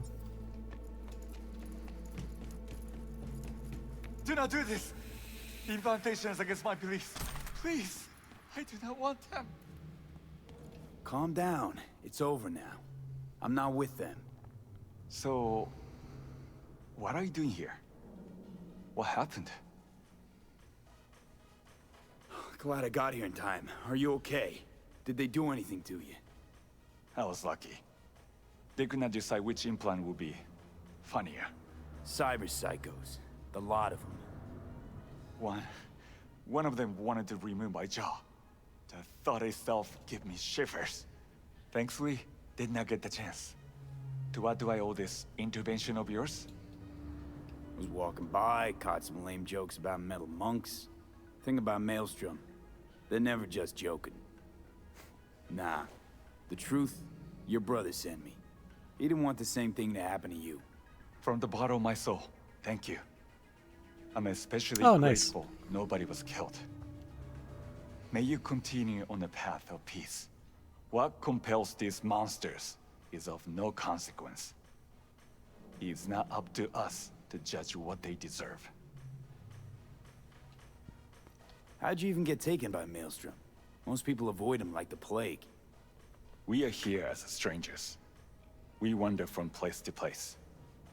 When we arrived in Night City, we had no time to identify its dangers. Don't monks live in monasteries?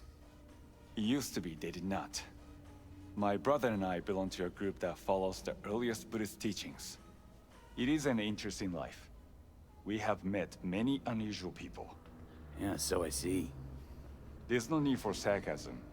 We know the world is dangerous. But if one takes no risks, one will never know what lies beyond the front door. I'm sure you understand. Your brother's waiting for you. Not far from here. First, I must catch my breath, and then I shall go. It is him who shall need saving now. Look who's taken the righteous path. If you're so afraid of killing, maybe you should have become a monk instead of a merc. Killing isn't the solution to everything. If you want to change the world, there's always a price to be paid. As for these chrome fucks, you think they got all this gear by sitting around going, If they had enough to spare on monks, then surely they don't need all of it. Cool. I don't think I need to follow up with the brother, but I'm going to, especially because my car's there anyway. But yeah, I don't know. I like that one. I think probably, there's probably a couple of others that I'm not thinking of right now, but I think in terms of just sort of setting, like in terms of just the ratio of like the setting that you learn about and just kind of a chance to see more of Night City and the people inside of it, relative to the amount of time that you spend on it. I think it does a good job, and then on top of that, it is like it's still a fun mission, right? Like you can take people out. You do have a choice in terms of your approach. I just think overall it's kind of dense in terms of information, but it's not just like sitting you down. It's not. I feel bad like singling Ubisoft out for this because this is totally something that Activision Blizzard does as well. But like, actually yes, I'll say it in general. But in like first-person shooters, there's like almost always that scene where like somebody captures you, and there's a character who like gets their face really in close, and that's how they show off all of the latest tech that they've done. And like inevitably, that scene just winds up being the one where they just explain the whole story to you. Like that doesn't really happen in that one, and yet you do get to see, if you read the two shards, you get to read a little bit about different religious attitudes towards cyberware. You get to see what Maelstrom is, the types of people that are attracted to it, the cruelty. And I mean, that's already present in some other things, but it's nice and densely packed, and it's overall a nice little mission. Okay, so there's nothing. Nope. Of course I found him. He's safe and sound. Just needs to catch his breath. Thank you. The universe will reward you for your good deeds. I should not give in to base emotions, but I feel such a great relief that he is unharmed. All right. But on that note, I'd love to keep going longer, particularly off of Kilgore's host, but I gotta face some uncomfortable realities. I have been streaming for almost 8.5 hours now. It is very late. In fact, it is now early where I am. And I think the fact of the matter is that I am simply not going to get to Phantom Liberty stuff unless I sit down and just fast forward through the game. And I don't want to do that. I want to enjoy this game for what it is, even if that means it takes us a bit longer to go to Phantom Liberty. So my plan is this. First of all, we're going to save the game. I have basically I went through a week of Phantom Liberty just because, it's the new thing. So far as I can tell, the sniper rifle thing, so if you gift 2 subs in the channel, I think that's going till around the end of October or something like that. So I have every incentive to kind of keep doing Phantom Liberty, but I don't want it to be a replacement for Book of Hours. So what I'll probably do is I'll wind up making this probably a Friday game just because it does give me a chance to go a little bit later. Now, this doesn't mean that I won't add other days. It just happens to be a nice sort of baseline because that used to be how I would do. Used to kind of be how I would do Cyberpunk anyway. So, kind of my floor will be some Friday Cyberpunk, and then if I get other opportunities or if I had other days, so much the better. It just means that we can get to Phantom Liberty a bit earlier. My plan is going to be to do some more Book of Hours next week, but there may be some things coming out that disrupt that a little bit. I am definitely going to do at least one stream of Book of Hours, and then of course the question will be, what do I do after that? But last question is there anybody I can host online? Because I think a little bit like Kilgore, there's nobody else available.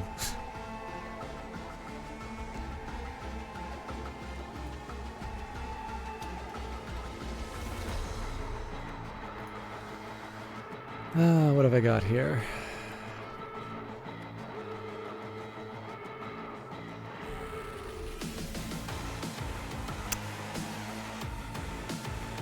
Yeah, you know what? I'm sorry to do this because it is nice to. It is normally nice to do a raid in that, but all of my. Oh, actually, there's one last thing I can try. It's such a nuts. Cobalt Core got a recent update. But yeah, I think I'm gonna have to leave it here. Thank you everybody for watching. I'm sorry I don't have anybody to host tonight, but it's too late. I don't know anybody else around. Thank you to everybody who followed. That looks like there's quite a few of them, and I don't have the notifications to say. I gotta figure out what's going on with that actually, but I appreciate it all. Have a good evening. I will see you all Monday at the latest. Until then.